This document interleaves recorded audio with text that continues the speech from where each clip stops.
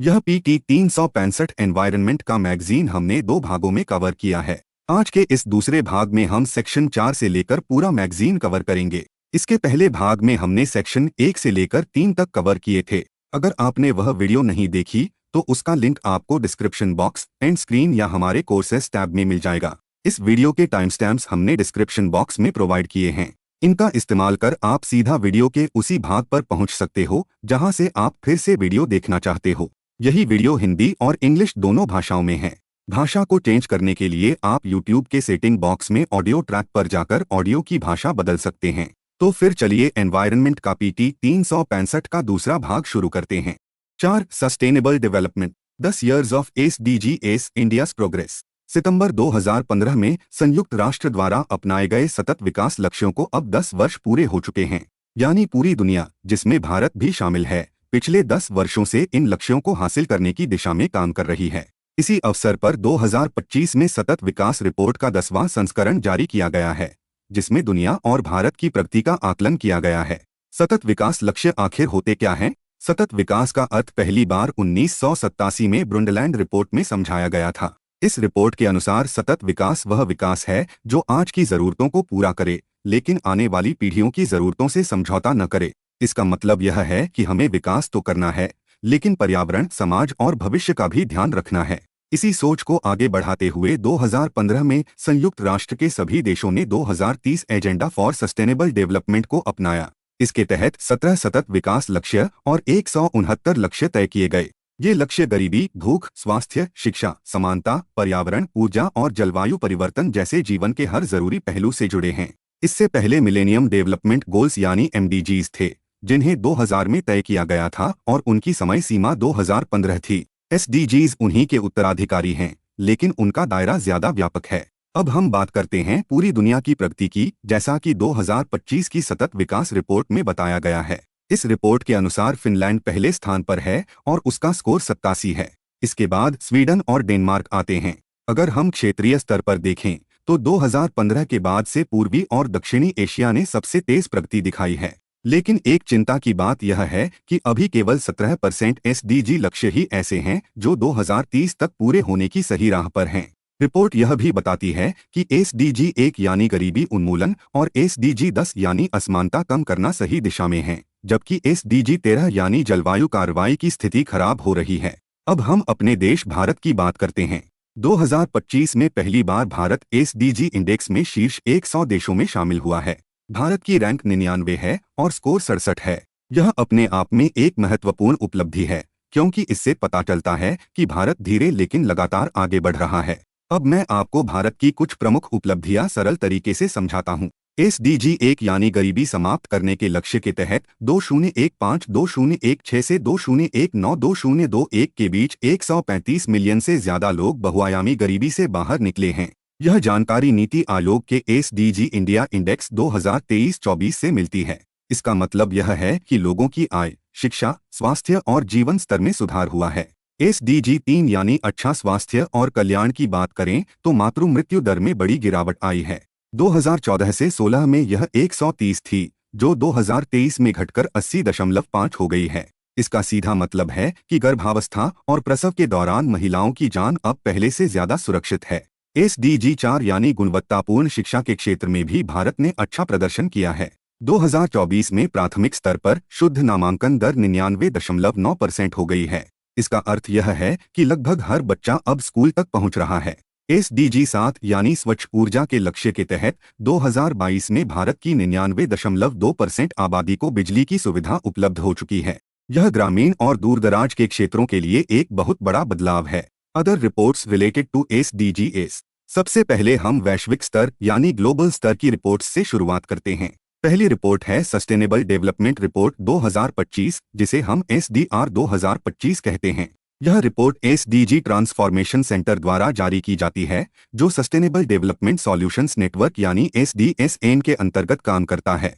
यह SDSN वर्ष 2012 में स्थापित किया गया था और यह संयुक्त राष्ट्र के महासचिव के अंतर्गत कार्य करता है। SDR रिपोर्ट हर साल 2016 से जारी की जा रही है। इस रिपोर्ट में देशों को 0 से 100 के पैमाने पर अंक दिए जाते हैं।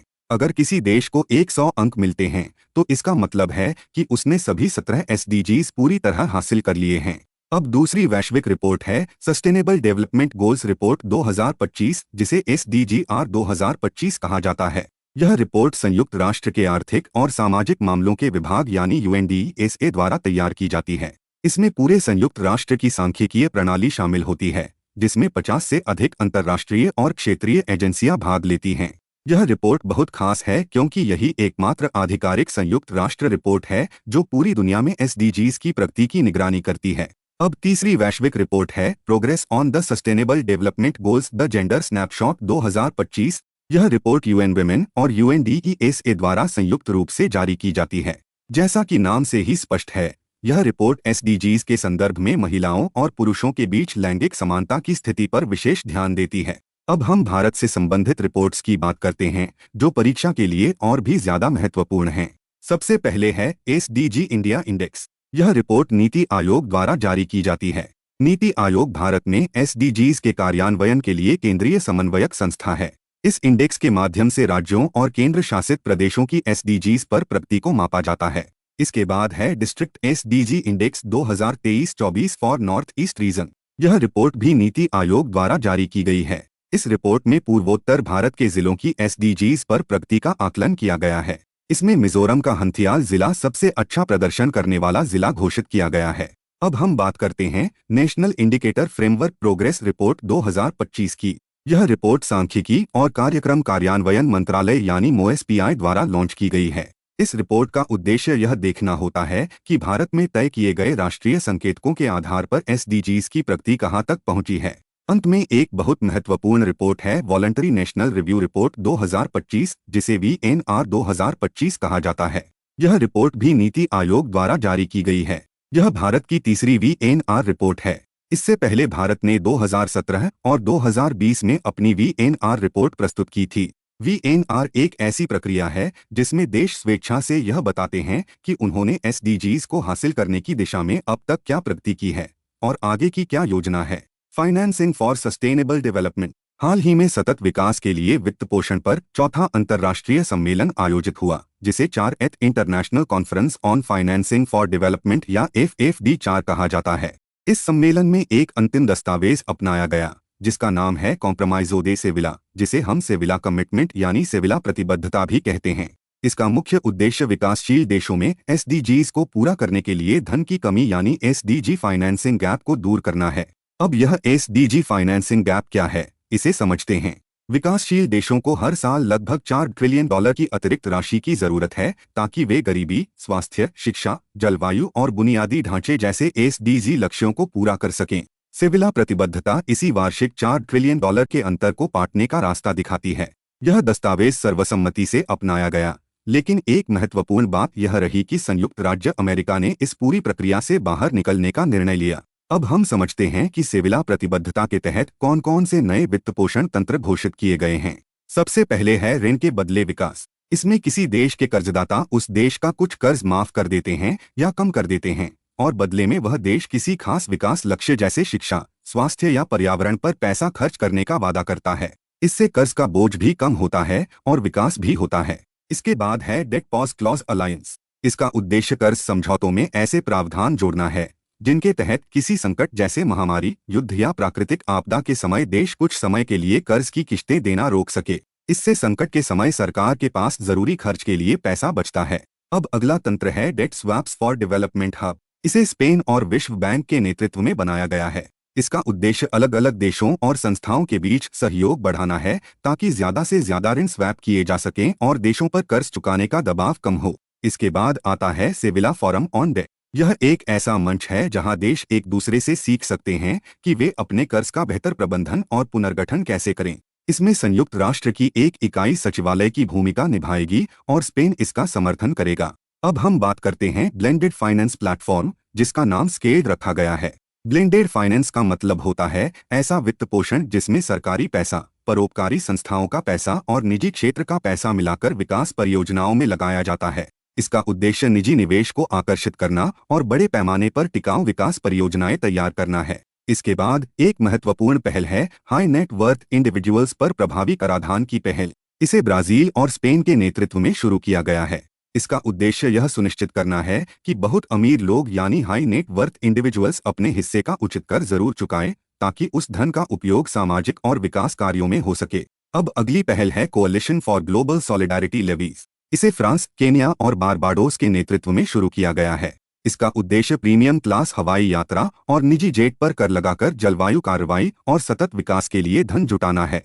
इसके अलावा स्थानीय मुद्रा में ऋण को बढ़ावा देने के लिए FXH टूलबॉक्स और डेल्टा लिक्विडिटी प्लेटफॉर्म की घोषणा की गई है। FXH टूलबॉक्स को इंटरअमेरिकन डेवलपमेंट बैंक ने तैयार किया है और डेल्टा लिक्विडिटी प्लेटफॉर्म यूरोपीय पुनर्निर्माण और विकास बैंक द्वारा संचालित है। इनका उद्देश्य विदेशी मुद्रा जोखिम को कम करना है। अंत में एक बहुत महत्वपूर्ण पहल है जिसे यूनाइटेड किंगडम और ब्रिजटाउन इनिशिएटिव के नेतृत्व में शुरू किया गया है। इसका उद्देश्य 2035 तक आपदा वित्तपोषण में पहले से तय वित्तीय व्यवस्था को 2% से बढ़ाकर 20% करना है, ताकि आपदा आने पर देशों को तुरंत धन उपलब्ध हो सके। सतत विकास के लिए वित्तपोषण का विकास यानी evolution of financing for sustainable development. सबसे पहले हम साल 2002 की बात करते हैं, जब मोंटेरे सर्वसम्मति यानी मोंटेरे कंसेंसस हुआ था। इसने संयुक्त राष्ट्र में विकास के लिए वित्तपोषण की प्रक्रिया की शुरुआत की थी। इसका मुख्य जोर आधिकारिक विकास सहायता यानी ऑफिशियल डेवलपमेंट असिस्टेंस को बढ़ाने और सहायता की प्रभावशीलता में सुधार करने पर था। साथ ही इसमें अंतर्राष्ट्रीय मुद्रा कोष जैसी संस्थाओं में शासन सुधार और वित्त जुटाने के नए तरीकों पर भी ध्यान दिया गया था। इसके बाद साल 2008 में दोहा घोषणा यानी दोहा डिक्लेरेशन आई। यह समय दुनिया के लिए बहुत कठिन था, क्योंकि तब वैश्विक आर्थिक मंदी छाई हुई थी। इस घोषणा ने मंदी के बीच मोंटेरे सर्वसम्मति के संकल्पों को फिर से दोहराया। इसकी खास बात यह थी कि इसने वित्त पोषण में जेंडर यानी लैंगिक समानता और पर्यावरण जैसे नए पहलुओं को जोड़ा, जिससे हरित जलवायु कोष यानी ग्रीन क्लाइमेट फंड की नींव पड़ी। विकास के इस सफर में अगला बड़ा कदम साल 2015 का अदीस अबाबा एक्शन एजेंडा रहा है। इसने सतत विकास के लिए बिल्कुल नए ढांचे पेश किए, जैसे कि एकीकृत राष्ट्रीय वित्तपोषण ढांचा यानी इंटीग्रेटेड नेशनल फाइनेंसिंग फ्रेमवर्क और कम विकसित देशों के लिए टेक्नोलॉजी बैंक की स्थापना की। सबसे जरूरी बात यह है कि इसने 2030 के एजेंडे की प्रतिबद्धता को मजबूत करते हुए भविष्य की पहलों के लिए एक ठोस रास्ता तैयार कर दिया है।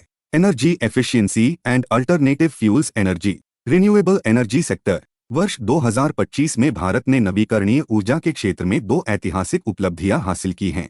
जुलाई 2025 में भारत की कुल बिजली मांग का 51.5% हिस्सा नवीकरणीय ऊर्जा से पूरा हुआ। इसके बाद सितंबर 2025 में एक और बड़ी उपलब्धि सामने आई, जब भारत की कुल स्थापित बिजली क्षमता में गैर जीवाश्म ईंधन स्रोतों की हिस्सेदारी 51% तक पहुंच गई। इसका सीधा मतलब यह है कि भारत अब आधे से ज्यादा बिजली स्वच्छ और पर्यावरण के अनुकूल स्रोतों से बनाने लगा है। अब हम समझते हैं कि भारत ने नवीकरणीय ऊर्जा के लिए अपने लक्ष्य क्या तय किए थे। सबसे पहले बात करते हैं राष्ट्रीय स्तर पर तय किए गए लक्ष्य की, जिसे नेशनली डिटरमाइंड कॉन्ट्रीब्यूशंस यानी NDC कहा जाता है। भारत ने 2022 में अपने NDC को अपडेट किया था।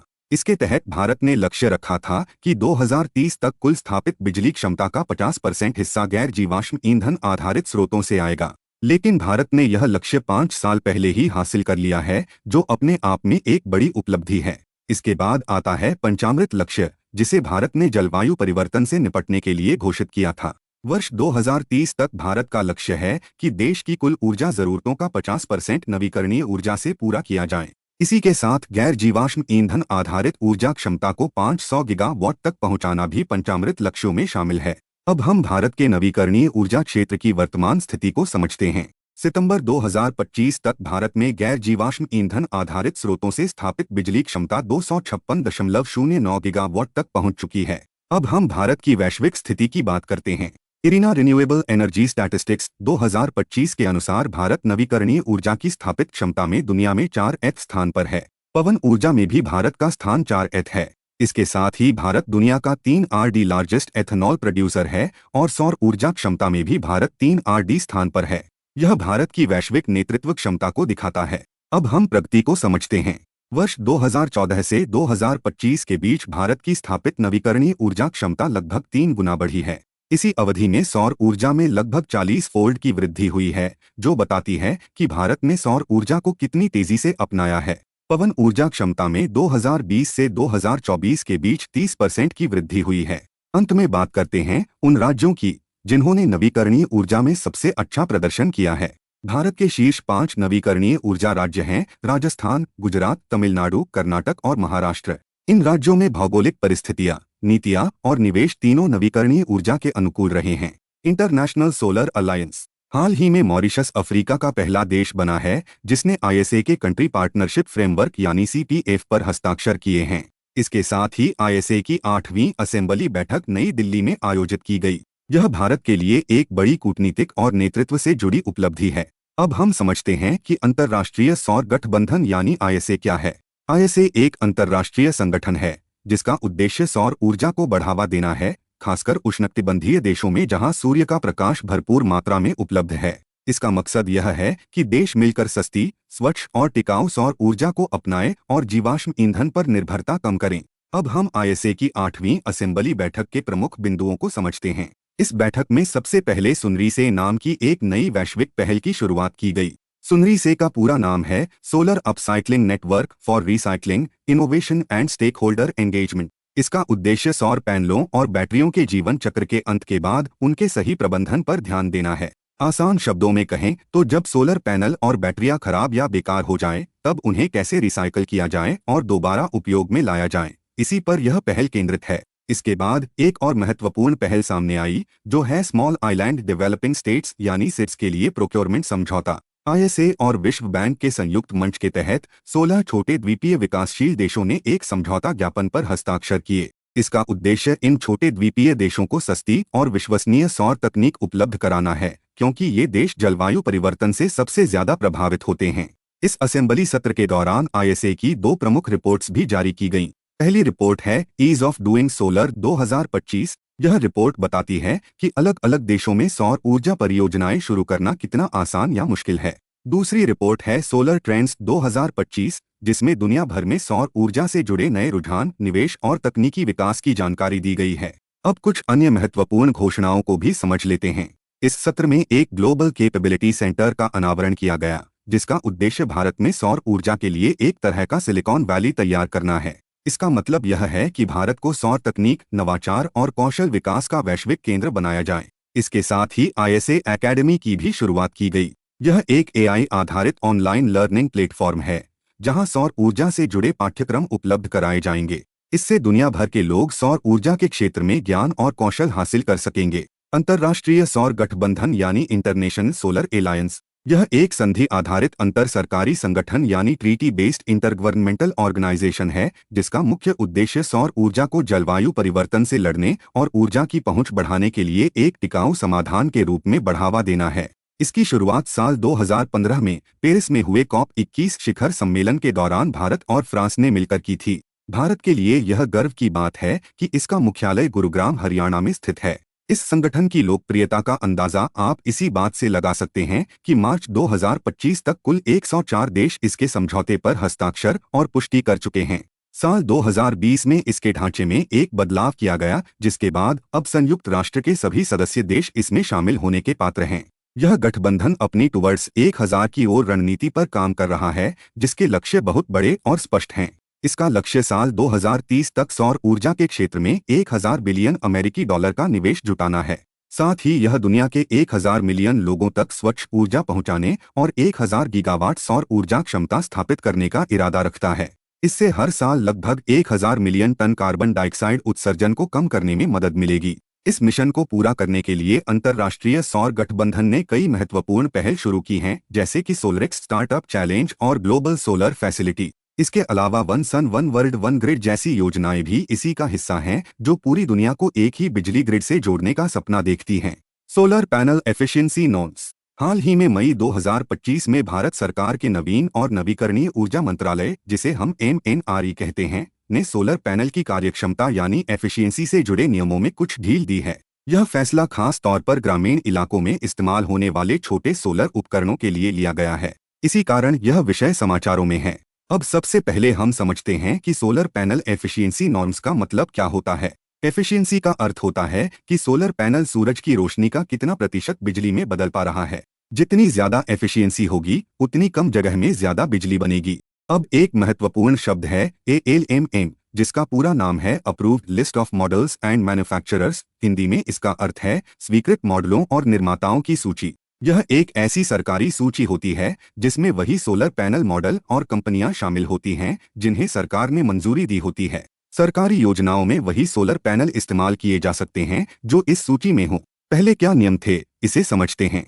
छोटे ऑफ ग्रिड सोलर सिस्टम जिनकी क्षमता 200 वॉट से कम होती थी, उनके लिए एफिशिएंसी की शर्त ज्यादा सख्त थी। क्रिस्टलाइन सिलिकॉन तकनीक वाले पैनल के लिए 19% एफिशिएंसी जरूरी थी और कैडमियम टेल्यूराइड तकनीक के लिए 18% एफिशिएंसी जरूरी थी। अब मई 2025 के नए संशोधन के बाद क्या बदलाव हुआ है, इसे ध्यान से समझिए। सरकार ने दोनों ही तकनीकों के लिए एफिशिएंसी को 18% कर दिया है। यानी अब थोड़ी कम एफिशिएंसी वाले सोलर पैनल भी ALMM सूची में शामिल किए जा सकेंगे। यह बदलाव हर जगह लागू नहीं होता है। यह केवल छोटे ऑफ ग्रिड सोलर उपकरणों पर लागू है जिनकी क्षमता 200 वॉट से कम है, जैसे कि सोलर लालटेन, छोटे micro solar grid, solar street light, छोटे पंखे और छोटे घरेलू उपकरण। बड़े सोलर सिस्टम जैसे रूफटॉप सोलर प्लांट या सोलर पंप पर इसका कोई असर नहीं पड़ेगा। सरकार ने इस बदलाव के साथ एक नई श्रेणी भी शुरू की है जिसे विकेंद्रीकृत नवीकरणीय ऊर्जा कहा गया है। इसका मतलब होता है कि बिजली उसी जगह के पास बनाई जाए जहां उसका उपयोग होना है। इससे छोटे निर्माताओं को बढ़ावा मिलेगा और गांवों में बिजली पहुंचाना आसान होगा। अब हम सोलर फोटोवोल्टिक ऊर्जा को बिल्कुल बेसिक स्तर पर समझते हैं। सोलर फोटोवोल्टिक तकनीक सूरज की रोशनी को सीधे बिजली में बदलती है। इसमें सोलर पैनल होते हैं जो सेमीकंडक्टर सेल से बने होते हैं, आमतौर पर सिलिकॉन से। ये पैनल घरों की छत पर भी लगाए जा सकते हैं और बड़े सोलर पावर प्लांट में भी। सोलर पैनल से जो बिजली बनती है वह डायरेक्ट करंट होती है। हमारे घरों में जो बिजली चलती है वह अल्टरनेटिंग करंट होती है। इसलिए एक उपकरण लगाया जाता है जिसे इन्वर्टर कहते हैं, जो डायरेक्ट करंट को अल्टरनेटिंग करंट में बदल देता है। सूर्य ऊर्जा को उपयोग करने की कुछ और तकनीकें भी होती हैं। एक है सोलर थर्मल ऊर्जा, जिसमें सूरज की गर्मी का उपयोग करके बिजली या गर्म पानी बनाया जाता है। दूसरी तकनीक है कंसंट्रेटेड सोलर पावर, जिसमें शीशों और लेंस की मदद से सूरज की किरणों को एक जगह केंद्रित करके ऊर्जा बनाई जाती है। अब एक संबंधित और बहुत ही महत्वपूर्ण खबर है एग्री फोटोवोल्टाइक्स, जिसे सोलर फार्मिंग भी कहा जाता है। इसमें एक ही जमीन का इस्तेमाल खेती और बिजली उत्पादन दोनों के लिए किया जाता है। यानी खेत में फसल भी उगती है और ऊपर सोलर पैनल से बिजली भी बनती है। इस प्रणाली में सोलर पैनल, सूरज की दिशा के अनुसार घूमने वाले ट्रैकिंग सिस्टम और ऐसी फसलें शामिल होती हैं जो छांव में भी अच्छी तरह उग सकती हैं। इससे किसानों की आय बढ़ती है और जमीन का बेहतर उपयोग होता है। National green hydrogen mission. केंद्र सरकार ने राष्ट्रीय हरित हाइड्रोजन मिशन के तहत भारत की ग्रीन हाइड्रोजन सर्टिफिकेशन स्कीम शुरू की है। इसे संक्षेप में GHCI कहा जाता है। अब बात करते हैं green hydrogen certification scheme of India यानी GHCI की। इस योजना को नवीन और नवीकरणीय ऊर्जा मंत्रालय यानी MNRE ने शुरू किया है। इसका उद्देश्य यह तय करना है कि जो हाइड्रोजन बनाई जा रही है वह सच में ग्रीन है या नहीं। इसके लिए माप, निगरानी, रिपोर्टिंग, साइट पर जांच और प्रमाणन की एक विस्तृत प्रणाली विकसित की जाएगी। इस योजना की नोडल एजेंसी यानी मुख्य जिम्मेदार संस्था है ब्यूरो ऑफ एनर्जी एफिशिएंसी, जिसे हम भी कहते हैं। यही संस्था पूरे सर्टिफिकेशन सिस्टम को लागू करेगी। अब समझते हैं कि यह सर्टिफिकेशन कैसे काम करेगा। यह सर्टिफिकेशन परियोजना स्तर पर होगा, यानी जहां ग्रीन हाइड्रोजन का उत्पादन हो रहा है वहीं उसका मूल्यांकन किया जाएगा। लेकिन ध्यान रखिए कि प्लांट से बाहर हाइड्रोजन का परिवहन, भंडारण या उसे किसी अन्य रूप में बदलने की प्रक्रिया इस सर्टिफिकेशन के दायरे में नहीं आएगी। सर्टिफिकेशन के दो प्रकार होंगे। पहला कॉन्सेप्ट लेवल सर्टिफिकेट होगा जो स्वैच्छिक होगा, यानी लेना या न लेना परियोजना पर निर्भर करेगा। दूसरा होगा फैसिलिटी लेवल सर्टिफिकेट जो अनिवार्य होगा। ग्रीन हाइड्रोजन उत्पादन से जुड़ी ग्रीन हाउस गैस उत्सर्जन की गणना MNRE द्वारा तय की गई green hydrogen emission calculation methodology के अनुसार की जाएगी। किसी भी परियोजना को ग्रीन सर्टिफिकेट तभी मिलेगा जब उसका औसत उत्सर्जन 2 किलोग्राम CO2 पर किलोग्राम H2 या उससे कम होगा। यह भी ध्यान रखना जरूरी है कि यह सर्टिफिकेट ट्रांसफर नहीं किया जा सकता और न ही इसे किसी प्रकार के कार्बन क्रेडिट या उत्सर्जन घटाने के लाभ के रूप में इस्तेमाल किया जा सकता है। ग्रीन हाइड्रोजन क्या होती है? ग्रीन हाइड्रोजन वह हाइड्रोजन होती है जो पानी को इलेक्ट्रोलाइसिस प्रक्रिया से तोड़कर बनाई जाती है। इसमें पानी के अणु को हाइड्रोजन और ऑक्सीजन में विभाजित किया जाता है। इस प्रक्रिया में जो बिजली इस्तेमाल होती है वह सौर ऊर्जा, पवन ऊर्जा जैसी नवीकरणीय ऊर्जा स्रोतों से आती है। ग्रीन हाइड्रोजन का उपयोग कई क्षेत्रों में किया जा सकता है। यह स्टील उत्पादन, रिफाइनरी, उर्वरक उद्योग जैसे भारी उद्योगों में कार्बन उत्सर्जन कम करने में मदद करती है। इसके अलावा परिवहन, ऊर्जा भंडारण और बिजली उत्पादन में भी इसका उपयोग किया जा सकता है। हालांकि ग्रीन हाइड्रोजन को अपनाने में कुछ चुनौतियां भी हैं। इसे बनाने की लागत अभी बहुत अधिक है। इसके भंडारण के लिए हाई प्रेशर टैंक और बहुत कम तापमान की जरूरत होती है। 1 किलोग्राम हाइड्रोजन बनाने के लिए लगभग 9 लीटर पानी की जरूरत होती है। साथ ही इसके लिए बहुत ज्यादा बिजली की मांग भी होती है।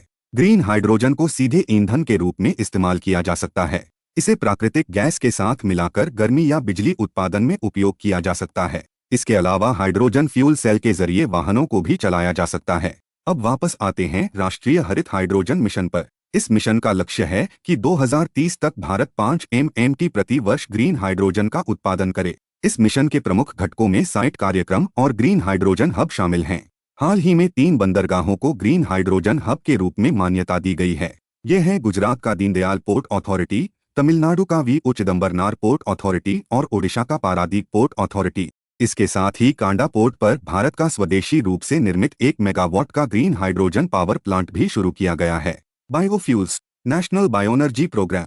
हाल ही में नवीन और नवीकरणीय ऊर्जा मंत्रालय, जिसे हम MNRE कहते हैं, उसने राष्ट्रीय जैव ऊर्जा कार्यक्रम यानी नेशनल बायोएनर्जी प्रोग्राम के कुछ नियमों को अपडेट किया है।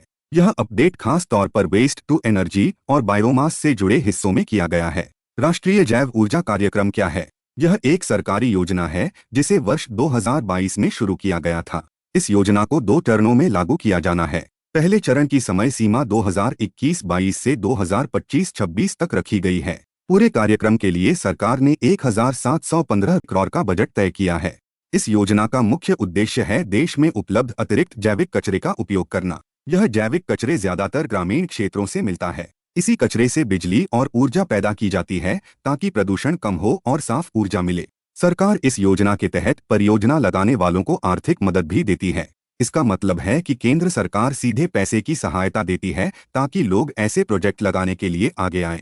कुछ विशेष क्षेत्रों जैसे उत्तर पूर्वी राज्य, पहाड़ी राज्य और SC सेंट वर्ग के लाभार्थियों को 20% ज्यादा सहायता दी जाती है। अब इस कार्यक्रम के 3 मुख्य हिस्से हैं।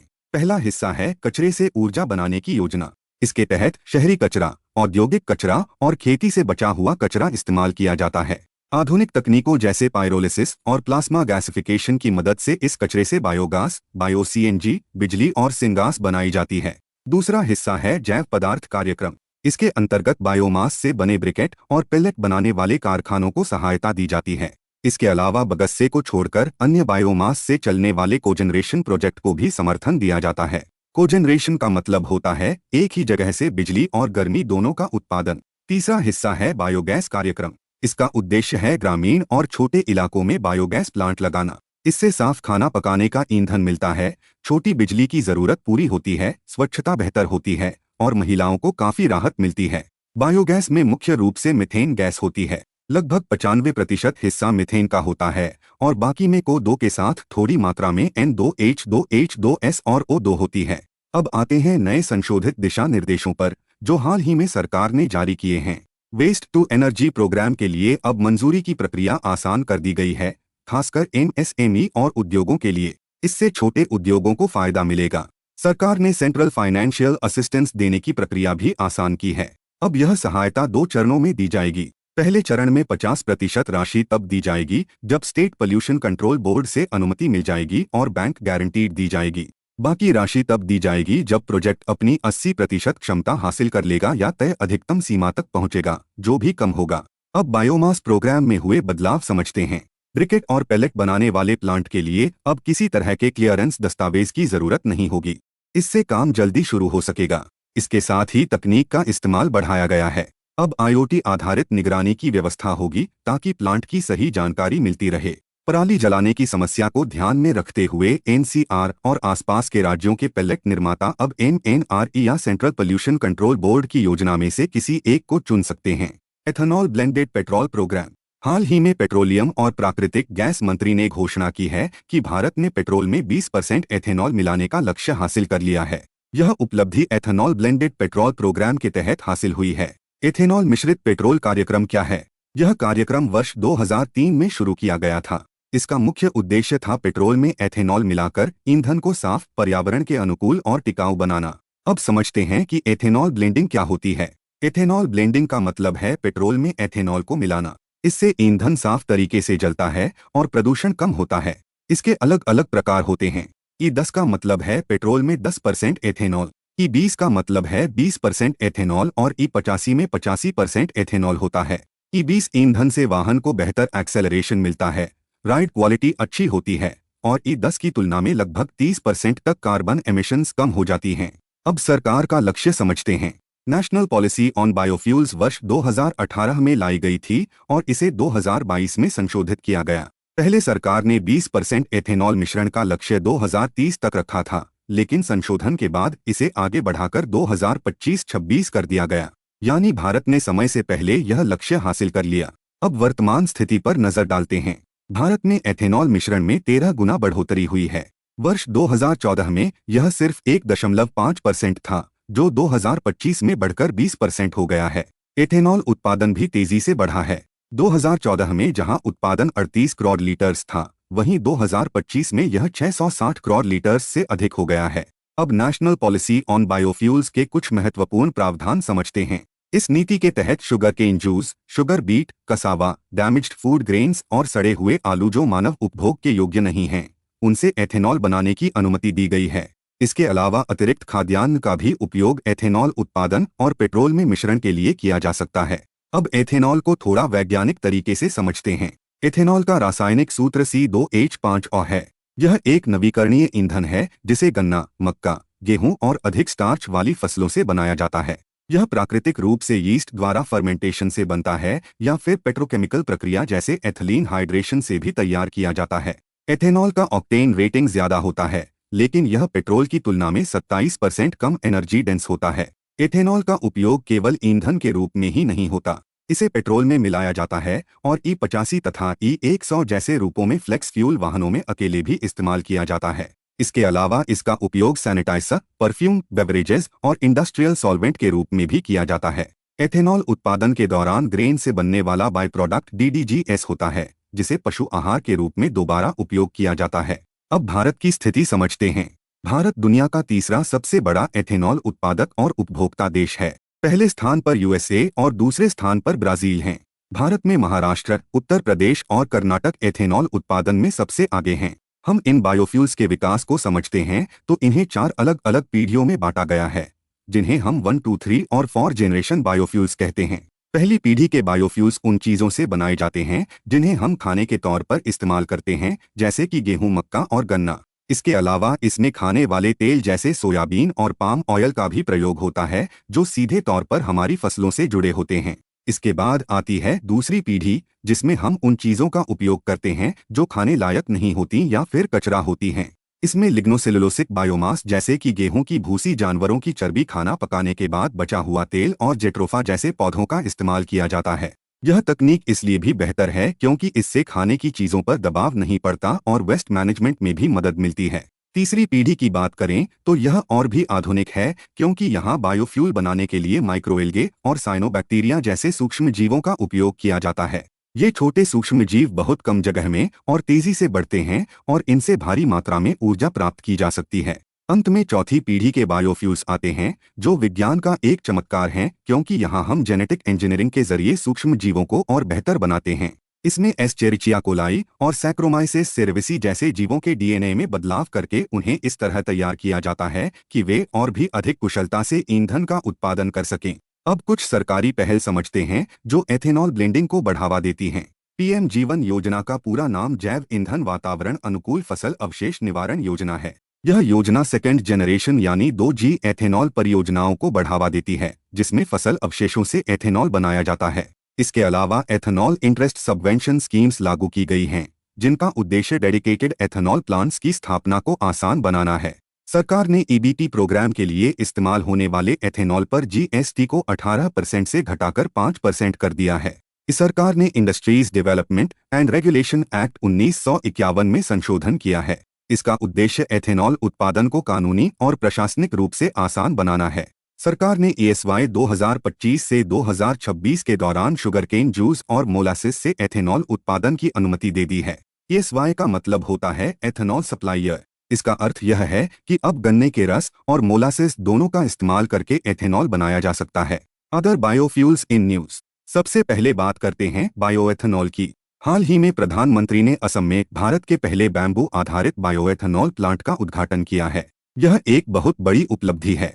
अब सवाल आता है कि बैम्बू से बायोएथेनॉल क्यों बनाया जा रहा है।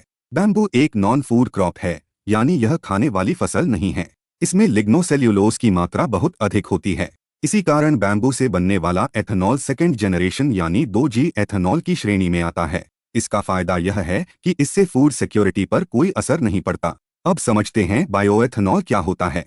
बायोएथेनॉल वह एथेनॉल होता है जो रिन्यूएबल बायोलॉजिकल सोर्सेज से बनाया जाता है। इसमें खाद्य फसलें और कृषि से निकलने वाला कचरा दोनों शामिल होते हैं। नेशनल पॉलिसी ऑन बायोफ्यूल्स 2018 के अनुसार बायोएथेनॉल बायोमास से तैयार किया जाता है। इसमें शुगर वाली चीजें जैसे शुगर केन और शुगर बीट शामिल हैं। इसमें स्टार्च वाली फसलें जैसे कॉर्न और कसावा भी आती हैं। इसके अलावा सेल्यूलोसिक पदार्थ जैसे बगस्से और वुड वेस्ट से भी बायोएथेनॉल बनाया जाता है। बायोएथेनॉल के उपयोग भी समझना जरूरी है। इसका उपयोग ईंधन के रूप में किया जाता है। इसे शुद्ध रूप में E100 या पेट्रोल के साथ मिलाकर E10 और E20 के रूप में इस्तेमाल किया जाता है। इसके अलावा इसका उपयोग दवाइयों, पर्सनल केयर उत्पादों और बायोप्लास्टिक्स जैसे बायो बेस्ड मटेरियल्स में भी किया जाता है। अब हम दूसरे ईंधन की बात करते हैं, जिसे ई-मेथनॉल या इलेक्ट्रोमेथनॉल कहा जाता है। हाल ही में दुनिया का पहला कमर्शियल स्केल ई-मेथनॉल प्लांट डेनमार्क में शुरू हुआ है। यह खबर इसलिए महत्वपूर्ण है क्योंकि यह लो कार्बन एनर्जी का नया उदाहरण है। अब समझते हैं ई-मेथनॉल क्या होता है। यह एक लो कार्बन फ्यूल है जिसे ग्रीन हाइड्रोजन और कैप्चर्ड कार्बन डाइऑक्साइड को मिलाकर बनाया जाता है। इसकी उत्पादन प्रक्रिया 3 मुख्य चरणों में होती है।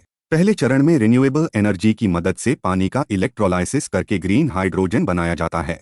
दूसरे चरण में कार्बन डाइऑक्साइड को कैप्चर किया जाता है। यह को 2 उद्योगों जैसे स्टील और सीमेंट प्लांट्स से या सीधे हवा से भी ली जा सकती है। इससे एमिशंस कम होती हैं। तीसरे चरण में हाइड्रोजन और को 2 को कैटालिटिक रिएक्टर में दबाव के साथ मिलाया जाता है, जिससे मेथनॉल बनता है और बहुत कम वेस्ट निकलता है। कि मेथनॉल का उपयोग मुख्य रूप से शिपिंग इंडस्ट्री में किया जाता है। इसके अलावा इससे बने गैसोलीन और केरोसिन का उपयोग ट्रांसपोर्ट सेक्टर में भी होता है। भारत में नीति आयोग द्वारा मेथनॉल इकोनॉमी प्रोग्राम चलाया जा रहा है। इस कार्यक्रम के तहत मेथनॉल उत्पादन से लगभग 5 मिलियन जॉब्स पैदा हो सकते हैं। साथ ही एलपीजी में 20% DME मिलाने से हर साल लगभग 6,000 रुपए करोड़ की बचत हो सकती है। अब तीसरे महत्वपूर्ण ईंधन की बात करते हैं, जिसे कंप्रेस्ड बायोगैस या CBG कहते हैं। हाल ही में महाराष्ट्र में भारत का पहला कोऑपरेटिव मल्टीफीड CBG प्लांट शुरू किया गया है। यह plant national cooperative development corporation की सहायता से बनाया गया है। इसमें जगेरी, मोलासिस जैसी चीजों से रोजाना 12 टन CBG और 75 टन पोटैश का उत्पादन किया जाता है। अब समझते हैं CBG क्या होता है। CBG कच्ची बायोगैस को साफ करके तैयार किया जाता है और यह CNG की तरह एक साफ और रिन्यूएबल फ्यूल है। कच्ची बायोगैस एनारोबिक डाइजेशन की प्रक्रिया से बनती है। इसमें ऑक्सीजन की अनुपस्थिति में कृषि अवशेष, पशु गोबर और भोजन का कचरा सड़ाया जाता है। कच्ची बायोगैस में मीथेन लगभग 55 से 60% होता है और कार्बन डाइऑक्साइड लगभग 35 से 40% होती है। इसके अलावा इसमें H2S और पानी की भाप जैसी अशुद्धियां भी होती हैं। जब इस बायोगैस को शुद्ध किया जाता है तो H2S को 2 और वाटर वेपर हटा दिए जाते हैं। इससे मीथेन की मात्रा बढ़कर 90% तक हो जाती है। इसके बाद इस गैस को 200 से 250 बार दबाव में कंप्रेस किया जाता है, तब जाकर CBG तैयार होती है। अब भारत में CBG को बढ़ावा देने के लिए सरकार की कुछ योजनाएं समझते हैं। गोबर धन योजना का उद्देश्य पशु गोबर और खेतों के कचरे से बायो CNG और खाद बनाना है। दूसरी महत्वपूर्ण पहल है सतत इनिशिएटिव, जिसके तहत देश भर में CBG प्लांट लगाए जा रहे हैं ताकि सस्ता और स्वच्छ ईंधन उपलब्ध हो सके। National policy on geothermal energy. हाल ही में भारत सरकार के नवीन और नवीकरणीय ऊर्जा मंत्रालय और संक्षेप में MNRE कहा जाता है, ने भारत की पहली राष्ट्रीय भूतापीय ऊर्जा नीति 2025 को अधिसूचित किया है। यह भारत के ऊर्जा क्षेत्र में एक नया अध्याय है। अब हम समझते हैं कि भूतापीय ऊर्जा क्या होती है। भूतापीय ऊर्जा का सीधा और सरल अर्थ है पृथ्वी के अंदर मौजूद गर्मी से ऊर्जा प्राप्त करना। हमारी पृथ्वी के अंदर बहुत अधिक ताप जमा हुआ है, खासकर पृथ्वी की ऊपरी परत जिसे क्रस्ट कहा जाता है। जब हम इस अंदर की गर्मी का उपयोग बिजली बनाने या सीधे उपयोग के कामों में करते हैं तो उसे भूतापीय ऊर्जा कहते हैं। अब इसके स्रोत और उपयोग को समझते हैं। कुछ स्थानों पर पृथ्वी के अंदर तापमान बहुत अधिक होता है, लगभग 200 डिग्री सेल्सियस के आसपास। ऐसे क्षेत्रों को उच्च एंथैल्पी क्षेत्र कहा जाता है। ये क्षेत्र आमतौर पर ज्वालामुखी वाले इलाके, गीजर और गर्म पानी के झरनों में पाए जाते हैं। यहाँ की गर्मी इतनी अधिक होती है कि इससे सीधे बिजली बनाई जा सकती है। इसके अलावा कुछ क्षेत्रों में तापमान थोड़ा कम होता है, लगभग 100-180 C के बीच। इन्हें निम्न से मध्यम एंथैल्पी क्षेत्र कहा जाता है। इनका उपयोग बिजली बनाने के बजाय सीधे कामों में किया जाता है, जैसे घरों और इमारतों को गर्म या ठंडा करना, कृषि और खाद्य प्रसंस्करण, मछली पालन और एक्वाकल्चर जैसे कार्य। अब भारत में इसकी क्षमता पर ध्यान देते हैं। जियोथर्मल एटलास ऑफ इंडिया 2022 के अनुसार भारत में भूतापीय ऊर्जा की अनुमानित क्षमता 10,600 मेगावाट है। यह एक बहुत बड़ी क्षमता मानी जाती है। भारतीय भूवैज्ञानिक सर्वेक्षण यानी जीएसआई ने भारत में 381 गर्म पानी के झरनों की पहचान की है और साथ ही 10 भूतापीय प्रांत भी चिन्हित किए हैं। इनमें से लद्दाख के पुघा और चुमाथांग क्षेत्र सबसे अधिक संभावनाशील माने जाते हैं। अब इसके महत्व को सरल शब्दों में समझते हैं। भूतापीय ऊर्जा से निकलने वाला प्रदूषण जीवाश्म ईंधन की तुलना में लगभग 95% कम होता है। यह ऊर्जा स्रोत खत्म नहीं होता, यानी यह अक्षय और निरंतर उपलब्ध रहने वाला स्रोत है। इसलिए यह पर्यावरण के लिए बहुत अनुकूल है और जलवायु परिवर्तन से लड़ने में मदद करता है। अब हम मुख्य विषय पर आते हैं। राष्ट्रीय भूतापीय ऊर्जा नीति 2025 को समझते हैं। इस नीति की दृष्टि यानी विजन यह है कि भूतापीय ऊर्जा को भारत के नवीकरणीय ऊर्जा मिश्रण का एक मजबूत और महत्वपूर्ण स्तंभ बनाया जाए, ताकि भारत 2070 तक शुद्ध शून्य कार्बन उत्सर्जन का लक्ष्य हासिल कर सके। इस नीति का नोडल मंत्रालय नवीन और नवीकरणीय ऊर्जा मंत्रालय यानी MNRE है, जो इसके क्रियान्वयन की जिम्मेदारी संभालेगा। अब नीति की मुख्य विशेषताओं को आसान भाषा में समझते हैं। इस नीति का दायरा बहुत व्यापक रखा गया है। इसमें भूतापीय संसाधनों का आकलन, उनका प्रत्यक्ष उपयोग और ग्राउंड सोर्स हीट पंप यानी GSHP जैसी तकनीकों को शामिल किया गया है, जो जमीन की प्राकृतिक गर्मी और ठंडक का उपयोग करती हैं। नीति में नई और उभरती हुई तकनीकों को भी प्रोत्साहित किया गया है, जैसे एनहांस्ड जियोथर्मल सिस्टम्स और एडवांस्ड जियोथर्मल सिस्टम्स। इसके अलावा भूतापीय ऊर्जा भंडारण पर भी जोर दिया गया है, ताकि भविष्य में ऊर्जा की निरंतर आपूर्ति सुनिश्चित की जा सके। एक बहुत रोचक और नया पहलू यह है कि छोड़े गए तेल और गैस के कुओं से भी भूतापीय ऊर्जा निकालने की बात इस नीति में की गई है। इससे पुराने संसाधनों का दोबारा उपयोग संभव हो सकेगा। इसके साथ ही भूतापीय ऊर्जा के साथ मिलने वाले खनिज उप उत्पादों जैसे सिलिका, बोरेक्स, सीजियम और लिथियम को भी नीति में शामिल किया गया है। इन खनिजों पर MMDR एक्ट के तहत नियम लागू होंगे और रॉयल्टी का भुगतान करना होगा। अंत में इस नीति के तहत एक राष्ट्रीय भूतापीय संसाधन डेटा भंडार बनाने की बात कही गई है। इसका मतलब है कि पूरे देश में उपलब्ध भूतापीय संसाधनों का वैज्ञानिक और व्यवस्थित डेटा एक ही स्थान पर रखा जाएगा, जिससे भविष्य की योजनाओं और निवेश को दिशा मिलेगी। सबसे पहले हम विकासात्मक मॉडल को समझते हैं। सरकार का साफ इरादा है कि भूतापीय ऊर्जा के क्षेत्र में देशी तकनीकों को प्राथमिकता दी जाए। इसका मतलब यह है कि विदेशी तकनीक पर निर्भर रहने के बजाय भारत में विकसित स्वदेशी जियोथर्मल टेक्नोलॉजीज को बढ़ावा दिया जाएगा। इसके साथ ही नीति में आर्थिक रूप से व्यवहार्य मॉडल अपनाने की बात कही गई है। उदाहरण के तौर पर रेवेन्यू शेयरिंग जैसे मॉडल, जिसमें सरकार और निजी क्षेत्र के बीच आय को साझा किया जाएगा, ताकि निवेशकों को भी भरोसा मिले और परियोजनाएं टिकाऊ बने। अब केंद्रीय वित्तीय सहायता की बात करते हैं। केंद्र सरकार विशेष रूप से पूर्वोत्तर क्षेत्र और विशेष श्रेणी वाले राज्यों को वित्तीय सहायता देगी। इसका उद्देश्य यह है कि भौगोलिक और आर्थिक रूप से पिछड़े क्षेत्रों में भी भूतापीय ऊर्जा का विकास तेजी से हो सके। नीति में संयुक्त उद्यम को भी प्रोत्साहित किया गया है। तेल और गैस कंपनियां, खनिज कंपनियां और अन्य संबंधित संस्थाएं मिलकर संयुक्त रूप से भूतापीय परियोजनाओं पर काम कर सकती हैं। इससे तकनीकी अनुभव, पूंजी और संसाधनों का बेहतर उपयोग संभव होगा। अब हम वित्त पोषण व्यवस्था को समझते हैं। MNRE की renewable energy research and technology development programme, जिसे RIATD कहा जाता है, इसके तहत सरकारी और गैर लाभकारी अनुसंधान संस्थानों को 100% तक वित्तीय सहायता दी जाएगी। वहीं उद्योग, स्टार्टअप्स, निजी संस्थानों, उद्यमियों और मैन्युफैक्चरिंग यूनिट्स को 70% तक वित्तीय सहायता उपलब्ध कराई जाएगी। इससे शोध और नवाचार को सीधा बल मिलेगा। अब कर संबंधी प्रोत्साहनों यानी फिस्कल इंसेंटिव्स पर आते हैं। भूतापीय ऊर्जा से जुड़े उपकरणों और सेवाओं पर GST और आयात शुल्क में छूट दी जाएगी। इससे परियोजनाओं की कुल लागत कम होगी और निवेश को बढ़ावा मिलेगा। इसके बाद सहायता तंत्र की बात करते हैं। भूतापीय ऊर्जा को Indian carbon credit trading scheme में शामिल किया जाएगा। इसका अर्थ है कि इससे कार्बन क्रेडिट प्राप्त किया जा सकेगा। साथ ही इसे रिन्यूएबल परचेस ऑब्लिगेशन यानी RPO के तहत भी पात्र बनाया जाएगा, जिससे बिजली वितरण कंपनियों को इसे खरीदने के लिए प्रोत्साहन मिलेगा। अब राज्यों और केंद्र शासित प्रदेशों के लिए दिशानिर्देश समझते हैं। राज्य सरकारें भूतापीय अन्वेषण और विकास के लिए परमिट और भूमि पट्टे प्रदान करेंगी। अन्वेषण के लिए दिए जाने वाले पट्टे 3 से 5 वर्षों के लिए हो सकते हैं।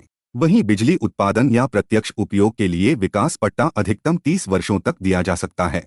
इससे निवेशकों को दीर्घकालिक सुरक्षा और स्थिरता मिलेगी। अब अंत में हम हाल के अन्य महत्वपूर्ण कदमों को समझते हैं जो भूतापीय ऊर्जा को बढ़ावा देने के लिए उठाए गए हैं। जियोलॉजिकल सर्वे ऑफ इंडिया ने जियोथर्मल एटलास ऑफ इंडिया 2022 प्रकाशित किया है, जिससे देश में उपलब्ध भूतापीय संसाधनों की स्पष्ट जानकारी मिली है। MNRE द्वारा renewable energy research and technology development programme के माध्यम से लगातार अनुसंधान को समर्थन दिया जा रहा है। तेलंगाना के भद्राद्री कोठागुडेम जिले के मनुगुरु क्षेत्र में सिंगरेनी कॉलियरीज कंपनी लिमिटेड ने 20 किलोवाट का एक पायलट भूतापीय बिजली संयंत्र शुरू किया है। यह भारत में व्यावहारिक प्रयोग का एक अच्छा उदाहरण है। पूर्वोत्तर भारत में अरुणाचल प्रदेश के दिरांग में पहला भूतापीय कुआं विकसित किया गया है, जिसमें नॉर्वे और आइसलैंड का सहयोग भी शामिल है। यह अंतर्राष्ट्रीय सहयोग का अच्छा उदाहरण है। राज्य स्तर पर भी पहल की जा रही है। उत्तराखंड सरकार ने उत्तराखंड भूतापीय ऊर्जा नीति 2025 को मंजूरी दी है, जिससे राज्य में इस क्षेत्र का विकास और तेज होगा। Wind energy. हाल ही में नवीन और नवीकरणीय ऊर्जा मंत्रालय यानी MNRE ने पवन टरबाइन की स्वीकृति प्रणाली में एक बदलाव किया है। पहले जिस सूची को revised list of models and manufacturers या RLMN कहा जाता था, अब उसका नाम बदलकर approved list of models and manufacturers wind कर दिया गया है, जिसे संक्षेप में ALMN वाइंड कहा जाता है। यह बदलाव केवल नाम का नहीं है, बल्कि इसके पीछे नीति और नियंत्रण का स्पष्ट उद्देश्य है। अब हम RLMN 2018 को समझते हैं। RLMN 2018 एक ऐसी व्यवस्था थी जिसका उद्देश्य यह सुनिश्चित करना था कि भारत में लगाए जाने वाले पवन टरबाइन गुणवत्ता और विश्वसनीयता के मानकों पर खरे उतरें। इसका मतलब यह था कि कोई भी कंपनी मनमाने ढंग से घटिया टरबाइन लगाकर बिजली उत्पादन न करे। अब इसी व्यवस्था को और मजबूत करते हुए ALMM वाइंड लागू किया गया है। ALMM वाइंड की सबसे महत्वपूर्ण विशेषता यह है कि पवन टरबाइन के मुख्य घटक जैसे ब्लेड, टावर, गियरबॉक्स और अन्य आवश्यक हिस्से केवल स्वीकृत भारतीय आपूर्तिकर्ताओं से ही लिए जाएंगे। इससे घरेलू विनिर्माण को बढ़ावा मिलेगा और भारत आत्मनिर्भर बनेगा। इसके साथ ही डेटा स्थानीयकरण पर भी जोर दिया गया है, यानी पवन ऊर्जा से जुड़े महत्वपूर्ण तकनीकी और परिचालन डेटा को भारत में ही रखा जाएगा। अनुसंधान और विकास केंद्रों को बढ़ावा देने और गुणवत्ता मानकों का पालन करना भी इस सूची का अहम हिस्सा है। अब छूट को समझते हैं। जो परियोजनाएं पहले ही बोली प्रक्रिया में आ चुकी हैं या जो कैप्टिव और ओपन एक्सेस परियोजनाएं हैं, उन्हें 18 महीनों तक छूट दी गई है।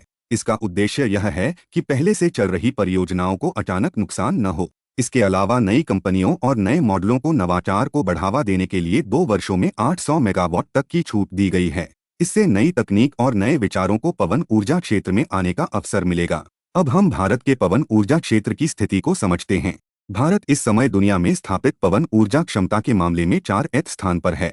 भारत की कुल बिजली उत्पादन में पवन ऊर्जा का योगदान 4.69% है। यह प्रतिशत आने वाले वर्षों में और बढ़ने की उम्मीद है। National institute of wind energy के अनुसार भारत में 150 मीटर की ऊंचाई पर पवन ऊर्जा की संभावित क्षमता 1164 गीगावाट है। भविष्य की दृष्टि से भारत का एक बड़ा लक्ष्य यह भी है कि 2030 तक दुनिया की कुल पवन ऊर्जा उपकरण मांग का 10% भारत पूरा करे। Draft guidelines for underground coal gasification. हाल ही में सरकार ने अंडरग्राउंड कोल गैसिफिकेशन से जुड़े मसौदा दिशा निर्देश जारी किए हैं। ये दिशा निर्देश विशेष रूप से UCG ब्लॉकों के लिए खनन योजना और खदान बंद करने की योजना तैयार करने से संबंधित हैं। इसका उद्देश्य यह है कि कोयले का उपयोग वैज्ञानिक और पर्यावरण के अनुकूल तरीके से किया जा सके। अब हम इन मसौदा दिशा निर्देशों के मुख्य बिंदुओं को समझते हैं। सरकार चाहती है कि जब कोयले की खदान का उपयोग पूरा हो जाए तो उसे वैज्ञानिक तरीके से बंद किया जाए। इसके लिए कंपनियों को कोल कंट्रोलर ऑर्गेनाइजेशन के पास एक एस्क्रो खाता बनाए रखना होगा। इस खाते में पहले से पैसा जमा रहेगा ताकि खदान बंद करने के समय पर्यावरण और सुरक्षा से जुड़े कामों के लिए धन की कमी न हो। अब समझते हैं कि कोल कंट्रोलर ऑर्गेनाइजेशन क्या है। कोल कंट्रोलर ऑर्गेनाइजेशन, जिसे संक्षेप में CCO कहा जाता है, यह कोयला मंत्रालय के अंतर्गत काम करने वाली संस्था है। इसका मुख्य कार्य देश की सभी निजी और सार्वजनिक कोयला खदानों के उत्पादन से संबंधित डेटा एकत्र करना और उसे सुरक्षित रखना है। इसके अलावा CCO एक अपीलीय प्राधिकरण की भूमिका भी निभाता है। अगर कोयले की गुणवत्ता या आकार को लेकर उपभोक्ताओं और खदान मालिकों के बीच कोई विवाद होता है तो उसका निपटारा CCO करता है। अब हम कोल गैसिफिकेशन को बिल्कुल आधार से समझते हैं। कोल गैसिफिकेशन एक ताप रासायनिक प्रक्रिया है जिसमें कोयले को सीधे जलाने के बजाय उसे गैस में बदला जाता है। इस प्रक्रिया से एक गैस बनती है जिसे सिंगैस कहा जाता है। सिंगैस में carbon monoxide, hydrogen, carbon dioxide, methane और कुछ अन्य गैसें होती हैं। अब सवाल उठता है कि इस सिंगैस का उपयोग क्या है। सिंगैस का उपयोग बिजली उत्पादन में किया जा सकता है। इसे ऊर्जा दक्ष फ्यूल सेल तकनीक में भी इस्तेमाल किया जाता है। इसके अलावा इससे methanol, ammonium nitrate, synthetic natural gas और अमोनिया जैसे उत्पाद बनाए जा सकते हैं। अमोनिया का उपयोग आगे चलकर यूरिया और अन्य उर्वरकों के निर्माण में किया जाता है। अब इस प्रक्रिया की तकनीकी प्रकृति को समझते हैं। कोल गैसिफिकेशन में कोयले का आंशिक ऑक्सीकरण किया जाता है। यह प्रक्रिया बहुत अधिक तापमान और दबाव पर होती है, यानी कोयला पूरी तरह जलता नहीं है, बल्कि नियंत्रित तरीके से गैस में बदल जाता है। अब हम इस तकनीक की चुनौतियों को समझते हैं। कोल गैसिफिकेशन में सबसे बड़ी समस्या यह है कि इसमें शुरुआती निवेश बहुत अधिक होता है। भारत में मिलने वाला कोयला अधिक राख वाला होता है, जो गैसिफिकेशन तकनीक के लिए उतना उपयुक्त नहीं माना जाता। इसके अलावा कोयले की निरंतर आपूर्ति को लेकर अनिश्चितता रहती है और इनपुट लागत भी काफी अधिक होती है। यही कारण है कि यह तकनीक अभी बड़े स्तर पर अपनाई नहीं जा सकी है। अब सरकार की पहल को समझते हैं।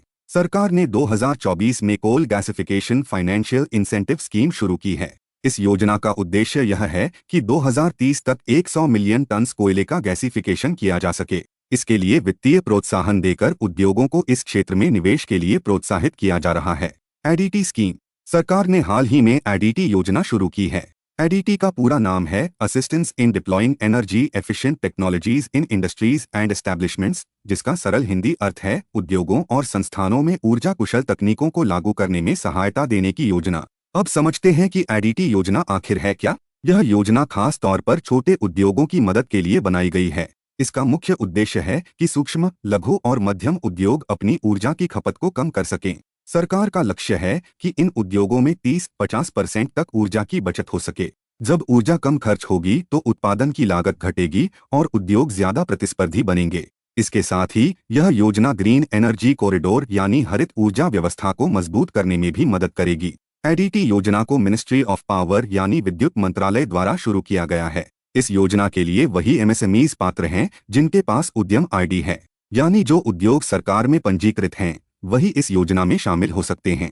इसके अलावा एक और महत्वपूर्ण शर्त है कि जो तकनीक उद्योग में लगाई जाएगी उससे कम 10% ऊर्जा की बचत दिखनी चाहिए। इससे सरकार को यह भरोसा रहता है कि पैसा सही दिशा में इस्तेमाल हो रहा है। एडीटी योजना का क्रियान्वयन ब्यूरो ऑफ एनर्जी एफिशिएंसी यानी ऊर्जा दक्षता ब्यूरो करेगा। यह संस्था पहले से ही देश में ऊर्जा बचत से जुड़े कार्यक्रमों पर काम करती रही है। अब योजना की समय सीमा समझते हैं। यह योजना कुल 3 ईयर्स के लिए लागू की गई है। इसका समय 2025-26 से 2027-28 तक रखा गया है, यानी आने वाले कुछ वर्षों तक यह योजना उद्योगों को लाभ देती रहेगी। सरकार ने इस योजना के लिए 1000 रुपये करोड़ का बजटीय प्रावधान किया है। इससे आप समझ सकते हैं कि सरकार इस योजना को कितनी गंभीरता से ले रही है। अब समझते हैं कि यह योजना किन क्षेत्रों पर ज्यादा ध्यान दे रही है। एडीटी योजना 14 एनर्जी इंटेंसिव सेक्टर्स को टारगेट करती है। इसका मतलब है ऐसे उद्योग जिनमें ऊर्जा की खपत बहुत ज्यादा होती है। इनमें पीतल, ईंटें, सिरेमिक, रसायन, मत्स्य पालन, खाद्य प्रसंस्करण जैसे क्षेत्र शामिल हैं। इन क्षेत्रों में थोड़ी सी ऊर्जा बचत भी बड़े स्तर पर फायदा पहुंचा सकती है। अब योजना को लागू करने का तरीका समझते हैं। इसे एक साथ पूरे देश में लागू नहीं किया जा रहा है। सरकार ने फेस्ड रोल आउट यानी चरणबद्ध तरीके से इसे लागू करने का फैसला किया है। पहले चरण में 60 इंडस्ट्रियल क्लस्टर्स को शामिल किया गया है। इसके बाद दूसरे चरण में 100 और क्लस्टर्स जोड़े जाएंगे। इससे योजना को बेहतर तरीके से लागू किया जा सकेगा। अब योजना के प्रमुख घटक यानी कंपोनेंट्स समझते हैं। इसमें सबसे महत्वपूर्ण है ब्याज में छूट। माइक्रो और स्मॉल एंटरप्राइजेस को लोन पर 5% की ब्याज छूट मिलेगी। मीडियम एंटरप्राइजेस को 3% की ब्याज छूट दी जाएगी। इससे उद्योगों पर वित्तीय बोझ कम होगा। इसके अलावा योजना में सरल प्रक्रिया पर भी जोर दिया गया है।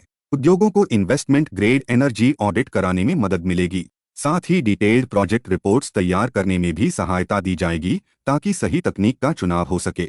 अंत में सरकार उद्योगों को तकनीकी और वित्तीय दोनों तरह का सहयोग देगी। इसमें तकनीकी मार्गदर्शन, आर्थिक प्रोत्साहन और इन्वेस्टमेंट ग्रेड एनर्जी ऑडिट कराने में सहायता शामिल है। Corporate average fuel efficiency norms. हाल ही में ऊर्जा दक्षता ब्यूरो ने कैफे 3 और कैफे 4 नियमों का रिवाइज्ड ड्राफ्ट जारी किया है। इसमें खास बात यह है कि स्मॉल कार्स यानी छोटी गाड़ियों को विशेष राहत दी गई है और फ्लेक्स फ्यूल व्हीकल्स तथा स्ट्रॉन्ग हाइब्रिड व्हीकल्स को प्रोत्साहन देने की बात कही गई है। इसी वजह से यह विषय चर्चा में है। अब समझते हैं कि कैफे नॉर्म्स आखिर होते क्या हैं। कैफे नॉर्म्स ऐसे नियम हैं जिनके तहत वाहन बनाने वाली कंपनियों को यह सुनिश्चित करना होता है कि उनकी सभी गाड़ियों का औसत ईंधन उपयोग एक तय सीमा के अंदर रहे। इसका मतलब यह नहीं है कि एक गाड़ी कितनी पेट्रोल या डीजल खाती है, बल्कि कंपनी द्वारा बेची गई सभी गाड़ियों का औसत देखा जाता है। अब इसके इतिहास को समझते हैं। कैफे आई को पहली बार गवर्नमेंट ऑफ इंडिया ने 2017 में लागू किया था। इसे एनर्जी कंजर्वेशन एक्ट 2001 के तहत अधिसूचित किया गया था। इसका उद्देश्य था ऊर्जा की बचत को कानूनी रूप से लागू करना। कैफे 3 नॉर्म्स 1 सेंट अप्रैल 2027 से लागू होंगे और 31 सेंट मार्च 2032 तक प्रभावी रहेंगे। इसका मतलब है कि आने वाले समय में वाहन कंपनियों को और ज्यादा सख्त ईंधन दक्षता मानकों का पालन करना होगा। इन नियमों का मुख्य उद्देश्य है ईंधन की खपत को कम करना। जब ईंधन कम जलेगा तो CO एमिशंस यानी कार्बन डाइऑक्साइड का उत्सर्जन भी कम होगा। इससे एयर पोल्यूशन यानी वायु प्रदूषण घटेगा। इसके साथ ही भारत की ऑयल डिपेंडेंसी यानी तेल आयात पर निर्भरता भी कम होगी, जो देश की अर्थव्यवस्था के लिए बहुत जरूरी है। अब समझते हैं कि ये नियम किन वाहनों पर लागू होते हैं। कैफे नॉर्म्स पैसेंजर कार्स यानी यात्री वाहनों पर लागू होते हैं। इनमें ऐसी गाड़ियां शामिल हैं जिनकी सीटिंग कैपेसिटी 9 पर्सन्स से अधिक नहीं है, जिसमें ड्राइवर भी शामिल होता है। इसके अलावा इन गाड़ियों का ग्रोस व्हीकल वेट 3500 किलोग्राम से अधिक नहीं होना चाहिए, यानी भारी ट्रक या बसें इसके दायरे में नहीं आती। ब्यूरो ऑफ एनर्जी एफिशिएंसी यानी बी। अगर हम इसके कानूनी ढांचे की बात करें तो इसकी स्थापना एनर्जी कंजर्वेशन एक्ट 2001 के तहत की गई थी, ताकि देश में बिजली और ऊर्जा की बचत को बढ़ावा दिया जा सके। इस संस्था का मुख्य उद्देश्य भारतीय अर्थव्यवस्था की ऊर्जा तीव्रता यानी एनर्जी इंटेंसिटी को कम करना है। सरल शब्दों में कहें तो इसका काम यह सुनिश्चित करना है कि हम कम से कम बिजली खर्च करके अधिक से अधिक उत्पादन कर सकें और ऊर्जा की बर्बादी को रोक सकें। अपनी इस मुहिम को आगे बढ़ाने के लिए बी ने कई शानदार पहल की हैं, जैसे कि छोटे और मध्यम उद्योगों के लिए BSME प्रोग्राम और ऊर्जा दक्षता के लिए national programme on energy efficiency and technology upgradation. साथ ही इन्होंने सूचनाओं के आदान प्रदान के लिए सीधी पोर्टल भी बनाया है। यह संस्था समय समय पर रिपोर्ट भी जारी करती है, जैसे कि स्टेट एनर्जी एफिशिएंसी इंडेक्स 2024, जिसे alliance for an energy efficient economy के सहयोग से विकसित किया गया है। इस ताज़ा रिपोर्ट के अनुसार महाराष्ट्र, आंध्र प्रदेश, असम और त्रिपुरा अपने अपने समूहों में ऊर्जा बचत के मामले में सबसे बेहतरीन प्रदर्शन करने वाले राज्य बनकर उभरे हैं। Sustainable agriculture bio input resource centres. हाल ही में केंद्रीय कृषि और किसान कल्याण मंत्रालय यानी union ministry of agriculture and farmers welfare ने एक नई गाइडलाइन जारी की है। यह guideline bio input resource centres यानी BRC की स्थापना के लिए है, जो national mission on natural farming यानी NMNF के तहत काम करेंगे। अब आप सोच रहे होंगे कि यह बायो इनपुट रिसोर्स सेंटर असल में क्या बला है। यह एक तरह का गांव के स्तर पर छोटा उद्योग या केंद्र है, जहां पुराने समय से आजमाए हुए और स्थानीय रूप से तैयार किए गए जैविक खाद या कीटनाशक किसानों को आसानी से खरीदने के लिए उपलब्ध होंगे। सरकार ने साल 2023-24 के बजट भाषण में ही यह घोषणा कर दी थी कि पूरे देश में ऐसे 10,000 केंद्र बनाए जाएंगे। इन केंद्रों को चलाने के लिए सरकार आर्थिक मदद भी दे रही है। एक केंद्र स्थापित करने के लिए सरकार 1 लाख रुपए की वित्तीय सहायता प्रदान करेगी, हालांकि इसमें शेड बनाने या जगह किराए पर लेने का खर्च शामिल नहीं होगा। अब सवाल आता है कि इन्हें चलाएगा कौन? तो इन्हें वे किसान चला सकते हैं जो प्राकृतिक खेती कर रहे हैं, या फिर किसान उत्पादक संगठन यानी FPO और स्वयं सहायता समूह यानी SHG भी इसे संभाल सकते हैं। सहकारी समितियां और कृषि विज्ञान केंद्र भी पंचायत स्तर पर गौशालाओं के साथ मिलकर इसे शुरू कर सकते हैं। आइए अब थोड़ा national mission on natural farming के बारे में विस्तार से बात करते हैं। इस मिशन का मुख्य उद्देश्य प्राकृतिक खेती को बढ़ावा देना है, ताकि हम सभी को सुरक्षित और पौष्टिक भोजन मिल सके। यह एक केंद्र प्रायोजित योजना यानी सेंट्रली स्पॉन्सर्ड स्कीम है। इसका मतलब है कि इसमें पैसा केंद्र और राज्य दोनों मिलकर लगाते हैं। पहाड़ी और उत्तर पूर्वी राज्यों के लिए यह अनुपात 90 और 10 का है, जबकि बाकी राज्यों के लिए केंद्र 60 और राज्य 40 का हिस्सा वहन करेंगे। यह योजना फिलहाल 2025-26 तक के लिए तय की गई है और इसकी पूरी देखरेख कृषि एवं किसान कल्याण मंत्रालय कर रहा है। राष्ट्रीय स्तर पर इसके लिए एक नेशनल स्टीयरिंग कमेटी बनाई गई है, जिसके अध्यक्ष खुद कृषि मंत्री होते हैं। सरकार का लक्ष्य बहुत बड़ा है। वे चाहते हैं कि देश की ग्राम पंचायतों में 15,000 क्लस्टर तैयार किए जाएं, ताकि 1 करोड़ किसानों तक पहुंचा जा सके और लगभग 7.5 लाख हेक्टेयर क्षेत्र में प्राकृतिक खेती शुरू की जा सके। इतना ही नहीं, किसानों को सिखाने के लिए कृषि विज्ञान केंद्रों और विश्वविद्यालयों में लगभग 2000 मॉडल फार्म बनाए जाएंगे। इस पूरी प्रक्रिया को और आसान बनाने के लिए सरकार 30,000 कृषि सखी तैयार कर रही है, जो गांव-गांव जाकर प्राकृतिक खेती के ज्ञान को फैलाएंगी। प्राकृतिक खेती यानी नेचुरल फार्मिंग को गहराई से समझने की कोशिश करते हैं। प्राकृतिक खेती का मतलब एक ऐसी कृषि प्रणाली से है जो पूरी तरह से रसायन मुक्त होती है। इसमें बाहर से खरीदे गए महंगे उर्वरकों की जगह पशुधन और स्थानीय स्तर पर उपलब्ध संसाधनों का उपयोग किया जाता है। यह खेती न केवल कम लागत वाली होती है, बल्कि जलवायु परिवर्तन के खतरों को झेलने में भी सक्षम होती है, क्योंकि इसमें सिंथेटिक कृषि रसायनों का इस्तेमाल बिल्कुल बंद कर दिया जाता है। भारत में कई राज्य इस दिशा में बहुत अच्छा काम कर रहे हैं, जिनमें आंध्र प्रदेश, छत्तीसगढ़, केरल, गुजरात, हिमाचल प्रदेश और झारखंड जैसे नाम शामिल हैं। प्राकृतिक खेती के फायदों की बात करें तो इससे न केवल पैदावार बेहतर होती है, बल्कि मिट्टी के सूक्ष्मजीवों में भी जान आ जाती है, जिससे मिट्टी का स्वास्थ्य सुधरता है। यह खेती पानी का बहुत ही समझदारी से उपयोग करती है और कार्बन तथा नाइट्रोजन के पदचिह्नों को कम करके पर्यावरण की रक्षा करती है। साथ ही इसमें बायो इनोकुलम के इस्तेमाल से फसलों में पोषक तत्व बढ़ते हैं, जो इंसानों के लिए बहुत फायदेमंद होते हैं। हम खेती के एक ऐसे तरीके के बारे में बात करेंगे जो न केवल हमारी सेहत के लिए अच्छा है, बल्कि हमारी धरती को भी फिर से जीवित कर सकता है, जिसे हम प्राकृतिक खेती या नेचुरल फार्मिंग कहते हैं। इस खेती के मुख्य रूप से 5 स्तंभ या घटक होते हैं, जिन्हें समझना बहुत ही आसान है। सबसे पहले बात करते हैं बीजामृत की, जो खेती की शुरुआत का सबसे महत्वपूर्ण हिस्सा है, क्योंकि इसमें हम बीजों को बोने से पहले उनका उपचार करते हैं। इसके लिए गाय के गोबर और गौमूत्र के साथ चूने पर आधारित मिश्रण का उपयोग किया जाता है, ताकि बीज मिट्टी में जाते ही सुरक्षित रहें और अच्छे से अंकुरित हो सकें। जब बीज मिट्टी में पहुंच जाते हैं, तब उन्हें पोषण देने के लिए जीवामृत का उपयोग किया जाता है, जो एक बायोस्टिमुलेंट की तरह काम करता है। इसका मुख्य काम मिट्टी के अंदर मौजूद लाभदायक सूक्ष्म जीवों यानी माइक्रो ऑर्गेनिज्म की गतिविधियों को बढ़ाना है, जिससे मिट्टी अपने आप उपजाऊ बनने लगती है। अगला जरूरी कदम है मल्चिंग, जिसे हम मिट्टी की सतह को ढकना भी कह सकते हैं। इसमें हम खेत की मिट्टी को जीवित फसलों या सूखे चारे और पुआल जैसे डेड प्लांट बायोमास से ढक देते हैं, ताकि मिट्टी की नमी बरकरार रहे और वह सीधी धूप या हवा से खराब न हो। चौथा महत्वपूर्ण हिस्सा है वापसा, जो सुनने में थोड़ा नया लग सकता है, लेकिन यह मिट्टी में केंचुओं को सक्रिय करने की एक प्रक्रिया है। जब केंचुए सक्रिय होते हैं तो मिट्टी में वायु संचार बढ़ता है, जिससे जल वाष्प के संघनन यानी वाटर वेपर कंडेंसेशन में मदद मिलती है और पौधों की जड़ों को जरूरी नमी और हवा मिलती रहती है। अंत में आता है पौधों का संरक्षण या प्लांट प्रोटेक्शन, क्योंकि फसल को कीटों और बीमारियों से बचाना भी जरूरी है। इसके लिए हम किसी भी रासायनिक कीटनाशक का इस्तेमाल नहीं करते, बल्कि जैविक काढ़ा या बायोलॉजिकल कंकोक्शंस का छिड़काव करते हैं, जिससे कीट पतंगों, बीमारियों और खरपतवार की समस्याओं को प्राकृतिक तरीके से रोका जा सके। अक्सर लोग जैविक खेती यानी ऑर्गेनिक फार्मिंग और प्राकृतिक खेती यानी नेचुरल फार्मिंग के बीच उलझ जाते हैं। इनमें कुछ समानताएं जरूर हैं, जैसे दोनों में ही रसायनों का उपयोग नहीं होता और दोनों ही फसलों के चक्र और प्राकृतिक पोषक तत्वों के पुनर्चक्रण पर जोर देते हैं। लेकिन इनमें बड़े अंतर भी हैं।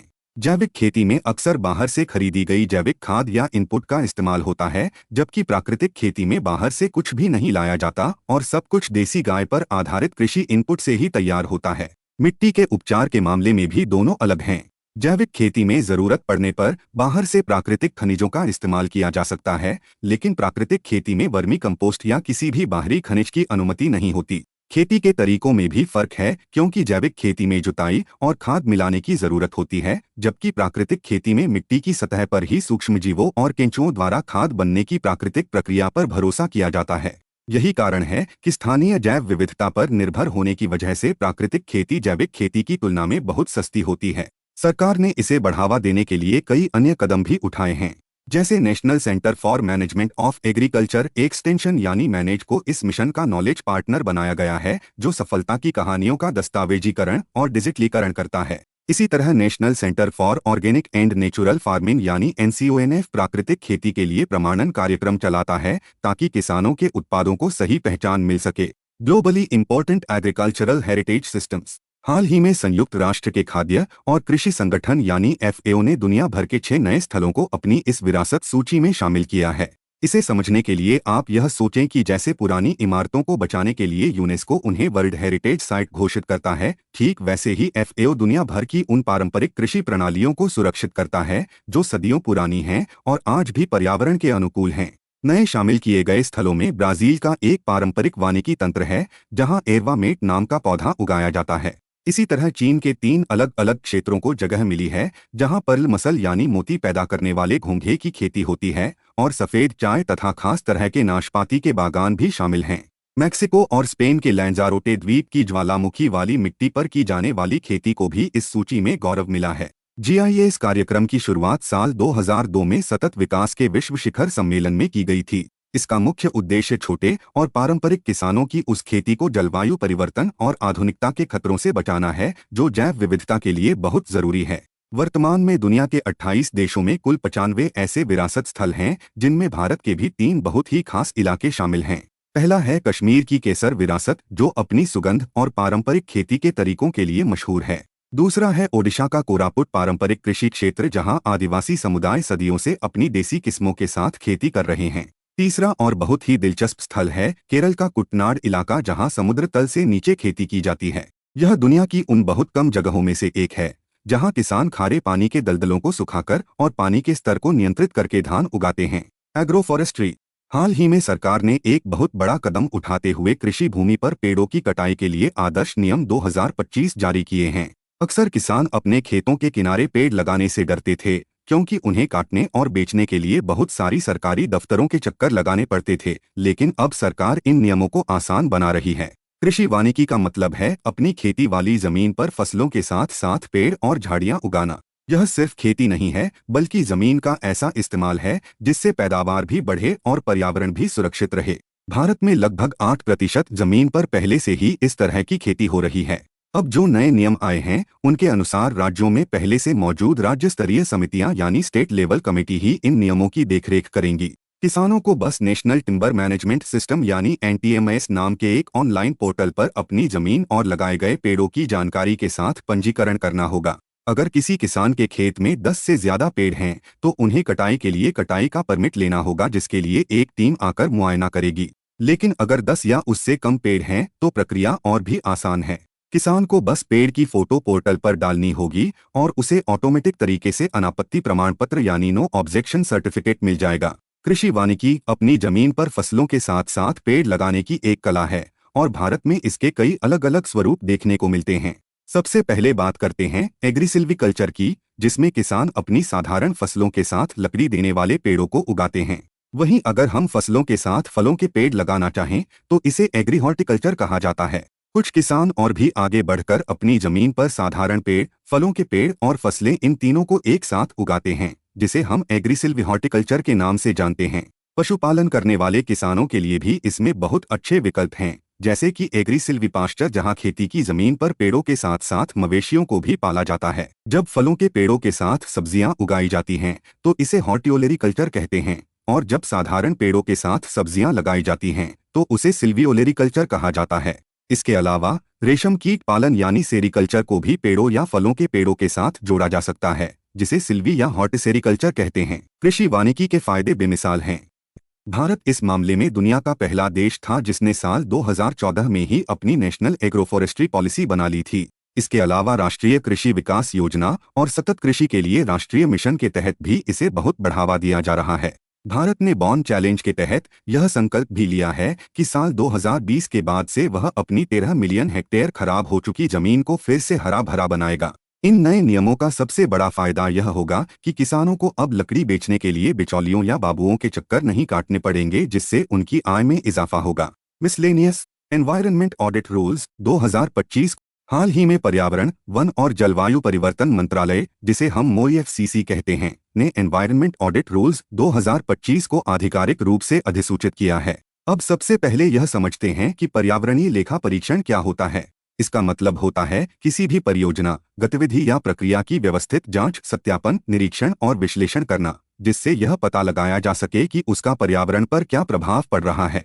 सरल शब्दों में कहें तो यह देखा जाता है कि कोई फैक्ट्री, परियोजना या काम पर्यावरण के नियमों का पालन कर रहा है या नहीं। यहाँ एक बहुत जरूरी बात समझनी है। पर्यावरण ऑडिट और पर्यावरण प्रभाव आकलन, जिसे EIA कहा जाता है, दोनों अलग हैं। EIA किसी परियोजना के शुरू होने से पहले किया जाता है ताकि भविष्य के प्रभावों का अनुमान लगाया जा सके, जबकि पर्यावरण ऑडिट किसी चल रही या पूरी हो चुकी गतिविधि का मूल्यांकन करता है। यानी ऑडिट यह देखता है कि जो वादे किए गए थे, जो पर्यावरण प्रबंधन योजना बनाई गई थी, उसका पालन वास्तव में हुआ या नहीं। भारत में पर्यावरण ऑडिट कोई नई अवधारणा नहीं है। इसकी शुरुआत 1992 में एनवायरनमेंट प्रोटेक्शन रूल्स के रूल 14 के माध्यम से हुई थी। इस नियम के अनुसार वे सभी उद्योग या प्रक्रियाएं जिन्हें वाटर एक्ट 1974, एयर एक्ट 1981 के तहत अनुमति चाहिए या हैजर्डस वेस्ट रूल्स 1989 के अंतर्गत प्राधिकरण चाहिए, उन्हें हर साल एक पर्यावरणीय विवरण रिपोर्ट जमा करनी होती है।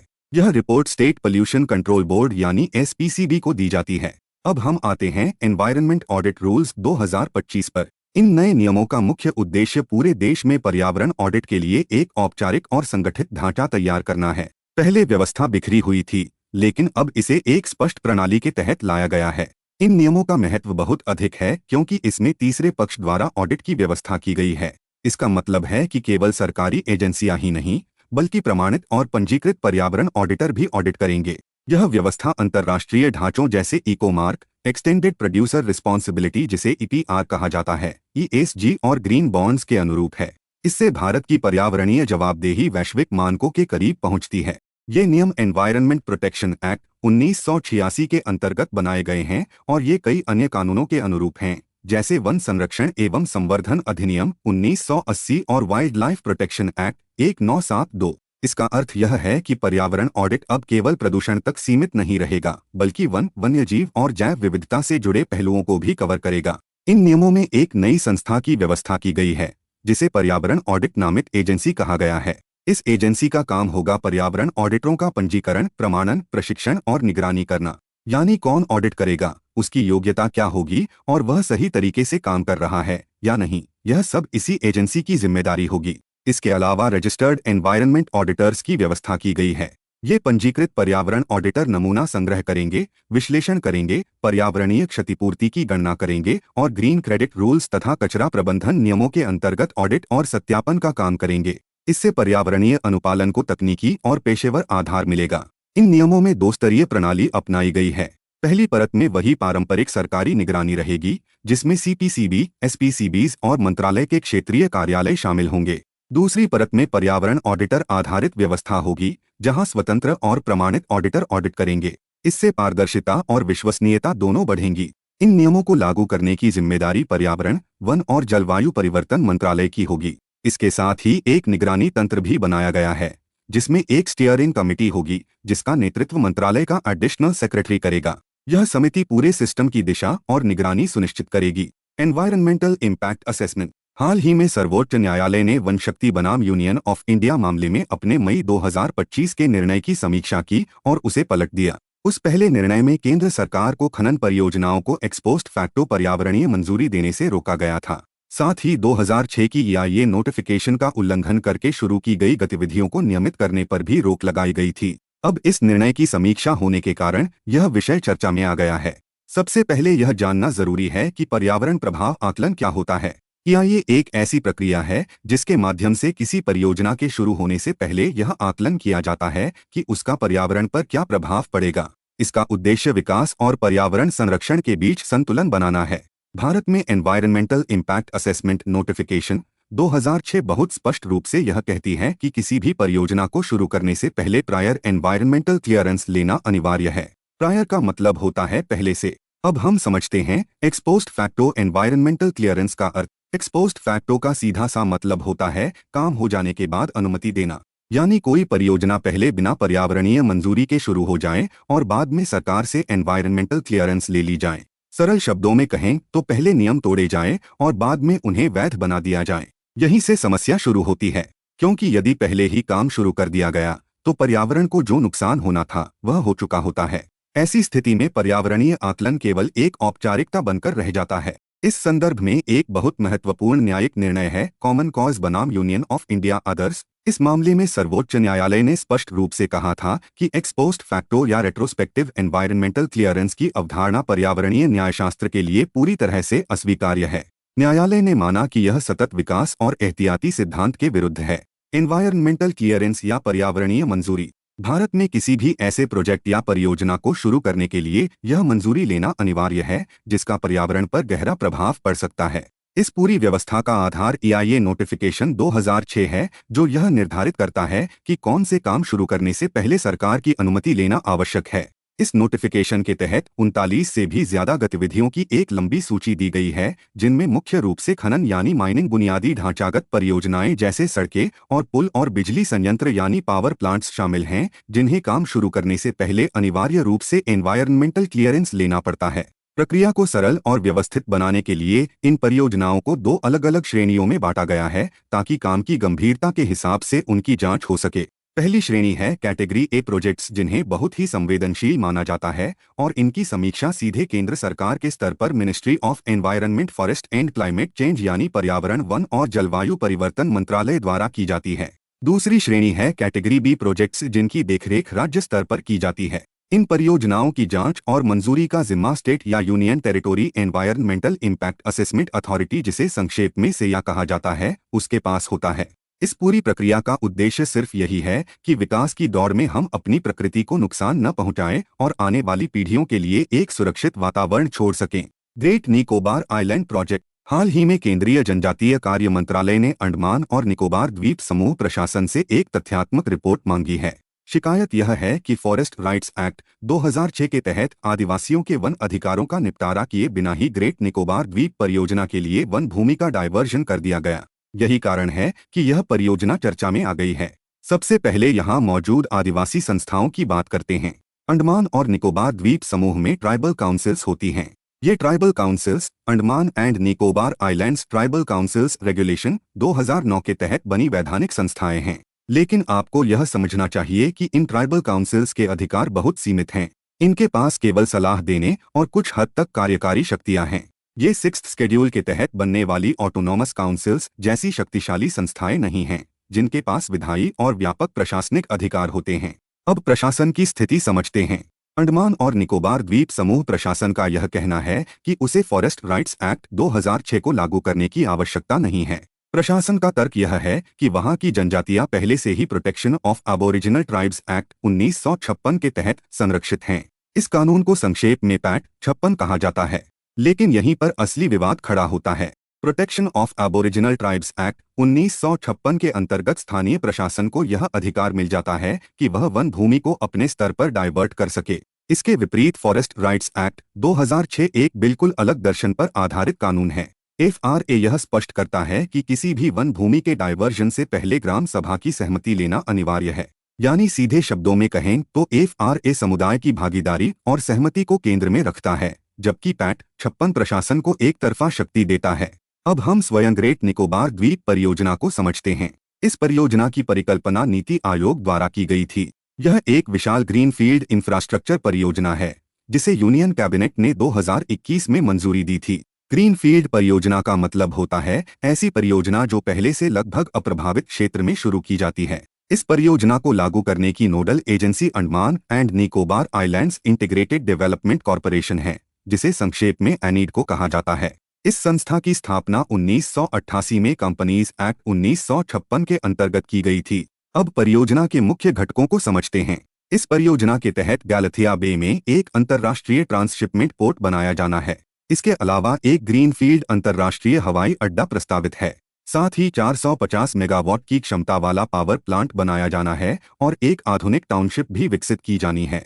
Dam safety in India. हाल ही में आइजर भोपाल के शोधकर्ताओं ने भारत के बड़े जलाशयों में तलछट जमाव से उत्पन्न जोखिमों का एक व्यापक आकलन प्रस्तुत किया है। यह अध्ययन सेंट्रल वाटर कमीशन की हालिया report compendium on sedimentation of reservoirs in India के आंकड़ों के विश्लेषण पर आधारित है।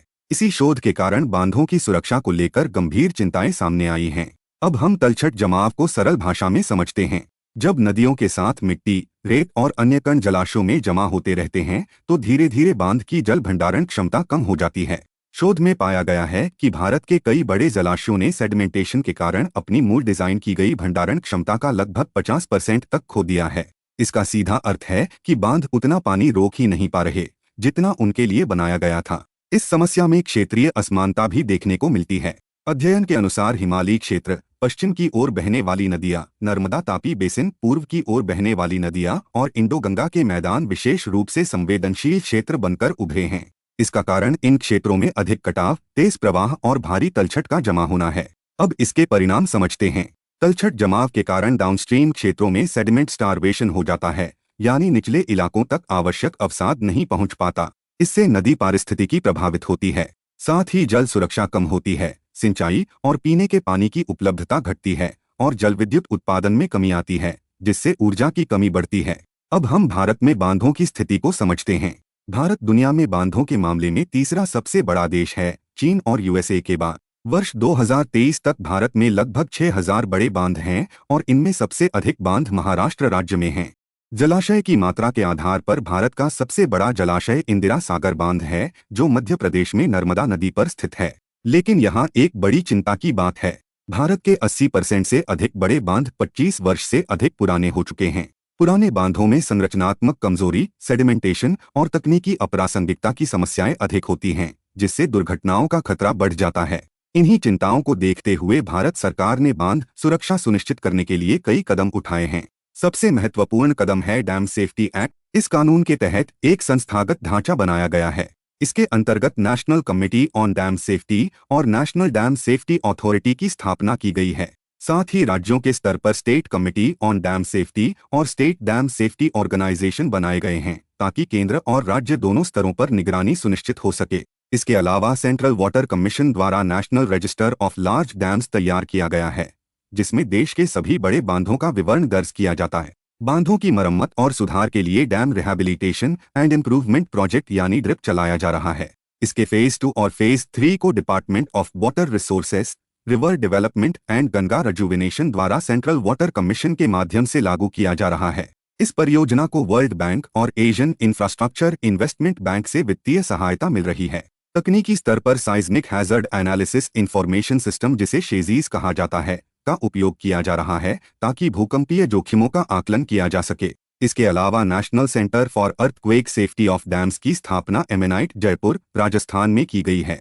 डिजिटल निगरानी के लिए dam health and rehabilitation monitoring application, जिसे धर्मा कहा जाता है, विकसित की गई है। साथ ही राज्यों द्वारा डैम सेफ्टी रिव्यू पैनल्स का गठन भी किया गया है। अब वैश्विक स्तर पर किए गए प्रयासों की बात करते हैं। वर्ष 1998 में वर्ल्ड बैंक और IUCN द्वारा वर्ल्ड कमीशन ऑन डैम्स की स्थापना की गई थी, जिसका उद्देश्य बड़े बांधों के सामाजिक, पर्यावरणीय और आर्थिक प्रभावों का मूल्यांकन करना था। इसके अलावा international commission on large dams, जिसे आईकोल्ड कहा जाता है, एक गैर सरकारी संगठन है जिसकी स्थापना 1928 में हुई थी।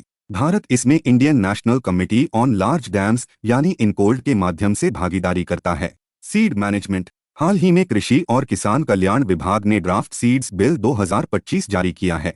यह विधेयक देश में बीजों की गुणवत्ता, उपलब्धता और किसान अधिकारों को लेकर एक नई व्यवस्था लाने का प्रयास है।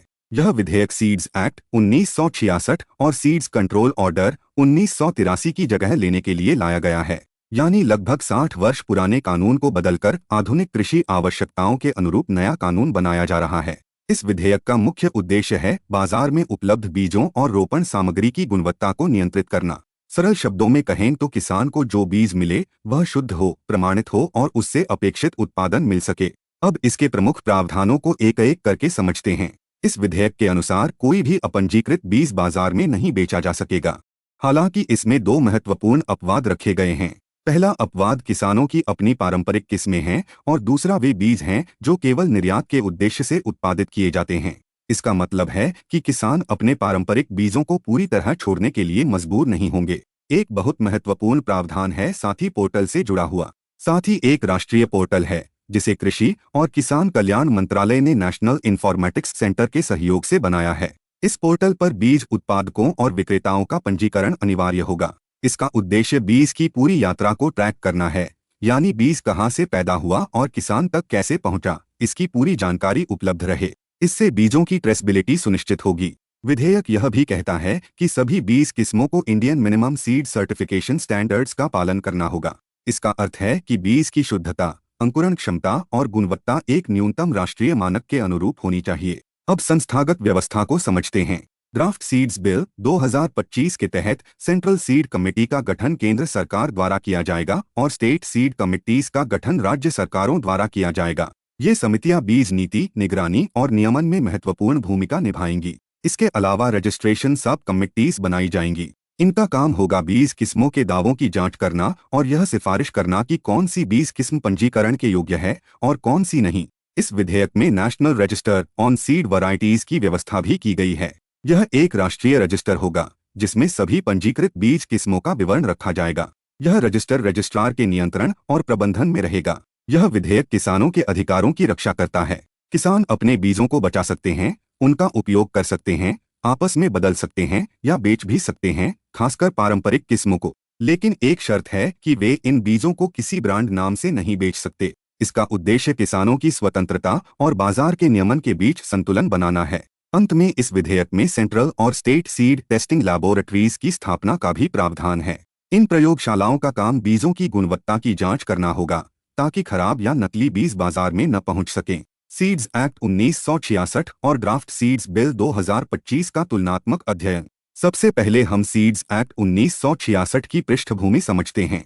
यह कानून उस समय लाया गया था जब भारत में हरित क्रांति की शुरुआत हो रही थी और बीजों की गुणवत्ता सुनिश्चित करना प्राथमिक उद्देश्य था। लेकिन समय के साथ कृषि, तकनीक और बाजार बहुत बदल गए, जबकि यह कानून लगभग वैसा ही बना रहा। अब ड्राफ्ट सीड्स बिल 2025 को इसी कमी को दूर करने के लिए लाया गया है। इसका उद्देश्य बीज क्षेत्र को आधुनिक, पारदर्शी और किसान हितैषी बनाना है। अब हम दोनों कानूनों की तुलना अलग अलग पहलुओं पर समझते हैं। सबसे पहले नियामक दायरे यानी रेगुलेटरी स्कोप की बात करते हैं। सीड्स एक्ट 1966 केवल नोटिफाइड वैरायटीज तक सीमित था। इसका मतलब यह था कि सरकार जिन बीज किस्मों को अधिसूचित करती थी वही कानून के दायरे में आती थीं।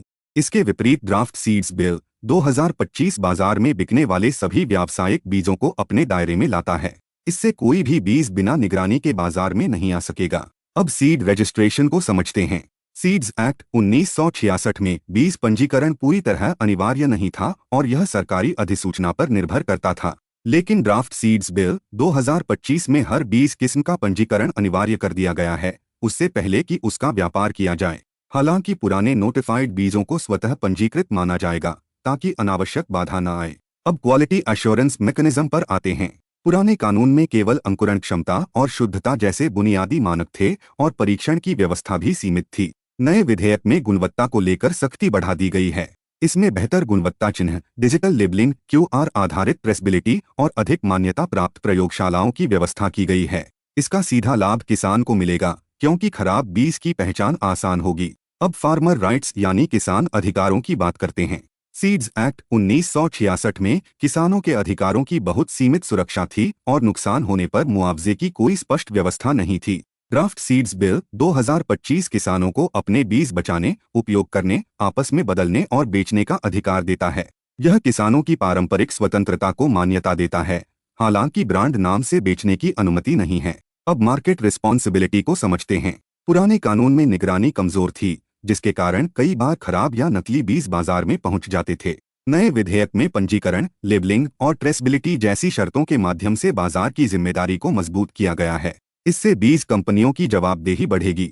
अब पेनल्टी की बात करते हैं। सीड्स एक्ट 1966 में जुर्माने बहुत कम थे और समय के साथ अप्रासंगिक हो गए थे। ड्राफ्ट सीड्स बिल 2025 में 3 स्तर की दंड व्यवस्था लाई गई है, जिसमें ट्रिवियल, माइनर और मेजर उल्लंघन के अनुसार दंड तय किया गया है। इससे कानून का डर और पालन दोनों बढ़ेंगे। अब टेक्नोलॉजिकल एडेप्टेशन को समझते हैं। सीड्स एक्ट 1966 उस दौर का कानून था जब हाइब्रिड, GM सीड्स और बायोटेक्नोलॉजी जैसी चीजें प्रचलन में नहीं थीं। इसलिए यह कानून इन पहलुओं को नहीं समझ पाता था। ड्राफ्ट सीड्स बिल 2025 आधुनिक तकनीकों को ध्यान में रखता है। इसमें बायोटेक्नोलॉजी नॉर्म्स, नियंत्रित सीड इंपोर्ट्स और नई तकनीकों की निगरानी की व्यवस्था की गई है। अब हम भारत के बीज क्षेत्र की समग्र स्थिति को समझते हैं। भारत विश्व का 5th लार्जेस्ट सीड इंडस्ट्री है, जबकि USA सबसे बड़ा है। इसके बावजूद भारत का सीड एक्सपोर्ट केवल $150 मिलियन है, जबकि वैश्विक बाजार $15 बिलियन का है। यानी 2023 से 24 में भारत की हिस्सेदारी 1% से भी कम रही है। इससे यह स्पष्ट होता है कि भारत में बड़ी संभावनाएं हैं। भारत का seed programme limited generation system पर आधारित है, जिसमें बीजों का उत्पादन चरणबद्ध तरीके से होता है। इसमें 3 पीढ़ियों के बीजों को मान्यता दी गई है। सबसे पहले ब्रीडर सीड होता है। यह न्यूक्लियस सीड की संतान होती है और इसे मूल ब्रीडर या स्पॉन्सर्ड ब्रीडर द्वारा उत्पादित किया जाता है। आयकर इस प्रक्रिया को national seeds corporation, state farms corporation of India और कृषि विज्ञान केंद्र के माध्यम से बढ़ावा देता है। इसके बाद फाउंडेशन सीड आता है, जो ब्रीडर सीड की संतान होता है। इसका उत्पादन NSC, SFCI, state seeds corporations, state agriculture departments और निजी बीज उत्पादकों द्वारा किया जाता है। अंत में सर्टिफाइड सीड होता है, जो फाउंडेशन सीड की संतान होता है और सीधे किसानों तक पहुंचता है। अब कुछ महत्वपूर्ण सरकारी पहलों को समझते हैं। नेशनल सीड्स पॉलिसी 2002 बीज उत्पादन, गुणवत्ता नियंत्रण और वितरण पर जोर देती है। Protection of plant varieties and farmers rights act 2001 पौध किस्मों, किसानों और प्लांट ब्रीडर्स के अधिकारों की रक्षा करता है और नई किस्मों के विकास को प्रोत्साहित करता है। सीड विलेज प्रोग्राम, जिसे 20 ग्राम योजना भी कहा जाता है, का उद्देश्य किसानों द्वारा बचाए गए बीजों की गुणवत्ता में सुधार करना है। नेशनल सीड रिजर्व को जलवायु आपदाओं के समय बीज उपलब्धता सुनिश्चित करने के लिए बनाया गया है। ओडिशा ने लैंड रेसेस को औपचारिक बीज प्रणाली में शामिल करने के लिए एक रोड मैप भी शुरू किया है। लैंड रेसेस वे फसल किस्में होती हैं जो पारंपरिक किसान प्रथाओं, प्राकृतिक अनुकूलन और मानव चयन से विकसित हुई होती हैं और इनमें उच्च आनुवंशिक विविधता पाई जाती है। इसके अलावा national seeds project phase 3 seed management 2.0 system जैसी पहलें भी चलाई जा रही हैं। Sand mining. हाल ही में सर्वोच्च न्यायालय ने यह स्पष्ट रूप से कहा है कि रेत खनन के लिए पर्यावरणीय मंजूरी देने से पहले रिप्लेनिशमेंट डेटा अनिवार्य है। केवल डिस्ट्रिक्ट सर्वे रिपोर्ट यानी DSR होना पर्याप्त नहीं है। यदि रिप्लेनिशमेंट से जुड़ा अध्ययन नहीं है तो DSR को ही दोषपूर्ण माना जाएगा।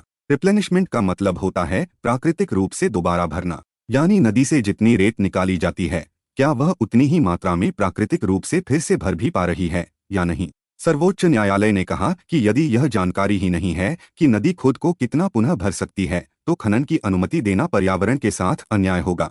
न्यायालय ने कहा कि जैसे किसी जंगल में पेड़ काटने से पहले यह देखा जाता है कि नए पेड़ उग पाएंगे या नहीं, उसी तरह रेत खनन से पहले रिचार्ज या रिप्लेनिशमेंट स्टडी जरूरी है। इसका उद्देश्य यह सुनिश्चित करना है कि नदी का प्राकृतिक संतुलन बना रहे।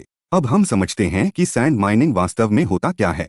रेत खनन का मतलब है नदियों के तल, जमीन या अन्य प्राकृतिक क्षेत्रों से प्राकृतिक रेत, पत्थर और खनिजों को निकालना। इस रेत का उपयोग मुख्य रूप से निर्माण कार्यों और औद्योगिक प्रक्रियाओं में किया जाता है। लेकिन जब रेत खनन अनियंत्रित तरीके से होता है तो इसके गंभीर पर्यावरणीय प्रभाव पड़ते हैं। नदी के किनारे कटाव बढ़ जाता है, जिससे आसपास की भूमि कमजोर हो जाती है। भूजल स्तर नीचे चला जाता है क्योंकि रेत प्राकृतिक रूप से पानी को रोकने में मदद करती है। जैव विविधता पर खतरा पैदा होता है, खासकर जलीय जीवों पर। बाढ़ का खतरा बढ़ जाता है और पानी की गुणवत्ता खराब हो जाती है क्योंकि गंदलापन बढ़ जाता है। अब हम भारत में रेत खनन से जुड़े कानूनी ढांचे को समझते हैं। सबसे पहले एनवायरनमेंट प्रोटेक्शन एक्ट 1986 आता है, जो पर्यावरण संरक्षण का मूल कानून है।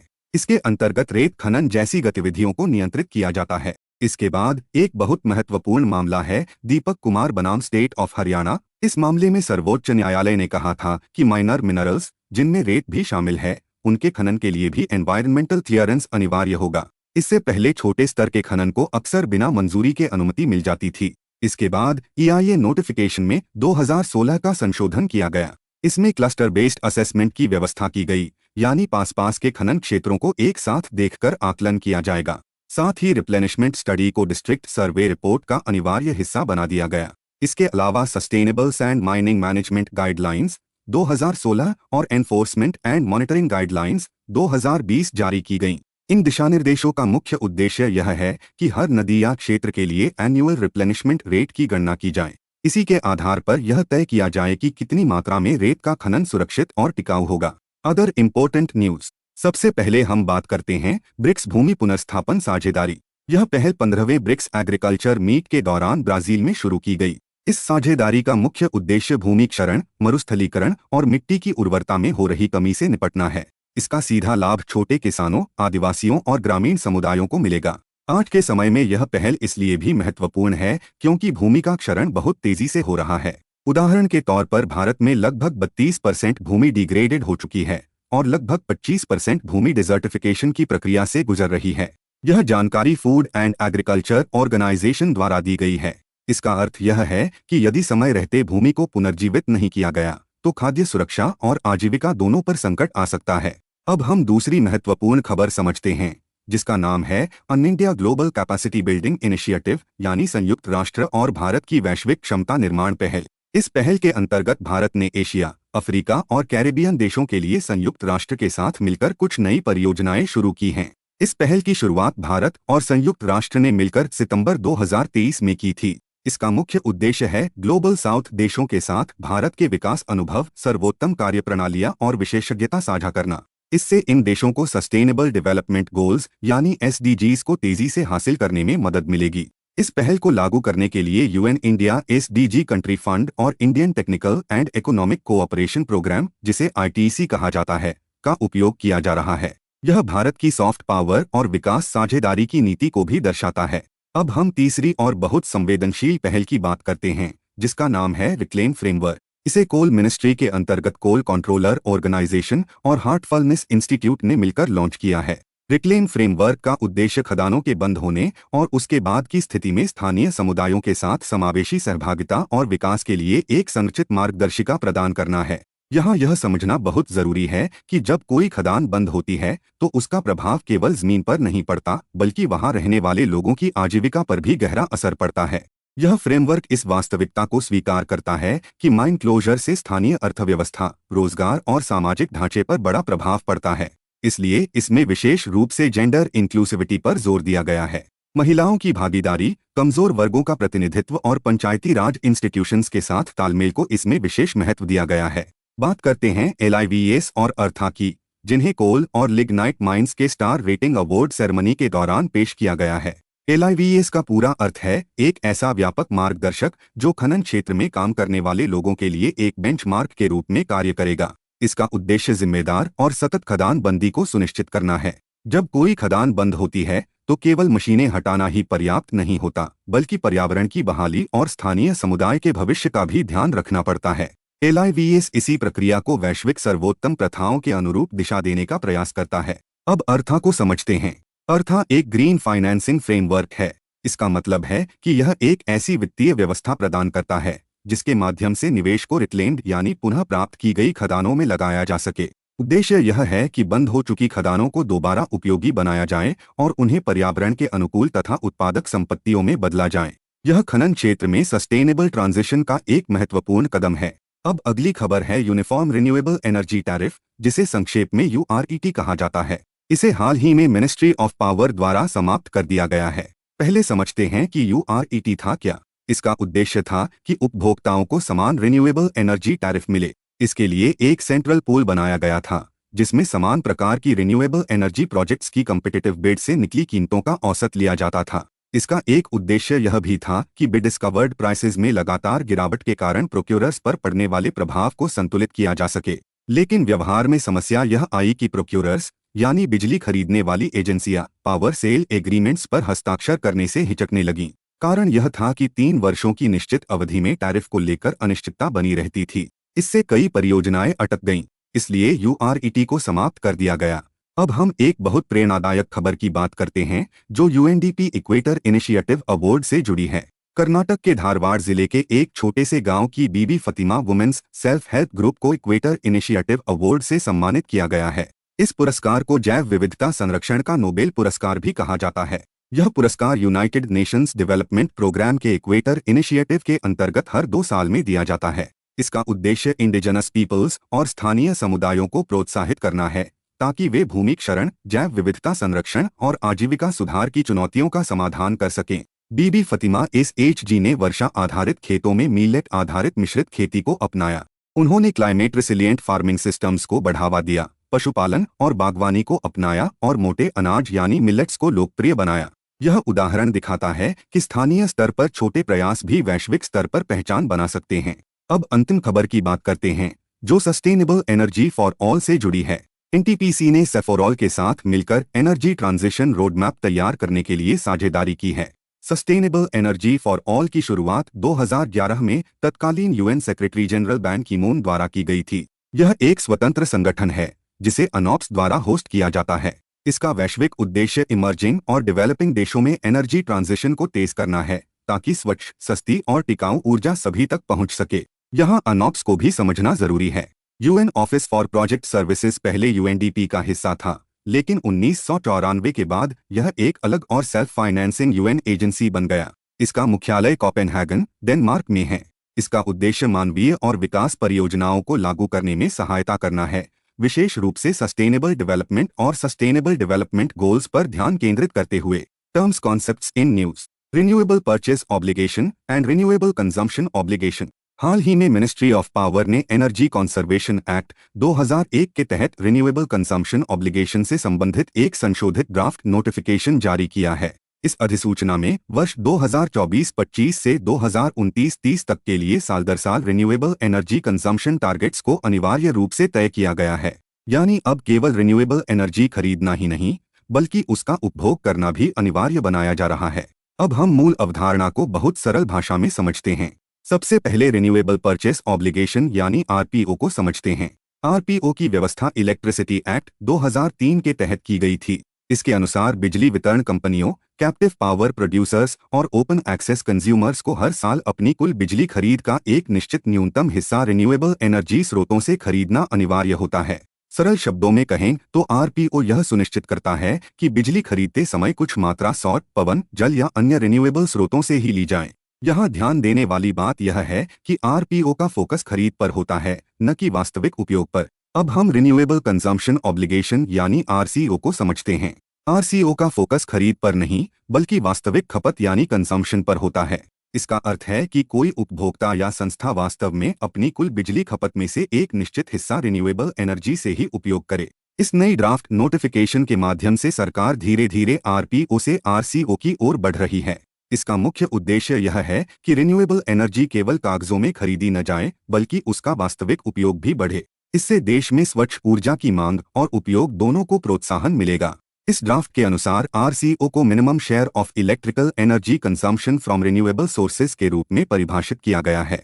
यह दायित्व electricity distribution licensees, open access consumers और कैप्टिव यूजर्स पर लागू होगा। यानी अब ये सभी संस्थाएं अपनी बिजली खपत में रिन्यूएबल एनर्जी का एक तय हिस्सा सुनिश्चित करेंगी। एक बहुत महत्वपूर्ण बात यह है कि आरसीओ को बाइंडिंग ऑब्लिगेशन बनाया गया है। इसका मतलब है कि यह केवल एक सलाह या लक्ष्य नहीं है बल्कि कानूनी रूप से बाध्यकारी दायित्व है। यदि कोई संस्था इसका पालन नहीं करती है तो उस पर पेनल्टी लगाई जा सकती है। इस पूरे ढांचे की निगरानी ब्यूरो ऑफ एनर्जी एफिशिएंसी द्वारा की जाएगी। यह देखेगा कि तय किए गए टारगेट्स पूरे हो रहे हैं या नहीं और नॉन कॉम्प्लायंस की स्थिति में आवश्यक कार्रवाई की जाएगी। Sustainable aviation fuel. हाल ही में इंडियन ऑयल ने एयर इंडिया के साथ एक MoU पर हस्ताक्षर किए हैं जिसके तहत एयर इंडिया को सस्टेनेबल एविएशन फ्यूल की आपूर्ति की जाएगी। यह कदम भारत के विमानन क्षेत्र में कार्बन उत्सर्जन कम करने की दिशा में एक महत्वपूर्ण शुरुआत मानी जा रही है। अब हम समझते हैं कि सस्टेनेबल एविएशन फ्यूल क्या होता है। SAF एक वैकल्पिक विमानन ईंधन है जो पेट्रोलियम आधारित ईंधन से नहीं बनाया जाता। इसे ऐसे कच्चे पदार्थों से तैयार किया जाता है जो प्राकृतिक रूप से नवीकरणीय होते हैं या अपशिष्ट के रूप में उपलब्ध होते हैं। इसका मुख्य उद्देश्य हवाई परिवहन से होने वाले ग्रीनहाउस गैस उत्सर्जन को कम करना है। SAF की एक बहुत महत्वपूर्ण विशेषता यह है कि इसे पारंपरिक एविएशन टरबाइन फ्यूल, जिसे ATF या जेट फ्यूल भी कहा जाता है, के साथ मिलाकर इस्तेमाल किया जा सकता है। उपलब्धता और तकनीकी मानकों के आधार पर SAF को जेट फ्यूल में 50% तक ब्लेंड किया जा सकता है। इसका मतलब है कि मौजूदा विमान इंजन और बुनियादी ढांचे में बड़े बदलाव किए बिना इसका उपयोग संभव है।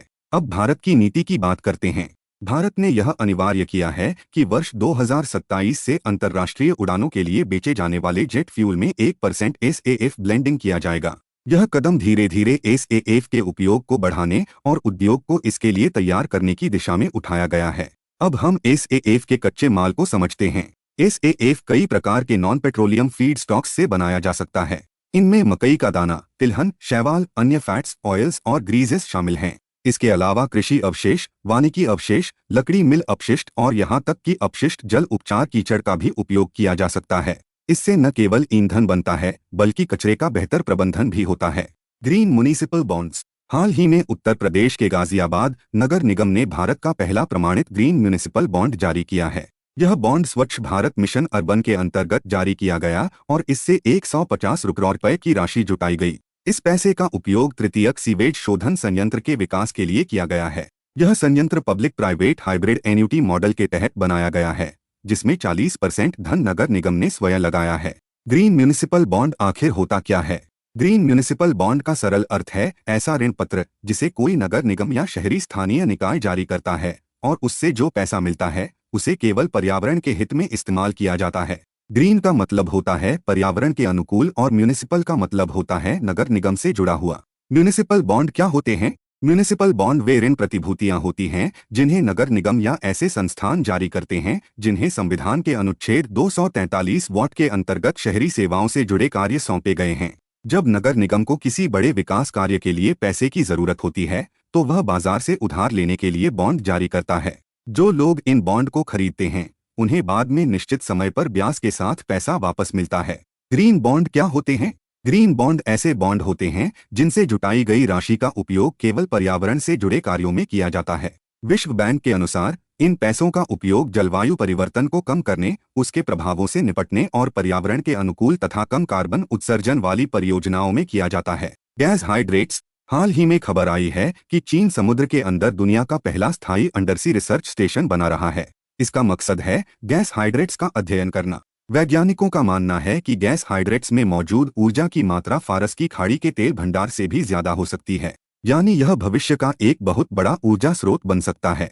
अब सबसे पहले समझते हैं कि गैस हाइड्रेट्स आखिर होते क्या हैं। गैस हाइड्रेट्स असल में बर्फ जैसे दिखने वाले क्रिस्टलीय ठोस पदार्थ होते हैं। इनके अंदर पानी और गैस एक साथ फंसे होते हैं। इस गैस में सबसे ज्यादा मात्रा मीथेन की होती है। गैस हाइड्रेट्स को असामान्य या अनकन्वेंशनल हाइड्रोकार्बन कहा जाता है। इसका कारण यह है कि इन्हें निकालना आसान नहीं है। जैसे हम जमीन से तेल या गैस निकाल लेते हैं, वैसे गैस हाइड्रेट्स को नहीं निकाला जा सकता। इसके लिए बहुत उन्नत तकनीक और अलग तरह की मशीनों की जरूरत होती है जो अभी पूरी तरह विकसित नहीं हुई हैं। अगर इनके स्थान की बात करें तो गैस हाइड्रेट्स समुद्र की तलहटी के नीचे बहुत बड़ी मात्रा में पाए जाते हैं। समुद्र के फर्श के ठीक नीचे कई 100 मीटर मोटी परत में ये मौजूद होते हैं। इसके अलावा आर्कटिक क्षेत्र में परमाफ्रॉस्ट यानी जमी हुई जमीन के अंदर भी गैस हाइड्रेट्स मिलते हैं। भारत के लिए भी यह विषय बेहद महत्वपूर्ण है। हमारे देश में गैस हाइड्रेट्स के बड़े भंडार अंडमान द्वीप समूह के आसपास और कृष्णा गोदावरी ऑफशोर क्षेत्र में पाए गए हैं। अगर भविष्य में इन्हें सुरक्षित और सस्ते तरीके से निकाला जा सका तो भारत की ऊर्जा जरूरतों को पूरा करने में यह एक बड़ा सहारा बन सकते हैं। Organisations in news. International energy agency बात करेंगे जो पूरी दुनिया में ऊर्जा की सुरक्षा और एक बेहतर भविष्य के लिए काम करती है, जिसे हम इंटरनेशनल एनर्जी एजेंसी यानी आईईए कहते हैं। इस संस्था की शुरुआत 1974 में तेल की आपूर्ति सुनिश्चित करने और ऊर्जा संकट से निपटने के लिए की गई थी। इसका मुख्य कार्यालय फ्रांस के पेरिस शहर में स्थित है। अगर हम इसके सदस्यों की बात करें तो इसमें 32 सदस्य देश और 13 एसोसिएशन देश शामिल हैं, जिनमें भारत एक सहयोगी सदस्य यानी एसोसिएट मेंबर के तौर पर जुड़ा हुआ है। इस संस्था का मुख्य मिशन सरकारों और उद्योगों के साथ मिलकर काम करना है ताकि सभी के लिए एक सुरक्षित और टिकाऊ ऊर्जा भविष्य तैयार किया जा सके। यह संस्था दुनिया को ऊर्जा की स्थिति समझाने के लिए वर्ल्ड एनर्जी आउटलुक जैसी अपनी प्रमुख रिपोर्ट भी प्रकाशित करती है। हाल ही में आईईए की कुछ बहुत ही महत्वपूर्ण रिपोर्ट सामने आई हैं जो हमें पर्यावरण की मौजूदा स्थिति बताती हैं। जैसे कि global methane tracker 2025 feet report के अनुसार औद्योगिक क्रांति के बाद से दुनिया के तापमान में हुई बढ़ोतरी के लिए करीब 30% जिम्मेदार मीथेन गैस ही है। वहीं डिलीवरिंग सस्टेनेबल फ्यूल्स रिपोर्ट बताती है कि टिकाऊ ईंधनों के इस्तेमाल से 2024 में वैश्विक तेल की मांग में लगभग 2.5 मिलियन बैरल प्रति दिन की कमी आई है। इतना ही नहीं, ग्लोबल ईवी आउटलुक 2025 फीट की रिपोर्ट एक बड़ा बदलाव दिखाती है कि 2024 में दुनिया भर में बिकने वाली हर 4 में से एक कार इलेक्ट्रिक थी। इसमें चीन करीब 50% इलेक्ट्रिक कार बिक्री के साथ सबसे आगे है, तो वहीं हमारा भारत इलेक्ट्रिक 3 व्हीलर्स की वैश्विक वृद्धि में दुनिया का नेतृत्व कर रहा है। International crops research institute for the semi arid tropics. हम एक ऐसी संस्था के बारे में बात करेंगे जो खेती किसानी और दुनिया में खाने की कमी को दूर करने के लिए बहुत ही महत्वपूर्ण काम कर रही है, जिसे हम ICRIS-80 या international crop research institute for the semi arid tropics कहते हैं। इस संस्था का मुख्य केंद्र हमारे भारत के हैदराबाद शहर में स्थित है। इसकी शुरुआत 1970 के दशक में एक गैर लाभकारी अनुसंधान केंद्र के रूप में CGIAR कंसोर्टियम के तहत की गई थी। यहाँ यह जानना जरूरी है कि CGIAR एक वैश्विक अनुसंधान समूह है जिसका लक्ष्य दुनिया भर में खाद्य सुरक्षा और टिकाऊ खेती को बढ़ावा देना है। इस संस्थान का मुख्य उद्देश्य उन शुष्क या कम पानी वाले क्षेत्रों में खाद्य सुरक्षा में सुधार करना है जहाँ बारिश कम होती है, साथ ही उन छोटे किसानों की मदद करना है जो सूखे इलाकों में खेती करते हैं। आज इसका प्रभाव केवल भारत तक ही सीमित नहीं है, बल्कि यह एशिया, उप सहारा अफ्रीका और दुनिया भर के अन्य शुष्क क्षेत्रों में अपनी सेवाएं दे रहा है। इस संस्थान के नाम कई बड़ी उपलब्धियां भी जुड़ी हैं, जैसे कि इसे 2021 में अफ्रीका फूड प्राइज से सम्मानित किया गया था। इतना ही नहीं, दुनिया का पहला अरहर हाइब्रिड विकसित करने का श्रेय भी इसी संस्थान को जाता है।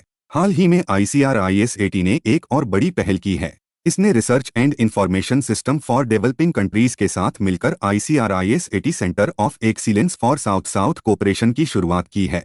यह केंद्र विकासशील देशों के बीच आपसी सहयोग को बढ़ाकर खेती के आधुनिक तरीकों को साझा करने में मदद करेगा।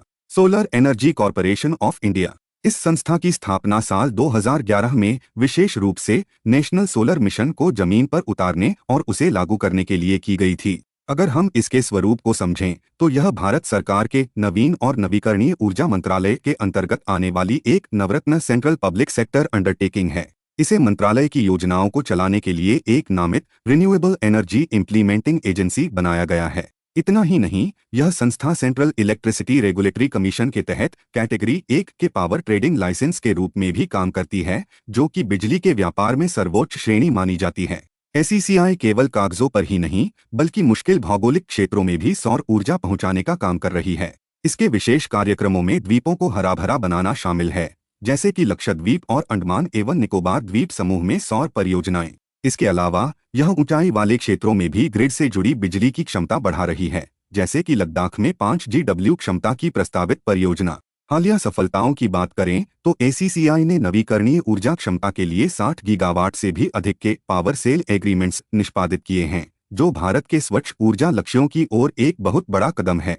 Related reports indices in news. सबसे पहले बात करते हैं प्रोडक्शन गैप रिपोर्ट 2025 की। यह report Stockholm environment institute, climate analytics और international institute for sustainable development द्वारा मिलकर जारी की गई है। अब समझते हैं कि प्रोडक्शन गैप का मतलब क्या होता है।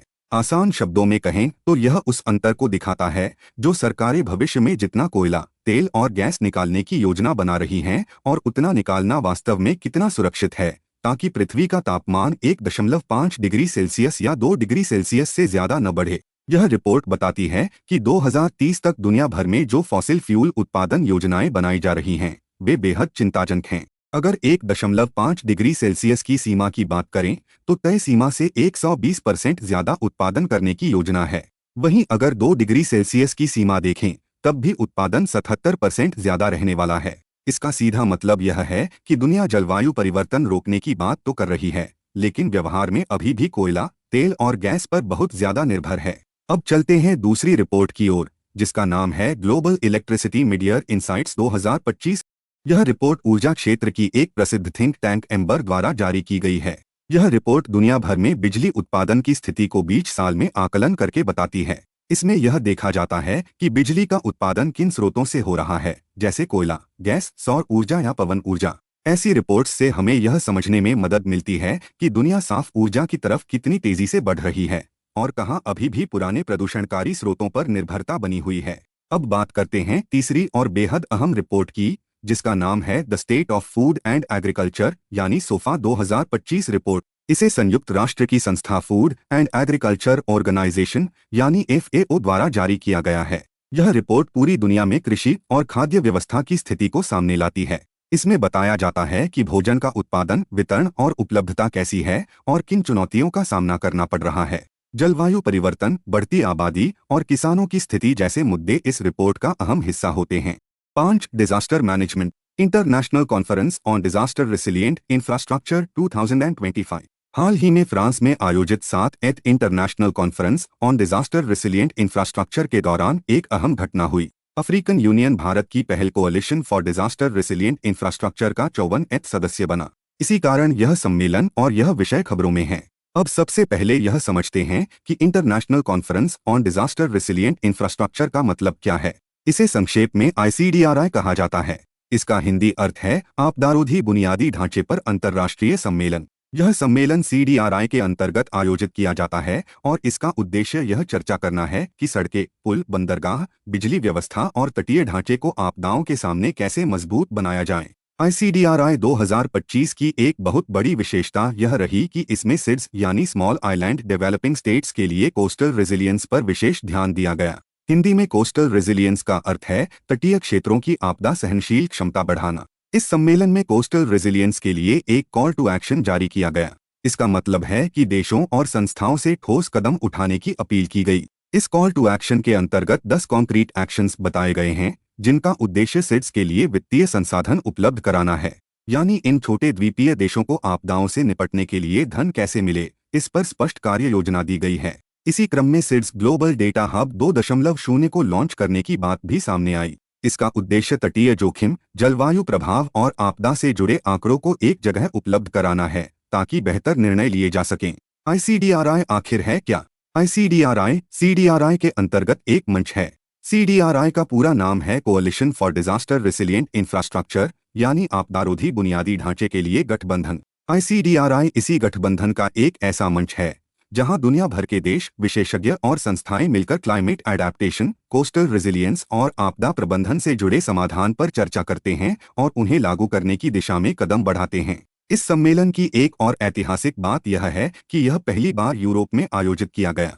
इसे CDRI और फ्रांस ने मिलकर को होस्ट किया। इससे यह स्पष्ट होता है कि अब आपदारोधी ढांचे का विषय केवल विकासशील देशों तक सीमित नहीं रहा, बल्कि विकसित देश भी इसे वैश्विक प्राथमिकता मान रहे हैं। ICDRI 2025 का थीम था shaping a resilient future for coastal regions. Hindi में इसका अर्थ है तटीय क्षेत्रों के लिए एक मजबूत और सुरक्षित भविष्य का निर्माण। हम एक ऐसी संस्था के बारे में बात करेंगे जिसका नेतृत्व भारत कर रहा है और जिसका मकसद हमारी सड़कों, पुलों और बिजली के ढांचों को इतना मजबूत बनाना है कि वे किसी भी आपदा को झेल सकें। इसका नाम है coalition for disaster resilient infrastructure, जिसे हम संक्षिप्त में CDRI कहते हैं, और इसका मुख्यालय हमारे अपने शहर नई दिल्ली में है। इस महत्वपूर्ण पहल की शुरुआत भारत द्वारा वर्ष 2019 में United Nations climate action summit के दौरान की गई थी। यह कोई साधारण संस्था नहीं है, बल्कि यह राष्ट्रीय सरकारों, संयुक्त राष्ट्र की एजेंसियों, विकास बैंकों और निजी क्षेत्र के बीच एक वैश्विक साझेदारी है जो सब मिलकर एक सुरक्षित भविष्य के लिए काम करते हैं। इसका मुख्य उद्देश्य यह सुनिश्चित करना है कि हमारा बुनियादी ढांचा या इंफ्रास्ट्रक्चर इतना लचीला और मजबूत हो कि वह जलवायु परिवर्तन और प्राकृतिक आपदाओं के जोखिमों का डटकर सामना कर सके। वर्तमान में इस गठबंधन में कुल 56 सदस्य शामिल हो चुके हैं जो दुनिया भर में सुरक्षा के इस संदेश को फैला रहे हैं। यह संस्था अपनी प्रगति और दुनिया के बुनियादी ढांचे की स्थिति को बताने के लिए ग्लोबल इंफ्रास्ट्रक्चर रेजिलियंस रिपोर्ट भी जारी करती है। इसकी कार्यप्रणाली की बात करें तो इसकी गवर्निंग काउंसिल की सह-अध्यक्षता 2 देशों की सरकारें मिलकर करती हैं, जिसमें भारत को स्थायी सह-अध्यक्ष का गौरव प्राप्त है। CDRI ने कई बेहतरीन पहल भी शुरू की हैं, जैसे कि IRIS, जिसे छोटे द्वीपीय देशों की मदद के लिए बनाया गया है ताकि वे समुद्री आपदाओं से बच सकें। इसके अलावा इन्होंने UNDP और UNDRR के साथ मिलकर इंफ्रास्ट्रक्चर रेजिलियंस एक्सेलरेटर फंड की स्थापना भी की है, जो जरूरी परियोजनाओं के लिए धन की व्यवस्था करने में मदद करता है। भारत द्वारा तटीय क्षेत्रों की सुरक्षा के लिए की गई प्रमुख पहलों को में समझेंगे। भारत का एक बड़ा हिस्सा समुद्र से जुड़ा हुआ है और यहाँ चक्रवात, सुनामी, समुद्र स्तर में वृद्धि और तटीय कटाव जैसी कई प्राकृतिक चुनौतियां रहती हैं। इन्हीं खतरों को कम करने के लिए भारत ने कुछ महत्वपूर्ण पहलें शुरू की हैं। सबसे पहले तटीय विनियमन क्षेत्र अधिसूचना। इसका मुख्य उद्देश्य तटीय क्षेत्रों में विकास और पर्यावरण संरक्षण के बीच संतुलन बनाना है। इस अधिसूचना के तहत यह तय किया जाता है कि समुद्र तट के कितने पास निर्माण किया जा सकता है और कहाँ निर्माण पूरी तरह से प्रतिबंधित रहेगा। अब integrated coastal zone management project की बात करते हैं। इसे संक्षेप में ICZMP कहा जाता है। यह परियोजना तटीय क्षेत्रों के समग्र प्रबंधन पर आधारित है। इसका मतलब है कि समुद्र, तट, भूमि और वहां रहने वाले लोगों को एक साथ ध्यान में रखकर योजना बनाई जाती है। यह परियोजना विशेष रूप से ओडिशा और पश्चिम बंगाल जैसे चक्रवात प्रभावित राज्यों में लागू की गई है। अब हम कोस्टल वल्नरेबिलिटी इंडेक्स को समझते हैं। इसका हिंदी अर्थ है तटीय संवेदनशीलता सूचकांक। इसे Indian national centre for ocean information services द्वारा विकसित किया गया है। इस सूचकांक के माध्यम से यह आकलन किया जाता है कि भारत के कौन से तटीय क्षेत्र समुद्र स्तर में वृद्धि, चक्रवात, कटाव और बाढ़ के प्रति अधिक संवेदनशील हैं। इससे नीति निर्माताओं को यह समझने में मदद मिलती है कि किस क्षेत्र को प्राथमिकता देकर सुरक्षा उपाय किए जाएं। इसके साथ ही इनकॉस द्वारा मल्टी हैजर्ड वल्नरेबिलिटी मैप्स भी विकसित किए गए हैं। इनका अर्थ है बहुआपदा संवेदनशीलता मानचित्र। इन मानचित्रों में एक ही क्षेत्र के लिए चक्रवात, सुनामी, बाढ़ और समुद्र स्तर वृद्धि जैसे कई खतरों को एक साथ दिखाया जाता है। इससे प्रशासन को यह स्पष्ट जानकारी मिलती है कि किसी तटीय क्षेत्र में किस प्रकार की आपदाओं का खतरा अधिक है और वहां किस तरह की तैयारी जरूरी है। डिजास्टर रिस्क रिडक्शन फाइनेंसिंग हाल ही में संयुक्त राष्ट्र का एक संगठन है जिसका नाम है संयुक्त राष्ट्र आपदा जोखिम न्यूनीकरण कार्यालय। इस संस्था ने एक वैश्विक रिपोर्ट जारी की है जिसे ग्लोबल असेसमेंट रिपोर्ट कहा जाता है। इस रिपोर्ट का शीर्षक है resilience space, financing and investing for our future. इस रिपोर्ट में यह बताया गया है कि अगर देश पहले से आपदाओं के लिए पैसा और योजना लगाते हैं तो भविष्य में होने वाला नुकसान बहुत कम किया जा सकता है। डिजास्टर रिस्क रिडक्शन फाइनेंसिंग आखिर होता क्या है? इसका मतलब होता है कि बाढ़, भूकंप, सूखा, चक्रवात जैसी आपदाओं से पहले ही उनके जोखिम को कम करने के लिए सरकार किस तरह से पैसे का इंतजाम करती है और उसे सही जगह पर खर्च करती है। यानी आपदा आने के बाद मदद करना नहीं, बल्कि आपदा से पहले नुकसान को कम करना। अब हम भारत की व्यवस्था को समझते हैं। भारत में आपदा जोखिम न्यूनीकरण के लिए एक मजबूत और तयशुदा वित्त व्यवस्था है। इसे हम DRR फाइनेंस मैकेनिज्म कहते हैं, यानी आपदा जोखिम न्यूनीकरण वित्त तंत्र। भारत में यह व्यवस्था पूरी तरह से नियमों पर आधारित है, जिसमें केंद्र सरकार से लेकर राज्य और जिला स्तर तक पहले से तय होता है कि कितना पैसा जाएगा और कैसे जाएगा। इस पूरी व्यवस्था को कानूनी आधार मिलता है आपदा प्रबंधन अधिनियम 2005 से। 15th फाइनेंस कमीशन के तहत भारत में आपदा प्रबंधन और आपदा जोखिम न्यूनीकरण के लिए कुल आवंटन 2.32 ट्रिलियन से अधिक है, जो लगभग USD 28 बिलियन के बराबर है। यह दिखाता है कि भारत इस विषय को कितनी गंभीरता से ले रहा है। अब एक बहुत महत्वपूर्ण बदलाव को समझते हैं।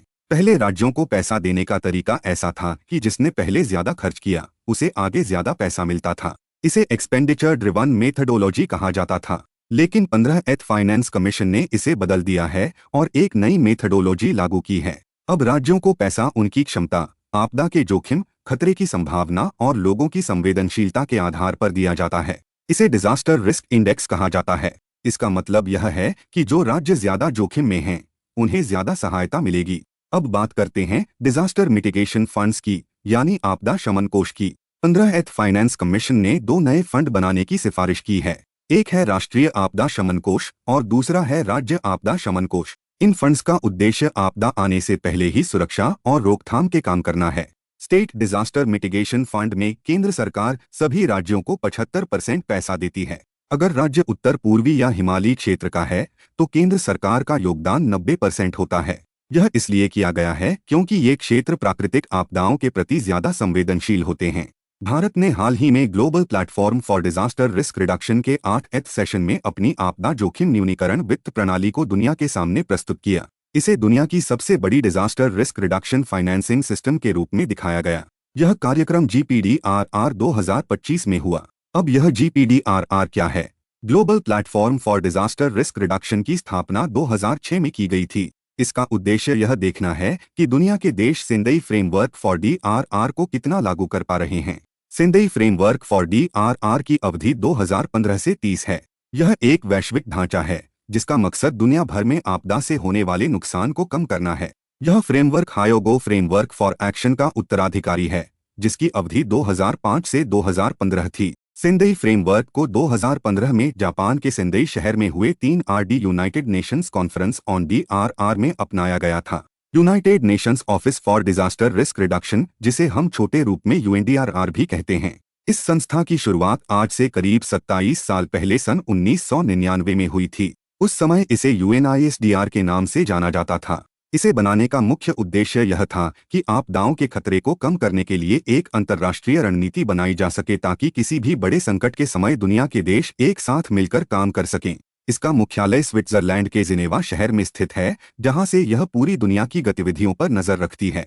अगर हम सरल शब्दों में समझें कि यह संस्था असल में करती क्या है, तो यह संयुक्त राष्ट्र यानी यूनाइटेड नेशंस की वो प्रमुख एजेंसी है जो आपदाओं के जोखिम को कम करने के लिए दुनिया भर में तालमेल बिठाती है। इसका काम सिर्फ मुसीबत आने पर मदद करना नहीं है, बल्कि मुसीबत आने से पहले ही उसे रोकने या उसके नुकसान को कम करने की योजना बनाना है।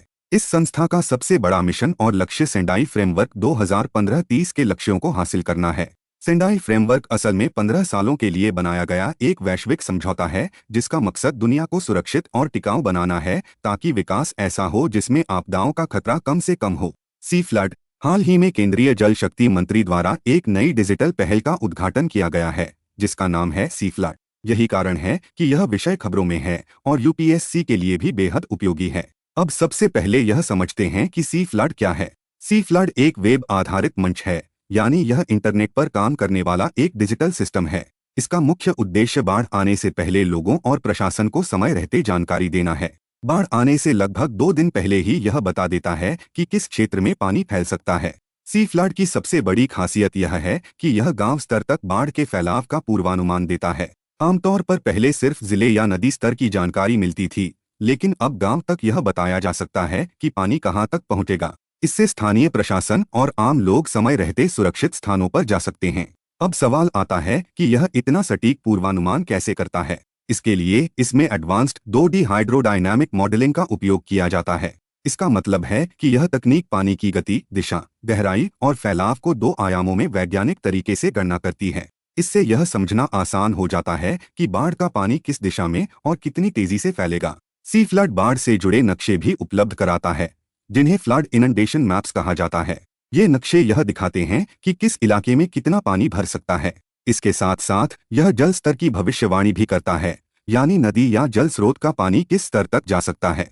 यह सारी जानकारी आपदा से पहले तैयारी करने में बहुत मददगार होती है। इस मंच का महत्व इसलिए भी बढ़ जाता है क्योंकि यह एक यूनिफाइड सिस्टम है। इसका मतलब है कि यह राष्ट्रीय और क्षेत्रीय स्तर की विभिन्न एजेंसियों द्वारा बनाए गए बाढ़ मॉडल के परिणामों को एक ही मंच पर जोड़ देता है। इससे अलग अलग आंकड़ों में भ्रम नहीं होता और एक स्पष्ट तस्वीर सामने आती है। अब यह जानना जरूरी है कि सी फ्लड को किसने मिलकर विकसित किया है। इसे CDAC पुणे, केंद्रीय जल आयोग, जल संसाधन नदी विकास और गंगा पुनर्जीवन विभाग जो कि जल शक्ति मंत्रालय के अंतर्गत आता है, और राष्ट्रीय सुदूर संवेदन केंद्र ने मिलकर बनाया है। यानी यह कई तकनीकी और जल प्रबंधन संस्थानों का संयुक्त प्रयास है। इस परियोजना का क्रियान्वयन नेशनल सुपर कंप्यूटिंग मिशन के अंतर्गत किया गया है। यह मिशन 2015 में शुरू किया गया था। इसका उद्देश्य भारत की सुपर कंप्यूटिंग क्षमता को मजबूत बनाना है, ताकि बड़े और जटिल वैज्ञानिक आंकड़ों का विश्लेषण देश के भीतर ही किया जा सके। इस मिशन को इलेक्ट्रॉनिक्स और सूचना प्रौद्योगिकी मंत्रालय और विज्ञान और प्रौद्योगिकी विभाग मिलकर संचालित करते हैं। वर्तमान समय में सी फ्लड का उपयोग महानदी, गोदावरी और ताप्ती नदी घाटियों में किया जा रहा है। आने वाले समय में इसे भारत की सभी नदी घाटियों तक विस्तारित करने की योजना है। इससे पूरे देश में बाढ़ प्रबंधन को और अधिक प्रभावी बनाया जा सकेगा।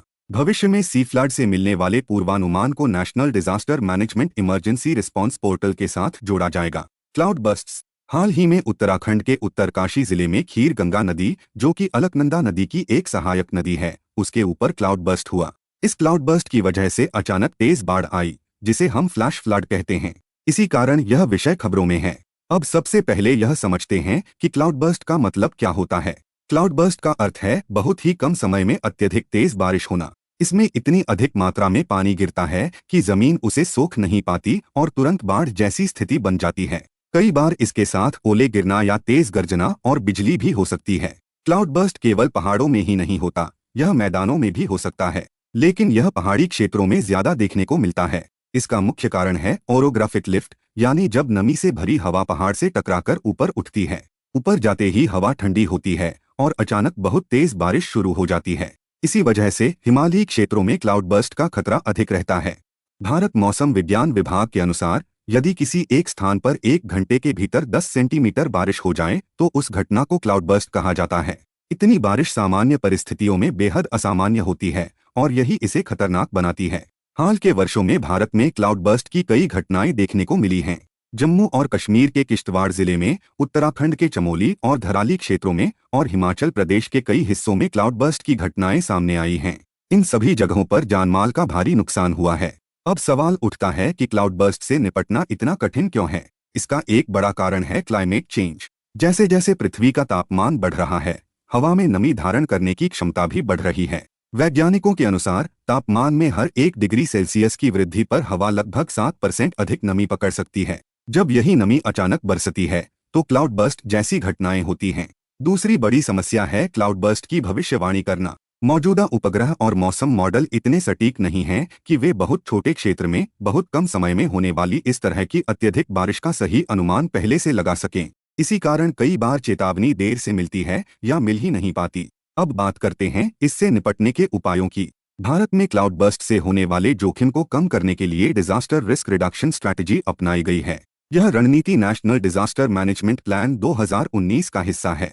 इसके अंतर्गत संवेदनशील क्षेत्रों की पहचान की जाती है, जैसे लैंडस्लाइड हैजर्ड जोनेशन, ताकि यह पता चल सके कि किन इलाकों में ज्यादा खतरा है। इसके अलावा बेहतर भूमि उपयोग योजना, मजबूत आपदा चेतावनी प्रणाली, स्थानीय स्तर पर जागरूकता और त्वरित राहत एवं बचाव तंत्र को मजबूत करना भी जरूरी उपाय हैं। Glacial lakes and glacial lakes outburst floods. हाल ही में केंद्रीय जल आयोग की एक रिपोर्ट सामने आई है, जिसमें ग्लेशियल लेक आउटबर्स्ट फ्लड यानी GLOF से जुड़ी महत्वपूर्ण जानकारियां दी गई हैं। इसी कारण यह विषय खबरों में है।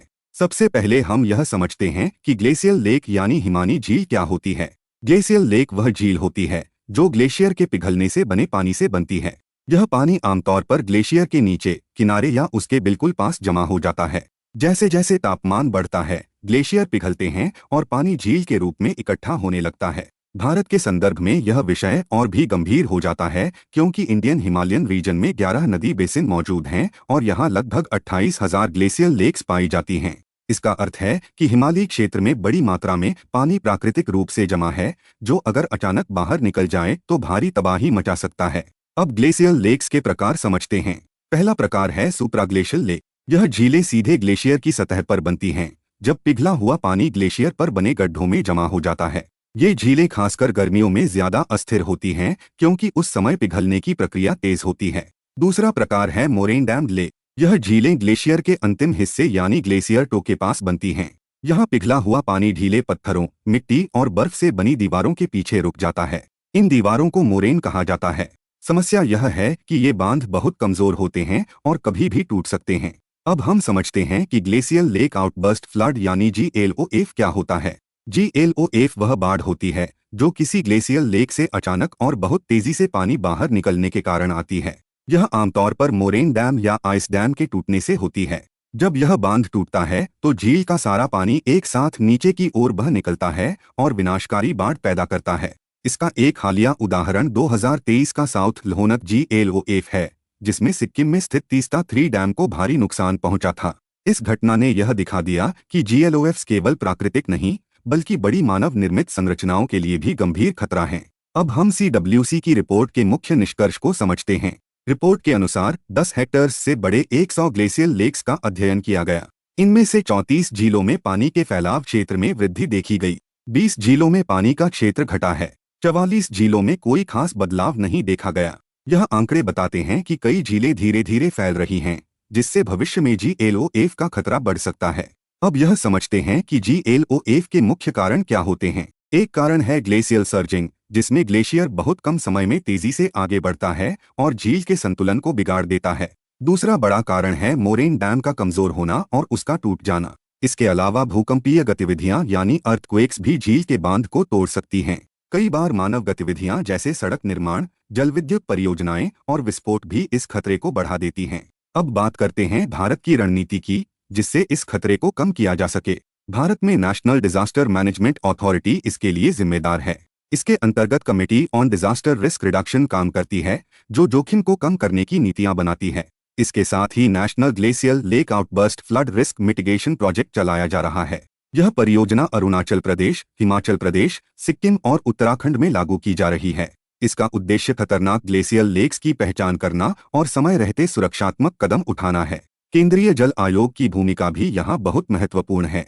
CWC हिमालयी क्षेत्र में 902 ग्लेशियल लेक्स और जल निकायों की निगरानी करता है। इसके अलावा national GLOF risk mitigation programme 2021 से 2026 के अंतर्गत 90 परियोजना आधारित अध्ययन स्वीकृत किए गए हैं, ताकि वैज्ञानिक और तकनीकी समाधान विकसित किए जा सकें। अब निगरानी की तकनीक समझते हैं। इसके लिए सिंथेटिक एपर्चर रडार इमेजरी का उपयोग किया जा रहा है। यह तकनीक मौसम या बादलों से प्रभावित हुए बिना ग्लेशियल लेक्स के आकार में हो रहे बदलावों को अपने आप पहचान सकती है। इससे समय रहते चेतावनी देना संभव हो पाता है। सुनामी। हाल ही में रूस के कमचातका पेनिनसुला में 8.8 मैग्नीट्यूड का एक शक्तिशाली भूकंप आया। इस भूकंप के कारण पैसिफिक ओशन में कुरील आइलैंड्स के पास सुनामी वेव्स उत्पन्न हुई। इसी वजह से सुनामी एक बार फिर खबरों में है। अब सबसे पहले यह समझते हैं कि सुनामी क्या होता है। सुनामी समुद्र में उठने वाली बहुत लंबी और अत्यंत शक्तिशाली लहरों की एक श्रृंखला होती है। ये लहरें समुद्र के जल में अचानक और बड़े स्तर पर हुए विस्थापन के कारण पैदा होती हैं। इसका सबसे सामान्य कारण समुद्र तल के नीचे या उसके पास आने वाला तेज भूकंप होता है। इसका एक प्रसिद्ध उदाहरण इंडियन ओशन सुनामी 2004 है, जिसने भारत सहित कई देशों में भारी जनहानि की थी। सुनामी केवल भूकंप से ही नहीं आता, इसके और भी कारण हो सकते हैं। समुद्र के भीतर या किनारे पर हुए लैंडस्लाइड्स, ज्वालामुखी विस्फोट, मीटियोराइट्स का समुद्र में गिरना और अंडर वाटर एक्सप्लोजन्स, जिनमें न्यूक्लियर विस्फोट भी शामिल हैं, सुनामी उत्पन्न कर सकते हैं। यानी कोई भी घटना जो समुद्र के पानी को अचानक और बड़े पैमाने पर हिला दे, सुनामी का कारण बन सकती है। सुनामी की घटनाएं सबसे ज्यादा पैसिफिक रिंग ऑफ फायर क्षेत्र में होती हैं। यह एक ऐसा क्षेत्र है जो पैसिफिक ओशन के चारों ओर फैला हुआ है और जहां सक्रिय और निष्क्रिय ज्वालामुखी बड़ी संख्या में पाए जाते हैं। यहाँ भूकंपीय गतिविधियां बहुत अधिक होती हैं, इसलिए सुनामी का खतरा भी ज्यादा रहता है। अब हम सुनामी वेव्स की विशेषताओं को सरल भाषा में समझते हैं। सुनामी की वेवलेंथ बहुत ज्यादा होती है। गहरे समुद्र में इसकी वेवलेंथ लगभग 200 किलोमीटर तक हो सकती है। यहाँ इसकी गति बहुत तेज होती है, लेकिन लहर की ऊंचाई बहुत कम होती है। इसी कारण गहरे समुद्र में चल रहे जहाजों को सुनामी का एहसास भी नहीं होता। जैसे ही सुनामी की लहरें तट के पास उथले पानी में प्रवेश करती हैं, शोलिंग की प्रक्रिया शुरू हो जाती है। इसका मतलब है कि समुद्र की गहराई कम होने लगती है, जिससे लहर की गति कम हो जाती है और उसकी ऊंचाई तेजी से बढ़ने लगती है। तट के पास आते आते वेवलेंथ घटकर 20 किलोमीटर से भी कम हो जाती है, लेकिन वेव हाइट बहुत अधिक हो जाती है। यही वह स्थिति होती है जब सुनामी विनाशकारी रूप ले लेती है। अब बात करते हैं सुनामी से निपटने के लिए भारत में बनाए गए दिशा निर्देशों की। नेशनल डिजास्टर मैनेजमेंट अथॉरिटी ने सुनामी के लिए विशेष गाइडलाइंस जारी की हैं। इसके तहत एक मल्टी-टियर्ड इंस्टीट्यूशनल स्ट्रक्चर की व्यवस्था की गई है। इसमें राष्ट्रीय स्तर पर एनडीएमए, राज्य स्तर पर एसडीएमएज और जिला स्तर पर डीडीएमएज शामिल हैं, ताकि हर स्तर पर त्वरित और समन्वित कार्रवाई हो सके। इन दिशानिर्देशों में अर्ली वार्निंग सिस्टम्स के विकास पर विशेष जोर दिया गया है, ताकि सुनामी आने से पहले तटीय क्षेत्रों को चेतावनी दी जा सके। इसके साथ ही हैजर्ड असेसमेंट और वल्नरेबिलिटी असेसमेंट की व्यवस्था की जाती है, जिससे यह पता चल सके कि कौन से क्षेत्र सबसे ज्यादा जोखिम में हैं। मिटिगेशन के उपायों में प्राकृतिक सुरक्षा कवच विकसित करने पर भी ध्यान दिया गया है। इसमें मैंग्रोव रिजनरेशन, बायोशील्ड्स और तटीय हरित पट्टियों का विकास शामिल है। ये प्राकृतिक संरचनाएं सुनामी की ऊर्जा को काफी हद तक कम कर सकती हैं और तटीय क्षेत्रों को बचाने में मदद करती हैं। Oil spill. हाल ही में केरल सरकार को आपात स्थिति घोषित करनी पड़ी जब एक कंटेनर शिप जो कैल्शियम कार्बाइड लेकर जा रहा था, केरल तट के पास पलट गया। इसी घटना के कारण ऑयल स्पिल और रासायनिक प्रदूषण से जुड़ा यह विषय खबरों में आया है। सबसे पहले हम कैल्शियम कार्बाइड को समझते हैं। कैल्शियम कार्बाइड एक खतरनाक रसायन है। जब यह समुद्री पानी के संपर्क में आता है तो यह बहुत तेजी से प्रतिक्रिया करता है और एसिटिलीन गैस बनाता है। यह गैस अत्यंत ज्वलनशील होती है, यानी इससे आग और विस्फोट का खतरा पैदा हो सकता है। इसी वजह से इसका उपयोग स्वास्थ्य के लिए भी खतरनाक माना गया है। भारत में फलों को पकाने के लिए कैल्शियम कार्बाइड के इस्तेमाल पर food safety and standards regulations 2011 के तहत पूरी तरह से प्रतिबंध लगाया गया है। अब हम ऑयल स्पिल को सरल शब्दों में समझते हैं। ऑयल स्पिल वह स्थिति होती है जब कच्चा तेल या उससे बने पदार्थ जैसे क्रूड ऑयल, डीजल या पेट्रोलियम समुद्र में फैल जाते हैं। यह तेल आमतौर पर तेल टैंकरों, ऑफशोर प्लेटफॉर्म्स, ड्रिलिंग रिग्स या तेल कुओं से रिसाव के कारण समुद्र में पहुंचता है। एक बार जब तेल पानी की सतह पर फैल जाता है तो यह तेजी से बड़े क्षेत्र को ढक लेता है। ऑयल स्पिल का सबसे गंभीर प्रभाव समुद्री पारिस्थितिकी तंत्र पर पड़ता है। यह तेल समुद्र में मौजूद एल्गी को जहरीला बना देता है। जब एल्गी प्रभावित होती है तो पूरी फूड चेन बिगड़ जाती है, क्योंकि एल्गी कई समुद्री जीवों का आधार होती है। इसका सीधा असर एडिबल क्रस्टेशियंस की उपज पर पड़ता है, जैसे झींगे और केकड़े। इसके अलावा ऑयल स्पिल से कमर्शियली वैल्यूएबल मछलियों का मांस भी दूषित हो जाता है। ऐसी मछलियां न तो खाने योग्य रहती हैं और न ही बाजार में बेची जा सकती हैं। इससे मछुआरों की आजीविका पर गंभीर प्रभाव पड़ता है। ऑयल स्पिल समुद्र तल पर रहने वाले बेंथिक ऑर्गेनिजम्स को भी नुकसान पहुंचाता है। इनमें क्लैम्स और मसल्स जैसे जीव शामिल हैं, जो समुद्र की सफाई और संतुलन में महत्वपूर्ण भूमिका निभाते हैं। अब बात करते हैं ऑयल स्पिल को साफ करने की तकनीकों की। सबसे पहले बायोरेमिडिएशन की तकनीक को समझते हैं। इसमें विशेष प्रकार के जीवाणुओं का उपयोग किया जाता है जो तेल में मौजूद हार्मफुल हाइड्रोकार्बन्स को तोड़कर हार्मलेस कार्बन डाइऑक्साइड और वाटर में बदल देते हैं। भारत में दी एनर्जी एंड रिसोर्सेज इंस्टीट्यूट द्वारा ऑयल जैपर और ओलिवोरेसिस नाम की तकनीकें विकसित की गई हैं, जो इसी सिद्धांत पर काम करती हैं।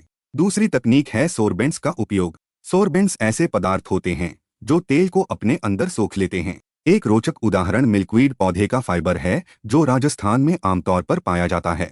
यह फाइबर तेल को प्रभावी ढंग से सोख सकता है और इसे समुद्र की सतह से हटाने में मदद करता है। तीसरी महत्वपूर्ण तकनीक है ऑयल बूम। इसमें समुद्र में बड़े फ्लोटिंग बूम्स लगाए जाते हैं, जिनके नीचे स्कर्ट्स होती हैं। ये बूम्स तेल को एक सीमित क्षेत्र में फैलने से रोकते हैं और स्पिल को फिजिकली आइसोलेट कर देते हैं, जिससे सफाई का काम आसान हो जाता है। चौथी तकनीक है स्किमर्स का उपयोग। स्किमर्स ऐसी मशीनें होती हैं जो पानी की सतह से तेल को खुरचकर हटाती हैं। ये पहले तेल को एक जगह इकट्ठा करती हैं और फिर उसे प्रभावी तरीके से सतह से निकाल लेती हैं। Other important news. सबसे पहले बात करते हैं नेशनल क्राइसिस मैनेजमेंट कमेटी यानी राष्ट्रीय संकट प्रबंधन समिति की। हाल ही में गृह मंत्रालय ने disaster management NCMC procedure rules 2025 को अधिसूचित किया है। यह इसलिए खबरों में है क्योंकि disaster management act amendment act 2025 के माध्यम से एनसीएमसी को वैधानिक दर्जा दिया गया है। अब समझते हैं कि एनसीएमसी क्या है। नेशनल क्राइसिस मैनेजमेंट कमेटी देश में आने वाली बड़ी आपदाओं से निपटने के लिए सर्वोच्च समन्वय निकाय है। इसकी अध्यक्षता कैबिनेट सेक्रेटरी करते हैं। इसके सदस्य के रूप में होम सेक्रेटरी, डिफेंस सेक्रेटरी और अन्य वरिष्ठ सचिव शामिल होते हैं। यानी यह समिति सरकार के सबसे उच्च स्तर पर काम करती है। इसके कार्य और शक्तियों की बात करें तो यह समिति बड़े पैमाने की आपदाओं से निपटने के लिए नोडल बॉडी के रूप में काम करती है। यह आपदा से पहले की तैयारी का मूल्यांकन करती है, विभिन्न मंत्रालयों और राज्यों के बीच समन्वय स्थापित करती है और जरूरत पड़ने पर त्वरित निर्णय लेती है। इसका मुख्य दायित्व है कि देश में आपदा प्रबंधन से जुड़ी नीतियां, योजनाएं और दिशानिर्देश तय किए जाएं। अब हम विंटर फॉग एक्सपेरिमेंट यानी शीतकालीन कोहरा प्रयोग के बारे में समझते हैं, जिसे संक्षेप में VFEX कहा जाता है। यह दुनिया के गिने चुने long term open field experiments में से एक है जो केवल कोहरे पर केंद्रित है।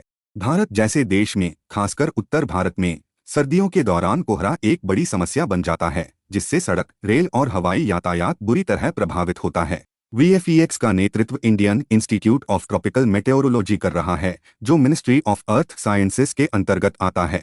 इसका मुख्य उद्देश्य विंटर फॉग की बेहतर नाउकास्टिंग और फोरकास्टिंग विकसित करना है।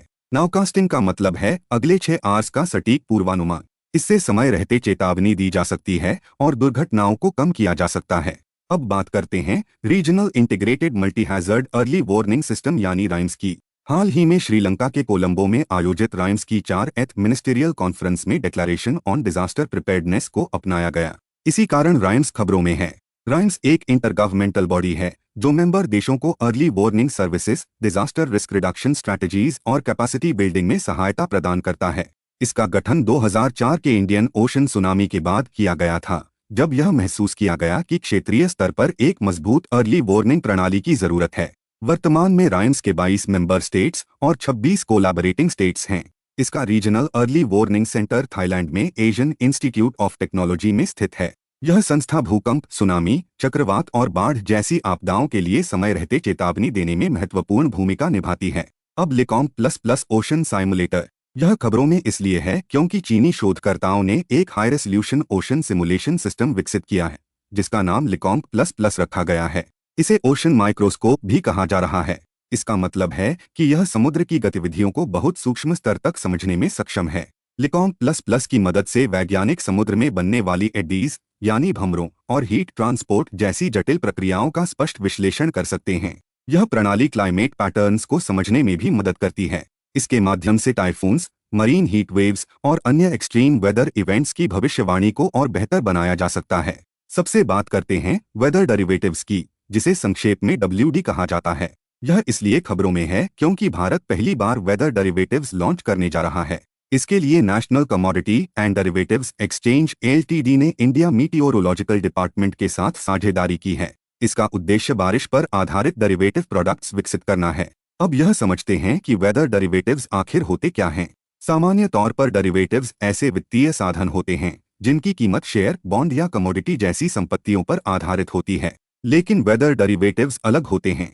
इनमें मौसम से जुड़े तत्व जैसे रेनफॉल और टेम्परेचर अंडरलाइन एसेट होते हैं। यानी यहाँ सौदा मौसम के आधार पर होता है, न कि किसी भौतिक या वित्तीय संपत्ति पर। वेदर डेरिवेटिव्स का सबसे बड़ा लाभ किसानों और उनसे जुड़े क्षेत्रों को होता है। यदि बारिश समय पर न हो, बहुत ज्यादा हो जाए या हीट वेव आ जाए तो किसान को भारी नुकसान होता है। वेदर डेरिवेटिव्स ऐसे जोखिमों से बचाव का एक साधन बन सकते हैं। इसे हम हेज करना कहते हैं, यानी पहले से जोखिम को कम करने की व्यवस्था। इन प्रोडक्ट्स को बनाने में IMD के हिस्टोरिकल और रियल टाइम वेदर डेटा का उपयोग किया जाएगा। इसके आधार पर लोकेशन स्पेसिफिक और सीजनल कॉन्ट्रैक्ट्स बनाए जाएंगे। ये contracts statistically verified data sets पर आधारित होंगे ताकि इनकी विश्वसनीयता बनी रहे। यहाँ एक महत्वपूर्ण बात समझनी जरूरी है। वेदर डेरिवेटिव्स का कोई इनहेरेंट मार्केट वैल्यू नहीं होता, यानी इनकी अपनी कोई स्वाभाविक कीमत नहीं होती जैसे सोना या शेयर की होती है। इसी कारण इन्हें इनकम्प्लीट मार्केट का हिस्सा माना जाता है। अब हम सचेत के बारे में बात करते हैं। सचेत भारत की एक SMS बेस्ड अलर्ट सिस्टम है। इसे नेशनल डिजास्टर मैनेजमेंट अथॉरिटी द्वारा ऑपरेशनलाइज किया गया है। एनडीएमए भारत में आपदा प्रबंधन की सर्वोच्च संस्था है, जिसकी अध्यक्षता प्राइम मिनिस्टर करते हैं और इसे डिजास्टर मैनेजमेंट एक्ट 2005 के तहत स्थापित किया गया है। सचेत को centre for development of telematics द्वारा विकसित किया गया है। इसमें कॉमन अलर्टिंग प्रोटोकॉल का उपयोग किया जाता है, जिसे इंटरनेशनल टेलीकम्युनिकेशन यूनियन ने रिकमेंड किया है। इसका उद्देश्य यह है कि आपदा से जुड़ी चेतावनियां एक समान और मानकीकृत तरीके से लोगों तक पहुंचें। वर्तमान में सचेत 36 स्टेट्स और यूनियन टेरिटोरीज में सक्रिय है। यह प्रणाली साइक्लोन्स, फ्लड्स और अन्य आपदाओं के समय जियो टारगेटेड एसएमएस अलर्ट्स भेजती है। जियो टारगेटेड का मतलब है कि संदेश केवल उसी क्षेत्र के लोगों को जाता है जो वास्तव में खतरे में होते हैं। अब हम सेल ब्रॉडकास्ट की बात करते हैं, जिसे near real time emergency alerts भी कहा जाता है। यह प्रणाली भी सी.डॉट द्वारा विकसित की जा रही है। सेल ब्रॉडकास्ट का सबसे बड़ा लाभ यह है कि इसमें संदेश सीधे प्रभावित क्षेत्र के सभी मोबाइल फोनों पर प्रसारित हो जाता है। सेल ब्रॉडकास्ट एसएमएस की तुलना में कहीं ज्यादा तेज होती है। इसी कारण यह सुनामीज, अर्थक्वेक्स, लाइटनिंग जैसी अत्यंत तात्कालिक आपदाओं के लिए बहुत उपयोगी मानी जाती है। इसमें नेटवर्क पर ज्यादा बोझ भी नहीं पड़ता और संदेश तुरंत लोगों तक पहुंच जाता है। अब अंतिम विषय है अर्ली वार्निंग्स फॉर ऑल, जिसे संक्षेप में EW4 ऑल कहा जाता है। यह एक वैश्विक पहल है जिसका उद्देश्य है कि 2027 तक दुनिया के हर व्यक्ति को खतरनाक हाइड्रोमेटियोरोलॉजिकल, क्लाइमेटोलॉजिकल और अन्य पर्यावरणीय घटनाओं से पहले चेतावनी मिल सके। EW4 ऑल की शुरुआत 2022 में COP27 के दौरान की गई थी। इसे संयुक्त राष्ट्र के सेक्रेटरी जनरल ने लॉन्च किया था। इस पहल का नेतृत्व world meteorological organisation under ITU और IFRC मिलकर कर रहे हैं। शुरुआत में यह पहल 30 हाई रिस्क देशों पर केंद्रित थी, लेकिन अब इसका दायरा बढ़कर 100 से अधिक पार्टिसिपेटिंग नेशंस तक पहुंच गया है। इसका मुख्य लक्ष्य multi hazard early warning systems को मजबूत करना है, ताकि समय रहते चेतावनी देकर जान और माल दोनों की रक्षा की जा सके। Terms concepts in news. Twister. हाल ही में अमेरिका में ट्विस्टर की घटनाएं देखने को मिली हैं। इसी वजह से यह विषय खबरों में है और आपदा प्रबंधन के दृष्टिकोण से महत्वपूर्ण बन जाता है। सबसे पहले यह समझते हैं कि ट्विस्टर क्या होता है। ट्विस्टर को हम सामान्य भाषा में टोर्नेडो भी कहते हैं। यह हवा का एक बहुत ही तेज गति से घूमने वाला स्तंभ होता है, जो ऊपर काले और घने थंडर क्लाउड से शुरू होकर सीधा जमीन तक पहुंचता है। इसका आकार आमतौर पर फनल यानी कीप जैसा होता है। इसकी गति बेहद अधिक होती है और कई मामलों में हवा की रफ्तार लगभग 250 माइल्स पर आवर तक पहुंच जाती है। इतनी तेज हवा के कारण ट्विस्टर अपने रास्ते में आने वाली इमारतों, पेड़ों और वाहनों तक को पूरी तरह नष्ट कर सकता है। अब ट्विस्टर के बनने की प्रक्रिया को सरल शब्दों में समझते हैं। ट्विस्टर तब बनता है जब गर्म और नम हवा ठंडी और शुष्क हवा से टकराती है। इस टकराव के कारण वातावरण में अस्थिरता पैदा हो जाती है। गर्म और हल्की हवा तेजी से ऊपर की ओर उठती है, जिसे स्ट्रॉन्ग अपड्राफ्ट कहा जाता है। इसी प्रक्रिया के दौरान हवा की दिशा और गति में अंतर आ जाता है, जिसे वाइंड शेयर कहा जाता है। जब वाइंड शेयर के कारण हवा घूमने लगती है और यह घूमती हुई हवा धीरे धीरे खड़ी दिशा में झुक जाती है, तो यह घूर्णन और भी मजबूत हो जाता है। यदि यह घूर्णन और तीव्र हो जाए और जमीन तक पहुंच जाए, तो यही स्थिति ट्विस्टर या टोर्नेडो का रूप ले लेती है। दुनिया में सबसे ज्यादा ट्विस्टर अमेरिका में देखे जाते हैं। इसका एक प्रमुख कारण है गल्फ ऑफ मेक्सिको। यह क्षेत्र नमी का एक बहुत बड़ा स्रोत है। यहाँ से आने वाली गर्म और नम हवा अमेरिका के अंदरूनी हिस्सों में मौजूद ठंडी और शुष्क हवा से टकराती है। यही टकराव ट्विस्टर बनने के लिए आदर्श परिस्थितियां पैदा करता है। इसी कारण अमेरिका का यह क्षेत्र टोर्नेडो एली के नाम से भी जाना जाता है। Grey rhino event. हाल ही में इसके उदाहरण के रूप में केरल के वायनाड जिले में हुई भूस्खलन घटना सामने आई है। ग्रे राइनो इवेंट क्या होता है? इसे सरल भाषा में समझें तो यह ऐसी घटना है जो बहुत संभावित होती है, जिसका प्रभाव बहुत बड़ा होता है, लेकिन इसे अक्सर नजरअंदाज कर दिया जाता है। यानी खतरे के संकेत पहले से मौजूद होते हैं, लेकिन हम उन्हें गंभीरता से नहीं लेते। ग्रे राइनो इवेंट की सबसे बड़ी खासियत यह है कि यह अचानक नहीं आता। यह ब्लैक स्वान इवेंट्स के विपरीत होता है। ब्लैक स्वान इवेंट्स अप्रत्याशित और पूरी तरह से अनदेखे होते हैं, जैसे अचानक कोई बड़ा आर्थिक संकट या प्राकृतिक आपदा। जबकि ग्रे राइनो इवेंट्स पहले से चेतावनी देते हैं और उनके होने की संभावना साफ दिखती है। यह एक तरह से अक्यूमुलेट होती रहती है, यानी समय के साथ उसके संकेत बढ़ते हैं। वायनाड में हाल ही में हुई लैंडस्लाइड घटना इसका एक उदाहरण है। यहाँ भूस्खलन का खतरा पहले से मौजूद था, जैसे लगातार भारी बारिश और ढलानों की अस्थिर स्थिति। बावजूद इसके सुरक्षा या पूर्व तैयारी पूरी तरह से नहीं हुई और परिणामस्वरूप बड़ा नुकसान हुआ। Super typhoon. हाल ही में फिलीपींस में सुपर टाइफून रक्सा आया, इसी वजह से यह खबरों में। सुपर टाइफून क्या होता है? सुपर टाइफून एक प्रकार का ट्रॉपिकल साइक्लोन होता है, जिसकी मैक्सिमम विंड स्पीड 185 किलोमीटर प्रति घंटे से अधिक होती है, या इसे नॉट्स में मापा जाए तो 100 नॉट्स से अधिक होती है। इसे हम बहुत तेज और विनाशकारी चक्रवात समझ सकते हैं। अब ट्रॉपिकल साइक्लोन की संरचना समझते हैं। Tropical cyclones warm core low pressure systems होते हैं। इसका मतलब है कि इनके केंद्र में हवा गर्म और दबाव कम होता है। निचले हिस्से में हवा स्पाइरल इनफ्लो करती है, यानी अंदर की ओर घूमती हुई आती है, और ऊपरी हिस्से में स्पाइरल आउटफ्लो होता है, यानी ऊपर की ओर घूमती हुई हवा बाहर जाती है। इसी कारण यह पूरी प्रणाली लगातार घूमती रहती है और अपनी शक्ति बढ़ाती रहती है। ट्रॉपिकल साइक्लोन्स हमेशा महासागरों पर बनते हैं, जहां सी सरफेस टेम्परेचर 26 डिग्री सेल्सियस से अधिक होता है। इसके अलावा ये आमतौर पर 5 डिग्री अक्षांश से ज्यादा दूरी पर बनते हैं, क्योंकि कोरियोलिस फोर्स की मौजूदगी इनकी घूर्णन गति के लिए आवश्यक होती है। भारत और दुनिया में सुपर टाइफून और ट्रॉपिकल साइक्लोन्स के कुछ हालिया उदाहरण भी सामने आए हैं। उदाहरण के लिए बे ऑफ बंगाल में साइक्लोन मोंता और चीन में टाइफून मातमो आए। हाल ही में फिलीपींस में सुपर टाइफून रक्सा आया, जिसने भारी तबाही मचाई। अब यह समझना जरूरी है कि ट्रॉपिकल साइक्लोन्स को अलग अलग नामों से जाना जाता है, उनके क्षेत्र के आधार पर। North Atlantic, eastern north Pacific और साउथ पैसिफिक में इसे हरिकेन कहा जाता है। इंडियन ओशन में इसे साइक्लोन कहा जाता है। वेस्टर्न नॉर्थ पैसिफिक ओशन में इसे टाइफून कहा जाता है। Eastern part of the southern Indian ocean में इसे विली कहा जाता है।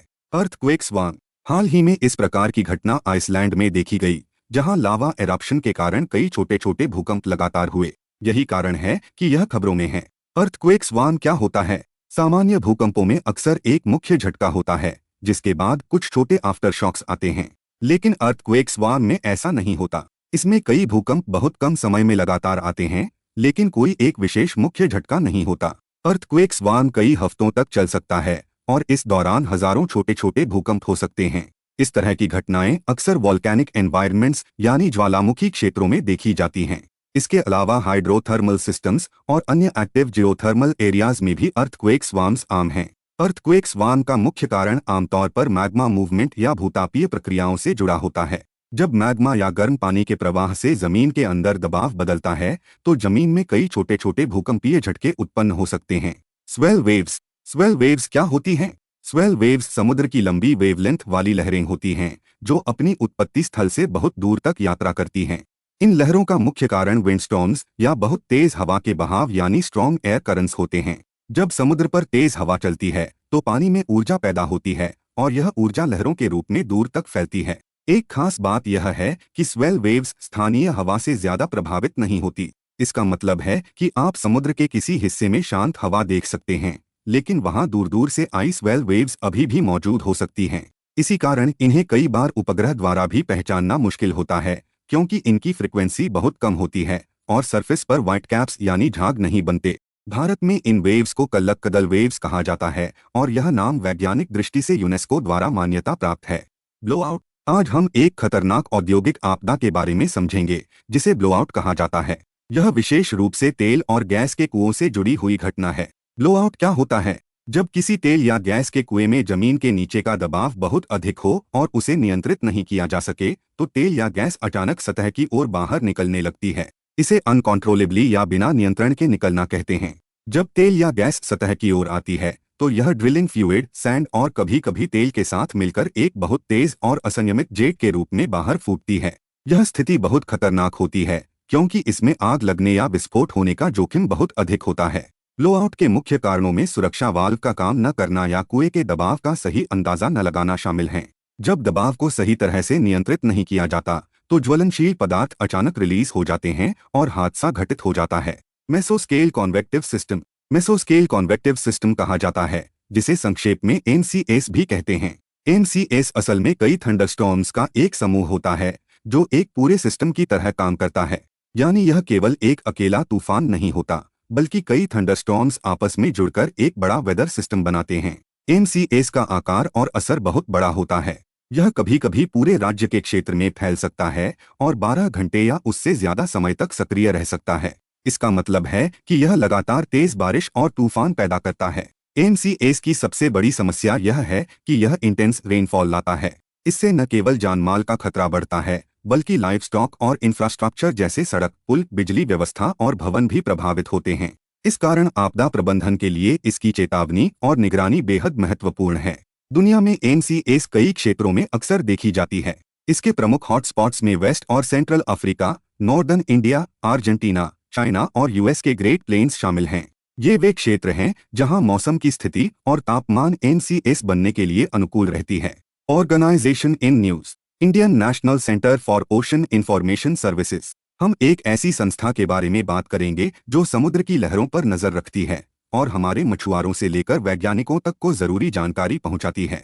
इसका नाम है Indian national centre for ocean information services, जिसे छोटे रूप में इनकोइस यानी इनकॉइस भी कहा जाता है, और इसका मुख्यालय हैदराबाद में स्थित है। इस संस्था की शुरुआत आज से करीब 27 साल पहले वर्ष 1999 में हुई थी। यह भारत सरकार के पृथ्वी विज्ञान मंत्रालय यानी मिनिस्ट्री ऑफ अर्थ साइंसेज के तहत एक स्वायत्त निकाय के रूप में काम करती है। साथ ही यह पृथ्वी प्रणाली विज्ञान संगठन यानी अर्थ सिस्टम साइंस ऑर्गेनाइजेशन की एक महत्वपूर्ण इकाई भी है। अगर हम इसके मुख्य काम या जिम्मेदारी की बात करें तो इसका मकसद समाज, उद्योगों, सरकारी एजेंसियों और वैज्ञानिक समुदाय को समुद्र से जुड़ी सटीक जानकारी और सलाह प्रदान करना है। यह काम लगातार समुद्र के अवलोकन और शोध के माध्यम से किया जाता है ताकि हर दिन बेहतर और सटीक डेटा मिल सके। इनकॉइस कई तरह की विशेष सेवाएं प्रदान करती है जो हमारे दैनिक जीवन और सुरक्षा के लिए बहुत जरूरी हैं। जैसे कि यह मछुआरों को बताती है कि समुद्र में मछली पकड़ने के लिए सबसे अच्छे क्षेत्र कौन से हैं, जिसे पोटेंशियल फिशिंग जोन एडवाइजरी कहा जाता है।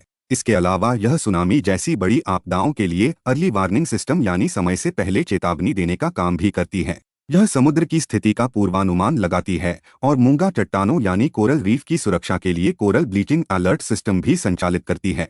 Related reports indices in news. सबसे पहले बात करते हैं ग्लोबल ड्राउट आउटलुक 2025 की। यह report organisation for economic cooperation and development यानी OECD द्वारा जारी की गई है। इसका उद्देश्य दुनिया के विभिन्न हिस्सों में सूखे की स्थिति का पूर्वानुमान देना और संभावित जोखिमों की पहचान करना है। इससे नीति निर्माता, किसान और आपदा प्रबंधन अधिकारी समय रहते उपाय कर सकते हैं। अब समझते हैं डिजास्टर रिस्क इंडेक्स को। DRI एक कॉम्पोजिट मेजर है, यानी यह कई कारकों को मिलाकर किसी क्षेत्र में आपदा जोखिम का आकलन करता है। हिमाचल प्रदेश के मुख्यमंत्री ने हाल ही में 16वीं फाइनेंस कमीशन से आग्रह किया कि यह सूचकांक पहाड़ी राज्यों की विशेष वल्नरेबिलिटीज को सही ढंग से दर्शाएं। DRI का मुख्य उद्देश्य है यह आकलन करना कि किसी क्षेत्र में आपदा होने की संभावना कितनी है और उसका प्रभाव कितना गंभीर हो सकता है। इसके अलावा यह क्षेत्र की वल्नरेबिलिटी और एक्सपोजर यानी जोखिम के प्रति संवेदनशीलता को भी मापता है। इसका उपयोग एविडेंस बेस्ड डिसीजन मेकिंग में किया जाता है और यह रिसोर्स एलोकेशन यानी संसाधन वितरण के लिए मार्गदर्शन करता है। DRI का इतिहास देखें तो इसे 15वीं फाइनेंस कमीशन के दौरान लागू किया गया था ताकि डिजास्टर फंडिंग में राज्यों की स्थिति को सही तरीके से शामिल किया जा सके। इसके तहत NDRF और स्टेट कॉन्टिंजेंसी फंड्स का वितरण राज्यों की DRI स्कोर के आधार पर होता है। DRI के कंपोनेंट्स की बात करें तो इसमें दो मुख्य हिस्से होते हैं। पहला है हैजर्ड प्रोबेबिलिटी यानी आपदा होने की संभावना, जिसका वेट 70 है। दूसरा है वल्नरेबिलिटी यानी क्षेत्र की संवेदनशीलता, जिसका वेट 30 है। दोनों को मिलाकर कॉम्पोजिट स्कोर तैयार किया जाता है। अगली महत्वपूर्ण रिपोर्ट है डिस्ट्रिक्ट फ्लड सेवेरिटी इंडेक्स। इसे IIT दिल्ली और गांधीनगर के शोधकर्ताओं ने विकसित किया है। इसका उद्देश्य जिले के स्तर पर फ्लड सेवेरिटी यानी बाढ़ की गंभीरता को मापना है। DFSI कॉम्पोजिट इंडेक्स है जिसमें 6 मुख्य फैक्टर्स शामिल हैं जो 2 समूहों में बांटे गए हैं। पहला समूह है फ्लड ऑकरेंस यानी बाढ़ की घटना को मापने वाले वेरिएबल्स, जैसे कि फ्लड इवेंट्स की संख्या, औसत बाढ़ अवधि, बाढ़ से प्रभावित क्षेत्र और प्रभावित जनसंख्या। दूसरा समूह है फ्लड डैमेज यानी बाढ़ से हुए नुकसान को मापने वाले वेरिएबल्स, जैसे जिले में हुई ह्यूमन फेटालिटी और इंजर्ड लोगों की संख्या। आप इस वीडियो को अपने IAS की तैयारी कर रहे दोस्तों को शेयर कर उनकी मदद भी कर सकते हैं। 6. जियोग्राफी। Global geoparks network. हाल ही में यूनेस्को ग्लोबल जियोपार्क्स के 10वें वर्षगांठ के अवसर पर GGN में 16 नए साइट्स जोड़े गए जो 11 देशों में स्थित हैं। इससे वैश्विक स्तर पर जियोलॉजिकल हेरिटेज और कंजर्वेशन की दिशा में एक बड़ा कदम माना जा रहा है। अब समझते हैं कि ग्लोबल जियोपार्क्स नेटवर्क क्या है। GGN एक गैर लाभकारी अंतर्राष्ट्रीय संस्था है जिसे यूनेस्को के तहत स्थापित किया गया है। इसका मुख्य उद्देश्य यह सुनिश्चित करना है कि ग्लोबल जियोपार्क्स में एथिकल स्टैंडर्ड्स यानी नैतिक और वैज्ञानिक मानकों का पालन हो। हाल ही में GGN में कुछ प्रमुख जियोपार्क्स को शामिल किया गया, जैसे चाइना का कंबुला, नॉर्थ कोरिया का माउंट पैक्टू और सऊदी अरेबिया का नॉर्थरिया। अब बात करते हैं यूनेस्को ग्लोबल जियोपार्क्स के बारे में। यूजीजीपीस की शुरुआत 2015 में की गई थी और इसे इंटरनेशनल जियोसाइंसेस एंड जियोपार्क्स प्रोग्राम का मुख्य हिस्सा माना जाता है। यूजीजीपीस क्या हैं? ये ऐसे एकीकृत भौगोलिक क्षेत्र हैं जिनका अंतर्राष्ट्रीय स्तर पर जियोलॉजिकल सिग्निफिकेंस है। इन्हें संरक्षण, शिक्षा और सतत विकास के सिद्धांतों के तहत प्रबंधित किया जाता है। इन जियोपार्क्स का प्रबंधन एक ऐसे संगठन द्वारा किया जाता है जिसे राष्ट्रीय कानून के तहत कानूनी मान्यता प्राप्त होती है। यूजीजीपी स्टेटस स्थायी नहीं होता, इसे हर 4 साल में पुनर्मूल्यांकन किया जाता है। एक जरूरी बात यह है कि यूजीजीपीस के लिए जीजीएन का सदस्य होना अनिवार्य है, यानी कोई भी यूनेस्को ग्लोबल जियोपार्क जीजीएन के नेटवर्क का हिस्सा बनना ही होगा। वर्तमान में दुनिया में 229 यूनेस्को ग्लोबल जियोपार्क्स 50 देशों में हैं, लेकिन भारत में अभी तक कोई जियोपार्क शामिल नहीं है। Polymetallic sulphides. हाल ही में भारत ने कार्ल्सबर्ग रिज में पीएमएस के लिए 15 साल की खोज अनुबंध पर इंटरनेशनल सीबेड अथॉरिटी के साथ हस्ताक्षर किए, इसलिए यह खबरों में है। सबसे पहले यह समझते हैं कि यह अनुबंध क्यों महत्वपूर्ण है। यह कार्ल्सबर्ग रिज में पॉलीमेटालिक सल्फर नोड्यूल्स की खोज के लिए दुनिया में पहली लाइसेंसिंग है। कार्ल्सबर्ग रिज अरब सागर में स्थित है और यह भारतीय और अरबी टेक्टोनिक प्लेट्स के बीच की सीमा बनाता है। भारत के अन्य एक्सप्लोरेशन कॉन्ट्रैक्ट्स की बात करें तो पॉलीमेटालिक नोड्यूल्स का शोध सेंट्रल इंडियन ओशन बेसिन में हो रहा है। इन्हें मैंगनीज नोड्यूल्स भी कहा जाता है। यह छोटे छोटे रॉक कॉन्क्रीशंस होते हैं जिनमें कॉन्सेंट्रिक लेयर्स में आयरन और मैंगनीज हाइड्रोक्साइड्स जमा होते हैं। अक्सर इनके कोर में शार्क टूथ या शेल जैसा कुछ होता है। पीएमएस का शोध इंडियन ओशन रिज में भी चल रहा है। अभी अफगानिस्तान सी माउंट के लिए अनुबंध को स्वीकृति मिलनी बाकी है। यह क्षेत्र सेंट्रल इंडियन ओशन में है और इसकी खोज के अधिकारों पर श्रीलंका ने दावा किया है। अब समझते हैं पॉलीमेटालिक सल्फाइड्स क्या होते हैं। पीएमएस समुद्र के तल पर पाए जाने वाले धातु समृद्ध खनिज होते हैं। इनमें कॉपर, जिंक, गोल्ड और सिल्वर जैसे धातु प्रचुर मात्रा में मौजूद होते हैं। ये मुख्यतः उन क्षेत्रों में पाए जाते हैं जहां पृथ्वी की मैंटल से गर्म मिनरल रिच फ्लूइड्स समुद्र में निकलते हैं। जब ये फ्लूइड्स समुद्र के पानी के संपर्क में आते हैं तो धातु सल्फाइड्स तल पर जमा होने लगते हैं। यही पीएमएस बनते हैं। हम एक ऐसी संस्था के बारे में चर्चा करेंगे जो समुद्र की अथाह गहराइयों और वहां छिपे खजानों की रक्षा करती है। इसका नाम है इंटरनेशनल सीबेड अथॉरिटी, जिसे हम संक्षेप में आईएसए यानी ईसा भी कहते हैं, और इसका मुख्यालय जमैका के किंगस्टन शहर में स्थित है। यह एक स्वायत्त अंतर्राष्ट्रीय संगठन है जो उन सभी देशों के साथ मिलकर काम करता है जिन्होंने समुद्र के कानून से जुड़े समझौते यानी अनक्लॉस पर हस्ताक्षर किए हैं। इस संस्था का मुख्य काम समुद्र तल पर होने वाली खनिज संसाधनों से जुड़ी सभी गतिविधियों को व्यवस्थित और नियंत्रित करना है ताकि इसका लाभ पूरी मानवता को मिल सके। साथ ही इसका यह भी बड़ा दायित्व है कि गहरे समुद्र में होने वाली गतिविधियों से समुद्री पर्यावरण को कोई नुकसान न पहुंचे और उसकी सुरक्षा सुनिश्चित की जा सके। इस संस्था की शुरुआत आज से करीब 31 साल पहले वर्ष 1994 में हुई थी। इसकी स्थापना 1982 के United Nations convention on the law of the sea और 1994 के एक विशेष समझौते के तहत की गई थी। अगर हम इसकी सदस्यता की बात करें तो वर्तमान में भारत सहित कुल 171 सदस्य इसके साथ जुड़े हुए हैं। आज के समय में जब पूरी दुनिया संसाधनों के लिए समुद्र की ओर देख रही है, तब आईएसए ने कई महत्वपूर्ण पहल शुरू की हैं। जैसे कि वर्ष 2025 के लिए डीप सी बायोबैंक इनिशिएटिव शुरू किया गया है ताकि गहरे समुद्र के जैविक नमूनों और जेनेटिक डेटा को शोध के लिए सुरक्षित रखा जा सके। इसके अलावा एरिया 2030 नाम का एक अभियान चलाया जा रहा है जिसका लक्ष्य वर्ष 2030 तक अंतर्राष्ट्रीय समुद्र तल का हाई रेजोल्यूशन मैप यानी सटीक नक्शा तैयार करना है। साथ ही समुद्र के वैज्ञानिक आधार को मजबूत करने के लिए सस्टेनेबल सीबेड नॉलेज इनिशिएटिव पर भी काम किया जा रहा है। Bharat forecast system. हाल ही में मिनिस्ट्री ऑफ अर्थ साइंसेस ने इसे जनता के सामने पेश किया है। यह दुनिया का पहला देशी उच्च रिजोल्यूशन वाला मौसम पूर्वानुमान प्रणाली है। सबसे पहले जानते हैं कि भारत फोरकास्ट सिस्टम किसने विकसित किया। इसे Indian institute of tropical meteorology, Pune ने विकसित किया है। IITM ministry of earth sciences का एक ऑटोनॉमस इंस्टीट्यूट है। बीएफएस का मुख्य उद्देश्य यह है कि भारत में मौसम का पूर्वानुमान अधिक सटीक और स्थान विशेष बनाया जा सके। इसके तहत वेदर प्रेडिक्शन की रेजोल्यूशन पहले 12 किलोमीटर थी, जिसे अब 6 किलोमीटर तक बढ़ा दिया गया है। इसका मतलब है कि अब हर गांव और शहर को अधिक सटीक मौसम जानकारी मिल सकेगी। बीएफएस डेटा के लिए 40 डॉपलर वेदर रडार से रियल टाइम इनपुट लेता है। डॉपलर रडार एक विशेष प्रकार का रडार है जो डॉपलर इफेक्ट का उपयोग करके हवा और वर्षा में मौजूद कणों की गति को मापता है। अब जानते हैं बीएफएस की विशेष महत्वता। बीएफएस उच्च जोखिम वाले क्षेत्रों में 64% तक बेहतर सटीकता प्रदान करता है। यह पूर्वानुमान 4-6 घंटे में तैयार कर देता है, जबकि पुराने मॉडल को लगभग 12-14 घंटे लगते थे।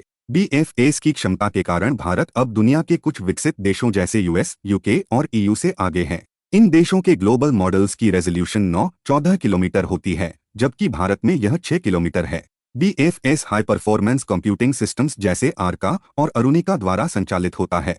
एक महत्वपूर्ण बात यह है कि BFS डेफिनेटिव मॉडल पर आधारित है। इसका मतलब है कि यह एक ही मॉडल का आउटपुट देता है और इससे फोरकास्ट में स्पष्टता और विश्वसनीयता आती है। इसके अलावा भारत में मिशन मौसम भी 2024 में मिनिस्ट्री ऑफ अर्थ साइंसेस द्वारा शुरू किया गया। इसका उद्देश्य मौसम और जलवायु सेवाओं को बेहतर बनाना, टाइमली और प्रेसाइज ऑब्जर्वेशन सुनिश्चित करना और BFS जैसी तकनीकों का उपयोग करना है। इसे India meteorological department, national centre for medium range weather forecasting और IITM मिलकर लागू करते हैं। Long period average. हाल ही में खबरों में यह इसलिए आया क्योंकि भारत मौसम विज्ञान विभाग यानी IMD ने इस साल जून से सितंबर तक के दक्षिण पश्चिम मानसून के मौसम में सामान्य से अधिक वर्षा का अनुमान लगाया है। उन्होंने कहा है कि बारिश इस लंबे अवधि के औसत का 105% होगी। तो सबसे पहले समझते हैं कि लॉन्ग पीरियड एवरेज यानी लंबी अवधि का औसत क्या है। इसका मतलब है किसी विशेष क्षेत्र में एक तय समयावधि में होने वाली औसत वर्षा। यहाँ पर समयावधि लंबी होती है, सामान्यतः 30 से 50 साल तक की। भारत में IMD अभी 1971 से 2020 तक के आंकड़ों का इस्तेमाल करके यह औसत निकालता है। लॉन्ग पीरियड एवरेज का मुख्य उद्देश्य यह है कि वर्तमान या अनुमानित वर्षा की तुलना इस औसत से की जा सके। इससे यह पता चलता है कि बारिश सामान्य है, सामान्य से कम है या सामान्य से अधिक है। अब इसे और स्पष्ट करने के लिए हम इसे कुछ श्रेणियों में बांट सकते हैं। अगर वर्षा औसत का 90% से कम हो तो इसे कम वर्षा या सूखा जैसी स्थिति माना जाता है। अगर वर्षा औसत का 90% से 95% के बीच हो तो यह थोड़ी कम बारिश होती है। अगर वर्षा औसत का 96% से 104% के बीच हो तो इसे सामान्य या आदर्श वर्षा माना जाता है। अगर वर्षा औसत का 105% से 110% के बीच हो तो इसे सामान्य से अधिक वर्षा कहा जाता है। और अगर औसत का 110% से ज्यादा बारिश हो जाए तो बाढ़ का खतरा बढ़ जाता है। True polar wander. हाल ही में एक अध्ययन में यह पाया गया कि बांधों के निर्माण ने 1835 के बाद से पृथ्वी के घूर्णन अक्ष को 1 मीटर से अधिक हिला दिया है। यानी इन बांधों ने पृथ्वी के पोल को सच में हिलाया है। तो सबसे पहले समझते हैं कि ट्रू पोलर वंडर क्या है। इसे हम पृथ्वी के क्रस्ट और मेंटल यानी ठोस भाग के घूर्णन के रूप में समझ सकते हैं, जो तरल बाहरी कोर के चारों ओर घूमता है। पृथ्वी यह इसलिए करती है ताकि उसका घूर्णन संतुलित रहे। जब पृथ्वी के किसी हिस्से में भारी पदार्थ का वितरण बदलता है, TPW को प्राकृतिक कारक भी प्रभावित करते हैं। इनमें ग्लेशियर का पिघलना, बर्फ की चादर का पिघलना, टेक्टोनिक प्लेट्स का खिसकना और महासागर की लहरें शामिल हैं। जब ये चीजें होती हैं तो पृथ्वी के भारी हिस्सों का संतुलन बदलता है और पृथ्वी अपने घूर्णन अक्ष को थोड़ा बदल देती है।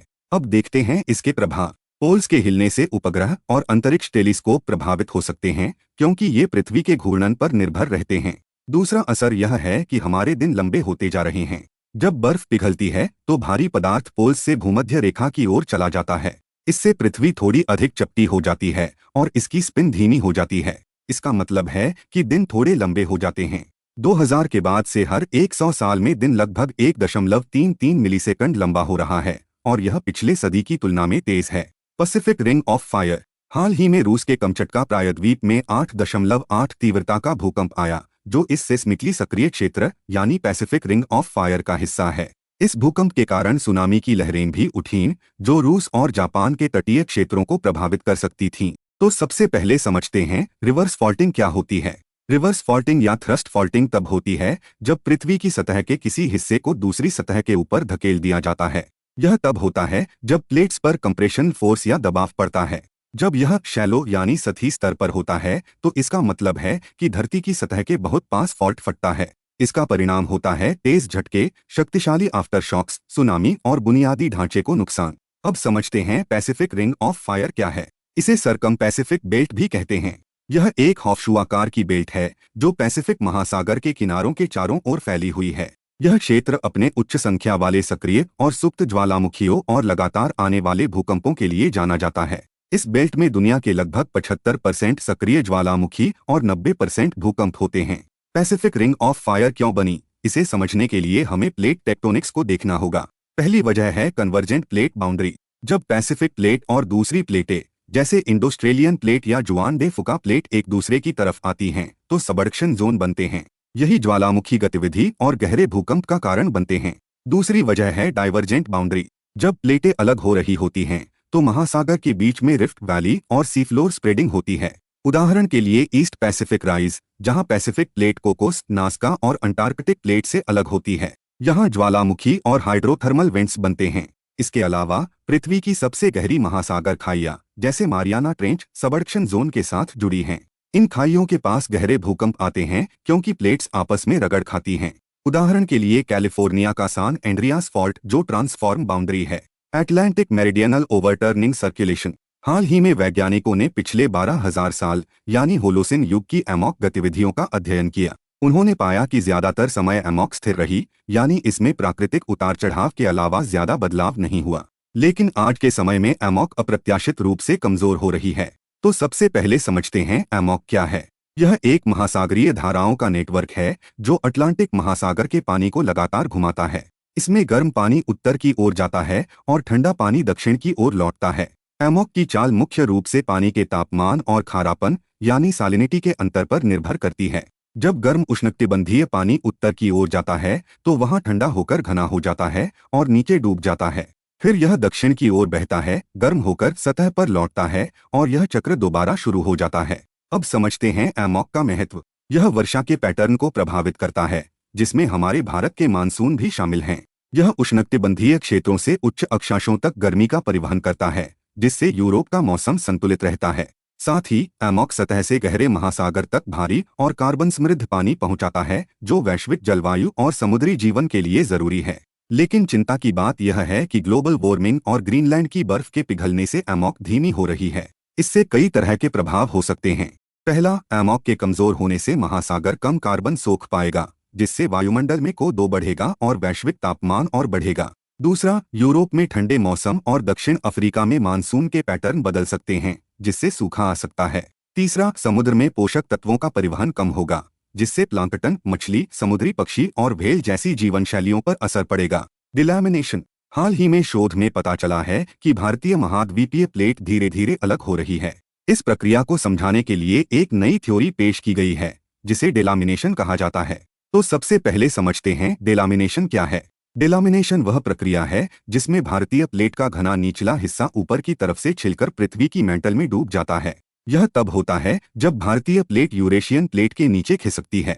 इस प्रक्रिया के कारण भारतीय प्लेट में दरारें और विभाजन आने लगते हैं। अब समझते हैं भारतीय प्लेट की स्थिति। भारतीय महाद्वीपीय प्लेट एक बड़ी टेक्टोनिक प्लेट है जो 4 बड़ी प्लेटों से घिरी हुई है: यूरेशियन प्लेट, अरबियन प्लेट, अफ्रीकी प्लेट और ऑस्ट्रेलियन प्लेट। भारतीय प्लेट पिछले 60 मिलियन साल से यूरेशियन प्लेट से टकरा रही है। इसी टकराव से तिब्बत का पठार और हिमालय पर्वत श्रृंखला बनी है। पारंपरिक रूप से भारतीय प्लेट की चाल को समझाने के लिए 2 सिद्धांत थे। पहला है अंडरप्लेटिंग, जिसमें भारतीय प्लेट का घना निचला भाग यूरेशियन प्लेट के नीचे खिसक जाता है। दूसरा है सबडक्शन, जिसमें एक प्लेट पूरी तरह से दूसरी प्लेट के नीचे चली जाती है। डेलामिनेशन इन दोनों से अलग है। इसमें प्लेट का निचला हिस्सा छिलकर मेटल में डूब जाता है, जिससे प्लेट का ऊपर का हिस्सा अलग थलग रह जाता है और धीरे धीरे दरारें बनती हैं। यह नई थ्योरी भारतीय प्लेट की गति और हिमालय पर्वत की वृद्धि को बेहतर ढंग से समझाती है। Terms concepts in news. सबसे पहले समझते हैं सोलर टॉर्नेडो क्या है। सोलर टॉर्नेडो सूर्य की सतह पर बनने वाले विशाल घूर्णन होते हैं। यह आयनित गैस या प्लाज्मा से बने होते हैं और सूर्य के चुंबकीय क्षेत्र द्वारा बनाए रखे जाते हैं। इन्हें टॉर्नेडो प्रोमिनेंस भी कहा जाता है। ये इतना विशाल हो सकते हैं कि इनकी ऊंचाई 1,30,000 किलोमीटर तक पहुंच जाती है और ये 2 लाख किलोमीटर प्रति घंटे की गति से घूम सकते हैं। इनका तापमान बेहद अधिक होता है, लगभग 2.5 लाख डिग्री सेल्सियस, और ये मुख्य रूप से सूर्य के ध्रुवों पर देखे जा सकते हैं। कभी कभी सूर्य की सतह के ऊपर 11,000 तक सोलर टॉर्नेडो एक साथ घूम सकते हैं। अब समझते हैं कोल्ड पूल क्या होते हैं। यह एक छोटे पैमाने का ठंडा क्षेत्र होता है जो वर्षा करने वाले बादलों के नीचे जमीन पर फैलता है। जब बारिश होती है तो उसका कुछ हिस्सा जमीन तक पहुंचने से पहले वाष्पित हो जाता है। इस वाष्पीकरण से हवा ठंडी हो जाती है और भारी बन जाती है। यह ठंडी और भारी हवा नीचे गिरती है और जमीन पर फैल जाती है, जिससे एक ठंडी बुलबुला जैसी सतह बनती है। इसे ही कोल्ड पूल कहते हैं। बात करते हैं पृथ्वी की गहरी समुद्री सतह की। गहरी समुद्री सतह वह क्षेत्र है जहां प्रकाश तेजी से कम होने लगता है, आमतौर पर 200 मीटर की गहराई से। यहाँ का तापमान लगभग 4 डिग्री सेल्सियस होता है और दबाव अत्यंत अधिक होता है, लगभग 40 से 110 गुना पृथ्वी के वायुमंडलीय दबाव के बराबर। इस क्षेत्र में समुद्री जीवन बहुत समृद्ध है। 200 से 1000 मीटर की गहराई में, जिसे मेसोपेलाजिक जोन कहते हैं, स्क्विड, क्रिल, जेल और मछलियां बहुतायत में पाई जाती हैं और दुनिया की लगभग 90% मछलियां इसी क्षेत्र में रहती हैं। गहरी समुद्री सतह का अध्ययन इसलिए महत्वपूर्ण है क्योंकि यहाँ तेल, गैस, मीथेन हाइड्रेट और महासागरीय धाराओं के स्रोत मिलते हैं। साथ ही यह नई दवाओं जैसे एंटीबायोटिक और कैंसर विरोधी दवाओं की खोज में मदद करता है। इसके अलावा गहरी समुद्री सतह के अध्ययन से हमें जलवायु परिवर्तन को समझने, भविष्यवाणी करने और उससे निपटने में भी मदद मिलती है। पोलर एंटीसाइक्लोन क्या है? यह एक उच्च दबाव वाला वायु प्रणाली है जो सतह की हवा के तीव्र शीतलन से बनती है। जब सतह की हवा ठंडी होती है तो वह भारी हो जाती है और नीचे की ओर डूबती है। फिर ऊंचाई पर की हवा नीचे गिरती हुई हवा को बदलने के लिए आती है। इस प्रक्रिया से सतह के ऊपर वायु का द्रव्यमान बढ़ जाता है और उच्च दबाव का क्षेत्र बनता है, जिसे एंटीसाइक्लोन कहा जाता है। एंटीसाइक्लोन एक उच्च दबाव का क्षेत्र होता है जिसके चारों ओर कम दबाव वाले क्षेत्र होते हैं और हवाएं इसके केंद्र से बाहर की ओर बहती हैं। हवा का घूर्णन उत्तर गोलार्ध में घड़ी की दिशा में और दक्षिण गोलार्ध में इसके विपरीत होता है। अब बात करते हैं थर्स्ट वेव की। थर्स्ट वेव एक ऐसा मौसमीय परिघटना है जब वातावरण अत्यधिक प्यासा हो जाता है, यानी हवा बहुत ज्यादा नमी खींचती है और धरती को तेजी से सुखा देती है। इसे ही थर्स्ट वेव कहते हैं। ध्यान दें कि हीट वेव केवल उच्च तापमान से परिभाषित होती है, जबकि थर्स्ट वेव उच्च शुष्कता और हवा की नमी खींचने की क्षमता से परिभाषित होती है। तकनीकी रूप से अगर लगातार 3 दिन में वाष्पोत्सर्जन की मांग उसके ऐतिहासिक 90% से अधिक हो तो इसे थर्स्ट वेव कहा जाता है। वाष्पोत्सर्जन की मांग पर तापमान, हवा की गति, आर्द्रता और सूर्य की रोशनी असर डालती हैं। अब समझते हैं मर्केटर का नक्शा। इसे 1569 में गेरल्डस मर्केटर ने बनाया था। इसका उद्देश्य नेविगेशन को आसान बनाना था ताकि समुद्री मार्ग पर जहाज सीधे रेखा में चल सकें। मर्केटर मैप एक कॉन्फॉर्मल मैप होता है जो स्थानीय आकृतियों और कोणों को सही रखता है, लेकिन इसमें स्केल में विकृति होती है। विशेष रूप से यह पोल के पास भूमि क्षेत्रों को असल से बड़ा और भूमध्य रेखा के पास छोटे दिखाता है। उदाहरण के लिए अफ्रीका वास्तव में ग्रीनलैंड से 14 गुना बड़ा है, लेकिन मर्केटर नक्शे में यह लगभग समान दिखता है। हाल ही में अफ्रीकन यूनियन ने करेक्ट द मैप अभियान शुरू किया है ताकि इसे इक्वल अर्थ मैप जैसी वैकल्पिक प्रोजेक्शन से बदल दिया जाए। अंत में बात करते हैं अरब सागर मिनी वॉर्म पूल की। यह अरब सागर में समुद्र सतह का एक छोटा, असामान्य रूप से गर्म क्षेत्र है, खासकर केरल तट के पास दक्षिण पूर्वी हिस्से में। एक वॉर्म पूल उस जल निकाय को कहते हैं जिसका सतही तापमान 28.5 डिग्री सेल्सियस से अधिक हो और यह क्षेत्रीय मौसम और जलवायु पर महत्वपूर्ण प्रभाव डालता है। अरब सागर मिनी वॉर्म पूल हर साल अप्रैल और मई में बनता है, यानी भारतीय गर्मियों के मानसून के शुरू होने से ठीक पहले। यह मानसून को पिछले एल नीनो के कारण हुई बाधाओं से उबरने में मदद करता है। Organisations in news. National centre of polar and ocean research. हम एक ऐसी संस्था के बारे में जानेंगे जो पृथ्वी के सबसे ठंडे और दुर्गम कोनों में भारत की वैज्ञानिक उपस्थिति को मजबूती देती है। इसका नाम है national centre for polar and ocean research, जिसे हम छोटे रूप में NCPOR कहते हैं। यह भारत की प्रमुख रिसर्च और डेवलपमेंट संस्था है जो पोलर यानी ध्रुवीय क्षेत्रों और दक्षिणी महासागर में होने वाली देश की सभी शोध गतिविधियों के लिए जिम्मेदार है। इस संस्था की शुरुआत आज से करीब 27 साल पहले वर्ष 1998 में पृथ्वी विज्ञान मंत्रालय के तहत एक स्वायत्त संस्थान के रूप में हुई थी और इसने हाल ही में अपने शानदार 25 साल पूरे किए हैं। इसकी देखरेख के लिए एक गवर्निंग बॉडी बनाई गई है जिसमें 13 सदस्य होते हैं और पृथ्वी विज्ञान मंत्रालय के सचिव इसके पदेन अध्यक्ष के रूप में कार्य करते हैं। NCPOR की भूमिका बहुत ही खास है क्योंकि यह दुनिया के अलग अलग हिस्सों में भारत के रिसर्च स्टेशनों का रखरखाव करती है। अंटार्कटिका में हमारे मैत्री और भारती स्टेशन, आर्कटिक क्षेत्र में हिमाद्री और हिमालय की ऊंचाइयों पर स्थित हिमांश स्टेशन इसी संस्था की देखरेख में चलते हैं। इतना ही नहीं, यह भारत के महत्वाकांक्षी डीप ओशन मिशन का भी नेतृत्व कर रही है, जिसका मुख्य ध्यान हिंद महासागर में गहरे समुद्र के खनिज संसाधनों और हाइड्रोथर्मल प्रणालियों की खोज करना है। साथ ही यह संस्था भारत की आर्कटिक नीति 2022 और भारतीय अंटार्कटिका अधिनियम 2022 को लागू करने में भी मदद करती है। हाल ही में NCPOR ने कुछ अनोखी सुविधाएं भी शुरू की हैं। यहाँ पोलर भवन बनाया गया है जिसमें आधुनिक प्रयोगशालाएं तो हैं ही, साथ ही इसमें भारत का पहला पोलर और ओशन म्यूजियम भी होगा। इसके अलावा यहाँ सागर भवन की स्थापना की गई है जहाँ 2 विशेष आइस कोर लैबोरेटरीज बनाई गई हैं जिनमें तापमान -30 डिग्री सेल्सियस रहता है। साथ ही यहाँ +4 डिग्री सेल्सियस वाले स्टोरेज यूनिट्स भी हैं, जहाँ समुद्र से लाए गए तलछट और जैविक नमूनों को सुरक्षित रखा जाता है। ये प्रयास हमें जलवायु परिवर्तन को समझने और भविष्य की चुनौतियों के लिए तैयार होने में मदद करते हैं। जो भी अभी तक वीडियो देख रहा है, तो कोई भी कमेंट कर अपनी अटेंडेंस लगवाए। आपका कमेंट देखकर अच्छा लगेगा। 7 places in news India.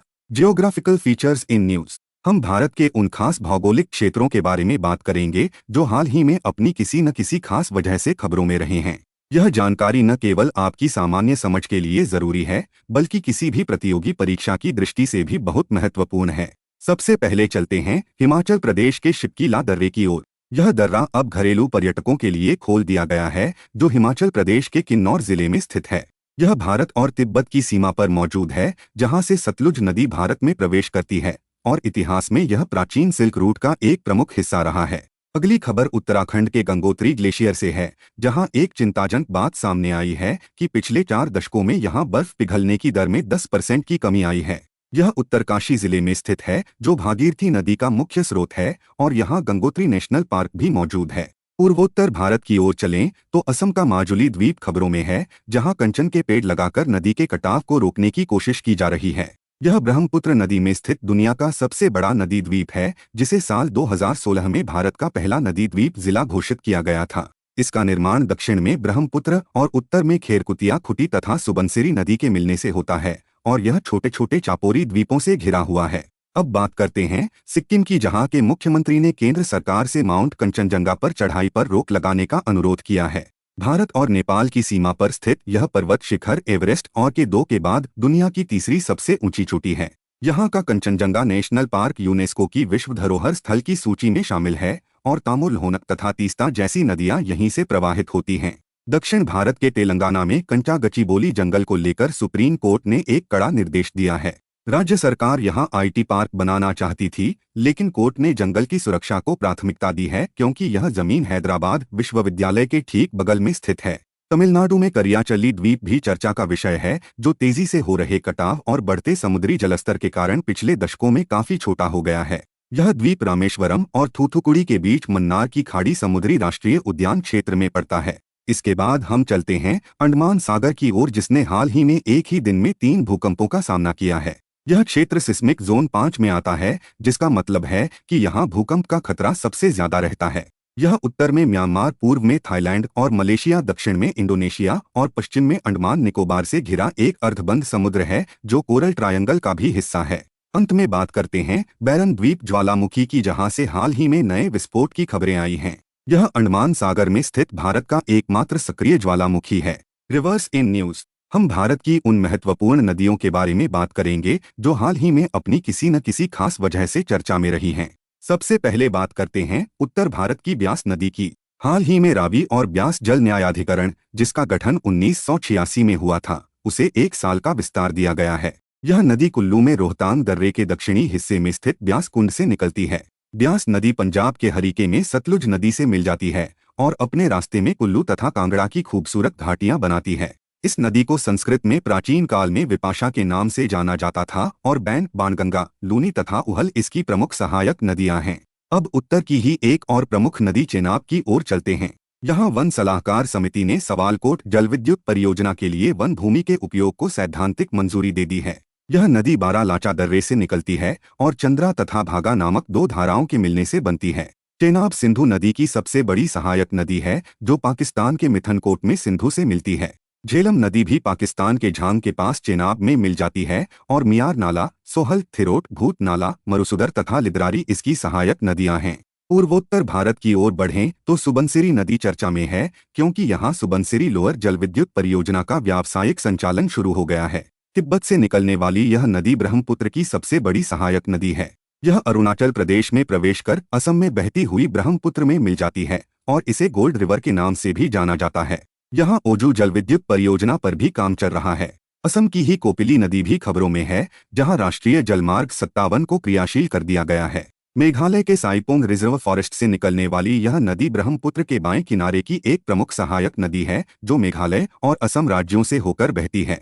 Arunachal Pradesh की सियोम नदी पर भी हेओ, टैटो 1 और टैटो 2 जैसी जलविद्युत परियोजनाएं स्थापित की गई हैं। पूर्वी हिमालय से निकलने वाली यह नदी अरुणाचल प्रदेश में ही सियांग नदी से मिल जाती है, जिसे ब्रह्मपुत्र भी कहा जाता है।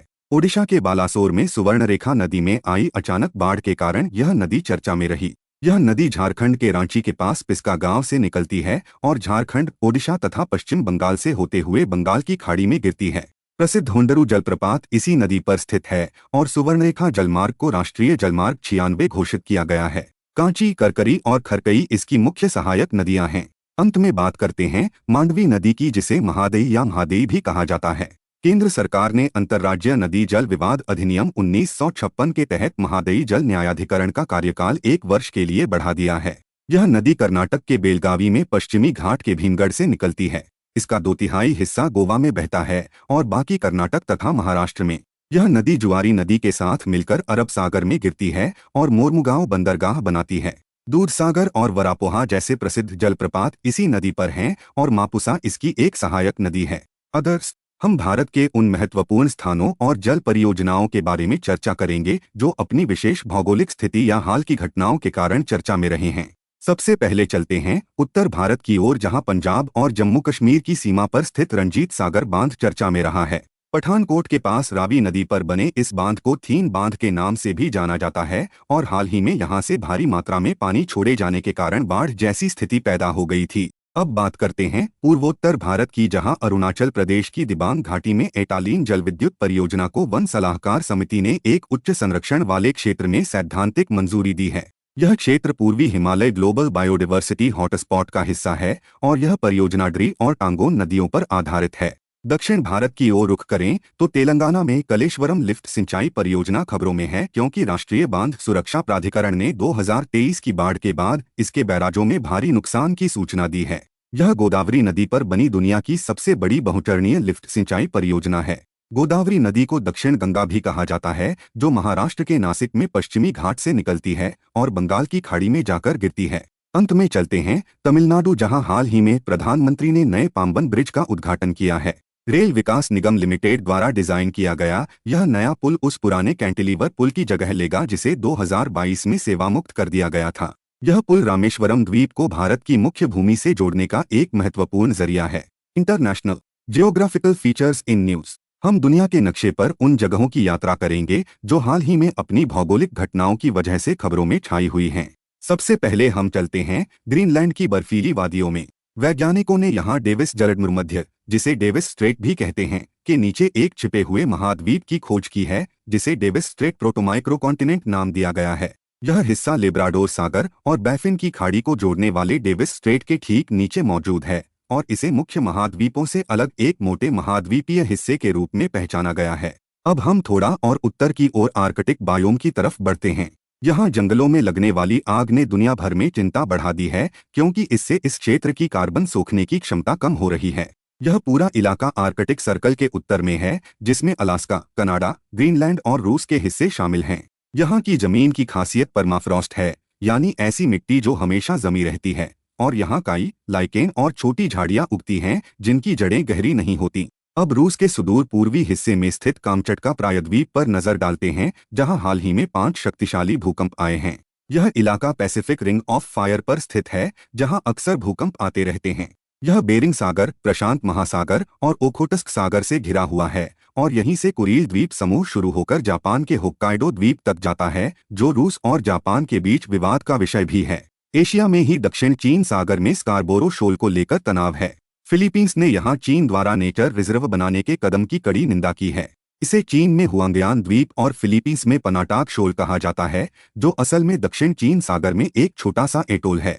अब हम अपने पड़ोसी देश नेपाल चलते हैं, जहां भारत और नेपाल ने मिलकर अरुण 3 जलविद्युत परियोजना के इलेक्ट्रोमैकेनिकल कार्यों का उद्घाटन किया है।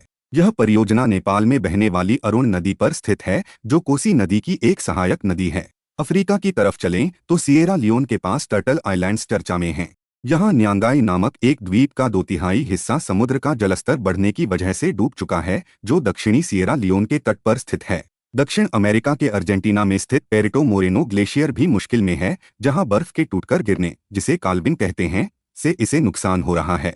इसे व्हाइट जाइंट भी कहा जाता है और यह यूनेस्को विश्व धरोहर स्थल लॉस ग्लेशियर्स नेशनल पार्क में स्थित है। अंत में हम दुनिया के सुदूर दक्षिण में ड्रेक पैसेज की बात करते हैं, जहां अर्जेंटीना और चिली के पास 7.5 तीव्रता का भूकंप आया था। यह जगह दक्षिण अमेरिका के सबसे दक्षिणी छोर केप हॉर्न और अंटार्कटिका के पास स्थित दक्षिण शेटलैंड द्वीपों के बीच में है। यहाँ का पानी मुख्य रूप से पश्चिम से पूर्व की ओर बहता है, जो अंटार्कटिक सरकमपोलर करंट का हिस्सा है, और यह क्षेत्र अपने तूफानी समुद्र और बर्फीले हालात के लिए जाना जाता है। Reverse water bodies in news. हम दुनिया की सैर पर निकलेंगे और उन महत्वपूर्ण नदियों तथा जलाशयों के बारे में जानेंगे जो हाल फिलहाल में अपनी बदलती परिस्थितियों या नई परियोजनाओं के कारण चर्चा का विषय बने हुए हैं। हमारी यात्रा की शुरुआत अमेरिका के कैलिफोर्निया से होती है, जहां ट्यूलेर झील खबरों में है। एक समय सूख चुकी यह झील 130 वर्षों के बाद फिर से अस्तित्व में आ गई है, जिसका मुख्य कारण 2023 में आई वायुमंडलीय नदियां थीं। यह झील कैलिफोर्निया की सैन जोकिन घाटी में स्थित है। इस झील को भरने का काम कर्न नदी करती है, जो दक्षिणी सियरा से आने वाले बर्फ के पिघले पानी को यहां तक लाती है और झील को पुनर्जीवित करती है। अब हम अफ्रीका महाद्वीप की ओर बढ़ते हैं, जहां कांगो नदी चर्चा में है, क्योंकि विश्व बैंक ने यहां इंगा 3 फीट जलविद्युत परियोजना के वित्त पोषण के लिए $250 मिलियन की मंजूरी दी है। इस विशाल नदी का बेसिन 9 देशों में फैला हुआ है, जिनमें Zambia, Angola, Democratic Republic of Congo, Central African Republic, Tanzania, Burundi, Rwanda और कैमरून शामिल हैं, और अंत में यह अटलांटिक महासागर में जाकर मिलती है। अमेज़न नदी के बाद जल प्रवाह के मामले में यह दुनिया की दूसरी सबसे बड़ी नदी है, और नील नदी के बाद अफ्रीका की दूसरी सबसे लंबी नदी होने के साथ साथ यह दुनिया की सबसे गहरी नदी भी है, जो भूमध्य रेखा को 2 बार पार करती है। कांगो बेसिन में दुनिया का सबसे बड़ा उष्णकटिबंधीय पीटलैंड भी मौजूद है, जो जीवाश्म ईंधन से होने वाले वैश्विक कार्बन उत्सर्जन का लगभग 3 साल का हिस्सा अपने अंदर संजोए हुए है। इसके बाद हम यूरोप के पेरिस शहर चलते हैं, जहां सीन नदी सुर्खियों में है। पेरिस ने 1923 के बाद पहली बार सीन नदी को आम जनता के तैरने के लिए खोल दिया है, जो एक ऐतिहासिक कदम है। लॉयर नदी के बाद यह फ्रांस की दूसरी सबसे लंबी नदी है। यह नदी पेरिस शहर के बीच से होकर बहती है और ले हावरे में जाकर इंग्लिश चैनल में गिरती है। अब हम वापस अफ्रीका के पूर्वी हिस्से में तंजानिया चलते हैं, जहां ग्रेट रुआहा नदी जलवायु परिवर्तन और कुप्रबंधन के कारण सूखने के कगार पर है। यह तंजानिया की प्रमुख नदियों में से एक है। यह रुफिजी नदी की एक महत्वपूर्ण सहायक नदी है, जो तंजानिया का सबसे बड़ा नदी बेसिन बनाती है। साथ ही यह रुआहा नेशनल पार्क के लिए पानी का मुख्य स्रोत भी है, इसलिए इसका सूखना वन्य जीवन के लिए चिंता का विषय है। अफ्रीका में ही इथियोपिया से जुड़ी एक बड़ी खबर है, जहां ब्लू नील नदी पर ग्रैंड इथियोपियन रेनेसा डैम या GERD का निर्माण पूरा हो गया है, जो अफ्रीका की सबसे बड़ी जलविद्युत परियोजना है। ब्लू नील नील नदी की एक प्रमुख सहायक नदी है। यह सूडान में बहती हुई खार्तूम में व्हाइट नील से मिलती है और वहां से मिलकर मुख्य नील नदी का निर्माण करती है। इसका उद्गम इथियोपिया की टाना झील से होता है और यह इथियोपिया तथा सूडान से होकर गुजरती है। अंत में हम मध्य एशिया की ओर चलते हैं, जहां अरल सागर एक पर्यावरणीय त्रासदी की कहानी बयां कर रहा है।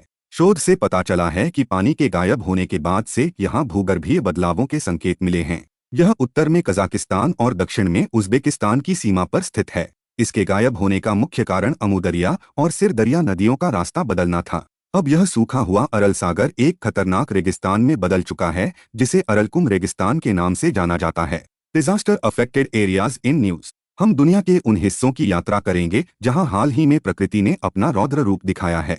हमारी यात्रा की शुरुआत प्रशांत महासागर के बीच स्थित हवाई से होती है, जहां के दक्षिण पूर्वी हिस्से में मौजूद किलाउया ज्वालामुखी में फिर से विस्फोट हुआ है। यहां से हम दक्षिण अमेरिका की ओर बढ़ते हैं, जहां पेरू, जिसकी राजधानी लीमा है, के दक्षिणी तट पर भूकंप के झटके महसूस किए गए हैं।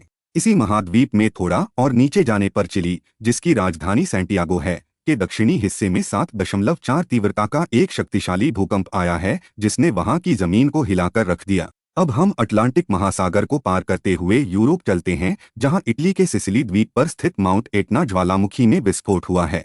यह यूरोप का सबसे बड़ा सक्रिय ज्वालामुखी है और इसे यूनेस्को विश्व धरोहर स्थल का दर्जा भी प्राप्त है। यूरोप से सटे हुए तुर्की देश में, जिसकी राजधानी अंकारा है, बालिकेसिर प्रांत में भूकंप ने दस्तक दी है। इसके ठीक नीचे अफ्रीका महाद्वीप के अल्जीरिया में, जिसकी राजधानी अल्जीयर्स है, टेबेसा प्रांत भी भूकंप की चपेट में आया है। अफ्रीका के मध्य भाग की ओर चलें तो डेमोक्रेटिक रिपब्लिक ऑफ कांगो, जिसकी राजधानी किंशासा है, वहां लेक तांगानिका के पास के पूर्वी हिस्सों में भारी बाढ़ आई है। वहीं पूर्वी अफ्रीका में इथियोपिया का हाईली गुब्बी ज्वालामुखी खबरों में है, क्योंकि यहां हुए विस्फोट से निकली राख का एक विशाल बादल लाल सागर और दक्षिण एशिया तक फैल गया था। अब हम एशिया की तरफ रुख करते हैं, जहां अफगानिस्तान, जिसकी राजधानी काबुल है, के कुनार प्रांत में भूकंप आया है। भारत के पास अरब सागर में पश्चिमी तट के साथ साथ साइक्लोन असना नामक एक उष्णकटिबंधीय चक्रवात या ट्रॉपिकल साइक्लोन देखा गया है। दक्षिण पूर्व एशिया में वियतनाम, जिसकी राजधानी हनोई है, वहां उत्तर पश्चिमी प्रशांत महासागर में टाइफून बुआलोई ने दस्तक दी है। हमारी यात्रा का अंतिम पड़ाव इंडोनेशिया है, जो पैसिफिक रिंग ऑफ फायर का हिस्सा होने के कारण हमेशा भूगर्भीय हलचलों का केंद्र रहता है। यहाँ फ्लोरेस द्वीप पर स्थित माउंट लेवोटोबी लाकी लाकी ज्वालामुखी में विस्फोट हुआ है। इसके अलावा जावा द्वीप का सबसे ऊंचा ज्वालामुखी माउंट सेमेरू, जो एक स्ट्रैटोवोल्कानो है, उसमें भी विस्फोट हुआ है और यहाँ मेरापी ज्वालामुखी का संदर्भ भी मिलता है। Countries in news. हम विश्व के उन देशों की चर्चा करेंगे जो अपनी खास कूटनीतिक गतिविधियों, पर्यावरण संबंधी चिंताओं या वैश्विक सम्मेलनों के कारण अंतर्राष्ट्रीय स्तर पर चर्चा में रहे हैं। हमारी यात्रा प्रशांत महासागर के एक छोटे से द्वीपीय देश वानुअतु से शुरू होती है, जिसकी राजधानी पोर्ट विला है। वानुअतु ने एक बहुत ही साहसिक कदम उठाते हुए अंतर्राष्ट्रीय न्यायालय यानी इंटरनेशनल कोर्ट ऑफ जस्टिस का दरवाजा खटखटाया है। उनकी मांग है कि पर्यावरण को होने वाले विनाशकारी नुकसान को इकोसाइड यानी पर्यावरण हत्या की श्रेणी में रखा जाए और उसे अपराध माना जाए। अब हम दक्षिण अमेरिका के कोलंबिया चलते हैं, जिसकी राजधानी बोगोटा है। हाल ही में कोलंबिया के कार्टाजेना शहर में वायु प्रदूषण और स्वास्थ्य पर दूसरा WHO वैश्विक सम्मेलन आयोजित किया गया। इस महत्वपूर्ण कार्यक्रम का आयोजन विश्व स्वास्थ्य संगठन और कोलंबिया सरकार ने संयुक्त राष्ट्र की अन्य एजेंसियों जैसे UNEP और WMO के साथ मिलकर किया था। यूरोप की ओर रुख करें तो डेनमार्क अपनी राजधानी कोपेनहेगन के साथ खबरों में है। भारत और डेनमार्क ने अपनी ग्रीन स्ट्रैटेजिक पार्टनरशिप यानी हरित रणनीतिक साझेदारी की पुष्टि की है।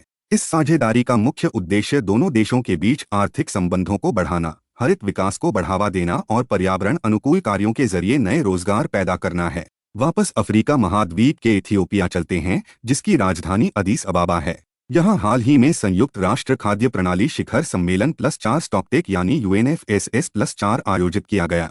आपको बता दें कि इस खाद्य प्रणाली शिखर सम्मेलन की शुरुआत साल 2021 में की गई थी और अदीस अबाबा में हुई इस बैठक में अब तक की प्रगति का जायजा लिया गया। प्रशांत महासागर के एक और छोटे देश तुवालू की बात करते हैं, जिसकी राजधानी फुनाफुटी है। जलवायु परिवर्तन के कारण बढ़ता समुद्री जलस्तर इस देश के अस्तित्व के लिए बड़ा खतरा बन गया है। इसी खतरे को देखते हुए तुवालू ने ऑस्ट्रेलिया के साथ 2023 फलेपिली यूनियन संधि पर हस्ताक्षर किए हैं, ताकि वह अपने भविष्य को सुरक्षित कर सके। अंत में हम दक्षिण अमेरिका के देश इक्वाडोर चलते हैं, जिसकी राजधानी क्विटो है। यहाँ के स्वदेशी समुदायों ने सरकार की उस योजना की कड़ी आलोचना की है, जिसमें अमेजन के जंगलों में तेल ड्रिलिंग विस्तार के लिए $47 बिलियन खर्च करने का प्रस्ताव रखा गया है। इन समूहों का मानना है कि इससे अमेजन के अनमोल पारिस्थितिकी तंत्र को भारी नुकसान पहुंचेगा। PT 365 इकोनॉमिक का वीडियो आप हमारे चैनल पर देख सकते हैं। 8 प्रोटेक्टेड एरियाज इन न्यूज। हम भारत के उन संरक्षित क्षेत्रों की सैर करेंगे जो अपनी प्राकृतिक सुंदरता और जैव विविधता के कारण हाल ही में चर्चा में रहे हैं। हमारी शुरुआत उत्तर भारत के हिमालयी क्षेत्रों से होती है। यहाँ लद्दाख में सारपछू कंजर्वेशन रिजर्व स्थित है। इसी के पास उत्तराखंड में भागीरथी इको सेंसिटिव जोन अपनी संवेदनशील पारिस्थितिकी के कारण सुर्खियों में रहा है। मैदानी इलाकों की ओर बढ़ें तो उत्तर प्रदेश का दुधवा टाइगर रिजर्व बाघों के संरक्षण के लिए जाना जाता है। वहीं उत्तर प्रदेश के ही सोनभद्र इलाके में सालखन फॉसिल पार्क मौजूद है, जो दुनिया के सबसे पुराने जीवाश्मों में से एक को सहेजे हुए है। मध्य और पूर्वी भारत की बात करें तो झारखंड का महुआडांड भेड़िया अभयारण्य भेड़ियों के संरक्षण के लिए चर्चा में है। ओडिशा का सिमलीपाल टाइगर रिजर्व अपनी अनूठी जैव विविधता के लिए प्रसिद्ध है। वहीं पश्चिम बंगाल का सुंदरबन टाइगर रिजर्व अपने मैंग्रोव वनों और रॉयल बंगाल टाइगर के लिए वैश्विक स्तर पर जाना जाता है। पूर्वोत्तर भारत में असम का काजीरंगा नेशनल पार्क और टाइगर रिजर्व एक सींग वाले गैंडों का घर है। वहीं मणिपुर का कीबुल लामजाओ नेशनल पार्क दुनिया का एकमात्र तैरता हुआ नेशनल पार्क होने के कारण हमेशा चर्चा में रहता है। अब हम दक्षिण और पश्चिम भारत की ओर चलते हैं। महाराष्ट्र का सह्याद्री टाइगर रिजर्व पश्चिमी घाट की सुरक्षा के लिए महत्वपूर्ण है। गोवा में महादेई वन्यजीव अभयारण्य अपनी नदियों और घने जंगलों के कारण खबरों में रहा है। कर्नाटक में मले महादेश्वर हिल्स वन्यजीव अभयारण्य हाथियों और बाघों का एक प्रमुख गलियारा है। केरल की ओर बढ़ें तो थट्टेकार पक्षी अभयारण्य पक्षी प्रेमियों के लिए स्वर्ग माना जाता है। अंत में तमिलनाडु और केरल की सीमा पर स्थित अगस्त्यमाला बायोस्फीयर रिजर्व अपनी दुर्लभ जड़ी बूटियों और समृद्ध वनस्पति के कारण बहुत महत्वपूर्ण है। हम भारत के कुछ उन संरक्षित क्षेत्रों की यात्रा करेंगे जो हाल ही में अपनी किसी खास उपलब्धि या घटना की वजह से खबरों में रहे हैं। असम। सबसे पहले चलते हैं असम के काजीरंगा नेशनल पार्क और टाइगर रिजर्व की ओर। हाल ही में यहाँ एक बहुत ही आधुनिक तकनीक एकॉस्टिक मॉनिटरिंग यानी ध्वनि निगरानी तकनीक का इस्तेमाल करके पहली बार घास के मैदानों में रहने वाले पक्षियों की गणना की गई है। यह पार्क ब्रह्मपुत्र के बाढ़ के मैदानों में और कार्बी आंगलों की पहाड़ियों की तलहटी में बसा हुआ है, जहाँ से डिफालू और मोराडिफालू जैसी नदियाँ बहती हैं। यहाँ आपको जलोढ़ घास के मैदानों से लेकर घने सदाबहार वन तक देखने को मिलेंगे। खास बात यह है कि दुनिया के 70% एक सींग वाले गैंडे यहीं पाए जाते हैं और कर्नाटक के बांदीपुर तथा उत्तराखंड के कॉर्बेट के बाद भारत में बाघों का तीसरा सबसे अधिक घनत्व भी यहीं दर्ज किया गया है। यूनेस्को की इस विश्व धरोहर को बर्ड लाइफ इंटरनेशनल द्वारा एक महत्वपूर्ण पक्षी क्षेत्र के रूप में भी मान्यता दी गई है। गोवा। अब दक्षिण की ओर चलें तो गोवा का महादेव वन्यजीव अभयारण्य चर्चा में है, क्योंकि सुप्रीम कोर्ट ने यहां चल रही कुछ परियोजनाओं पर रोक लगा दी है। उत्तरी गोवा में पश्चिमी घाट के साथ स्थित यह अभयारण्य कर्नाटक और महाराष्ट्र की सीमाओं को छूता है। महादेव या मांडवी नदी इसी के बीच से होकर गुजरती है। यहाँ बाघ, तेंदुए और भालू जैसे जानवरों के साथ साथ आपको दुर्लभ अशोक के पेड़ भी देखने को मिलेंगे, जिन पर केसरिया रंग के बहुत ही खूबसूरत फूल खिलते हैं। हिमाचल प्रदेश की स्पीति घाटी में स्थित सारपचू कंजर्वेशन रिजर्व के बारे में भी जानना जरूरी है, जिसे हाल ही में अधिसूचित किया गया है और यह भारत का सबसे बड़ा संरक्षण रिजर्व है। यह उनम नदी और चरप नाला के संगम पर स्थित है। इसकी भौगोलिक स्थिति ऐसी है कि यह उत्तर में लद्दाख और अन्य दिशाओं में किब्बर तथा चंद्रताल जैसे प्रसिद्ध अभयारण्यों से घिरा हुआ है। यह इलाका मुख्य रूप से हिम तेंदुए, तिब्बती भेड़िए और हिमालयन आइबेक्स जैसे दुर्लभ जीवों का घर है। झारखंड से एक बहुत ही दिल को छू लेने वाली खबर आई है, जहां महुआ डांड भेड़िया अभयारण्य के आदिवासियों ने अपनी सरना आस्था के चलते सर्दियों के महीनों में साल के जंगलों में जाने से परहेज करने की एक अनूठी परंपरा निभाई है। यह भारत का पहला और इकलौता समर्पित भेड़िया अभयारण्य है जो पलामू टाइगर रिजर्व के भीतर स्थित है और यहाँ से बुढ़ा नदी बहती है। कर्नाटक के मले महादेश्वराया एमएम हिल्स वन्यजीव अभयारण्य की जहाँ दुर्भाग्य से 5 बाघ मृत पाए गए थे। दक्षिण पूर्व कर्नाटक में स्थित यह क्षेत्र बहुत महत्वपूर्ण है, क्योंकि यह बिलीगिरी रंगनाथ स्वामी मंदिर और कावेरी वन्यजीव अभयारण्य के बीच एक गलियारे का काम करता है। यह पूर्वी घाट और पश्चिमी घाट के परिदृश्य को जोड़ने वाला एक बहुत ही अहम हिस्सा है, जहां बाघ, हाथी और ढोल जैसे जंगली कुत्ते बड़ी संख्या में पाए जाते हैं। केरल के एर्नाकुलम जिले में स्थित थट्टेकाड पक्षी अभयारण्य की ओर हाल ही में हुए एक जीव जंतु सर्वेक्षण में यहाँ पक्षियों की 9 नई प्रजातियां पाई गई हैं। आपको जानकर गर्व होगा कि यह केरल का पहला पक्षी अभयारण्य है और इसे पश्चिमी घाट के सबसे समृद्ध पारिस्थितिक क्षेत्रों में से एक माना जाता है। यहाँ पेरियार और इडमलियार नदियां बहती हैं, जिनके किनारे उष्णकटिबंधीय सदाबहार और नम पर्णपाती वन पाए जाते हैं। पक्षियों के अलावा यहाँ तेंदुआ, स्लोथ बियर और साही जैसे जानवर भी रहते हैं। महाराष्ट्र। अब बात करते हैं महाराष्ट्र के सह्याद्री टाइगर रिजर्व की। हाल ही में भारत सरकार के पर्यावरण मंत्रालय ने ताडोबा और पेंच टाइगर रिजर्व से यहां 8 बाघों को लाने यानी ट्रांसलोकेशन की मंजूरी दी है। यह रिजर्व पश्चिमी घाट की सह्याद्री पर्वतमाला में स्थित है और यह पश्चिमी घाट में बाघों का सबसे उत्तरी आवास स्थल है। साल 2010 में चंदोली नेशनल पार्क और कोयना वन्यजीव अभयारण्य को मिलाकर इसे बनाया गया था। यहाँ कोयना नदी पर बना शिवसागर जलाशय और वारणा नदी का वसंत सागर जलाशय इसकी खूबसूरती में 4 चांद लगाते हैं। यहाँ आपको 4 सींग वाले मृग, विशाल गिलहरी और लुप्तप्राय भारतीय लंबी चोंच वाले गिद्ध भी देखने को मिल सकते हैं। मणिपुर। इसके बाद हम चलते हैं मणिपुर के बिष्णुपुर और थौबल जिले में, जहाँ दुनिया का इकलौता तैरता हुआ park Keibul Lamjao national park स्थित है। हाल ही में हुए एक अध्ययन ने यहाँ की लोकटक झील में बढ़ते जल प्रदूषण पर चिंता जताई है। इस पार्क की सबसे बड़ी विशेषता यहाँ तैरने वाले वनस्पति के द्वीप हैं, जिन्हें फुमदी कहा जाता है। लोकटक झील पूर्वोत्तर भारत की सबसे बड़ी मीठे पानी की झील है और यह रामसर साइट के साथ साथ मॉन्ट्रो रिकॉर्ड में भी शामिल है। यह पार्क दुर्लभ सांगई यानी भौहों वाले हिरण का आखिरी प्राकृतिक घर है।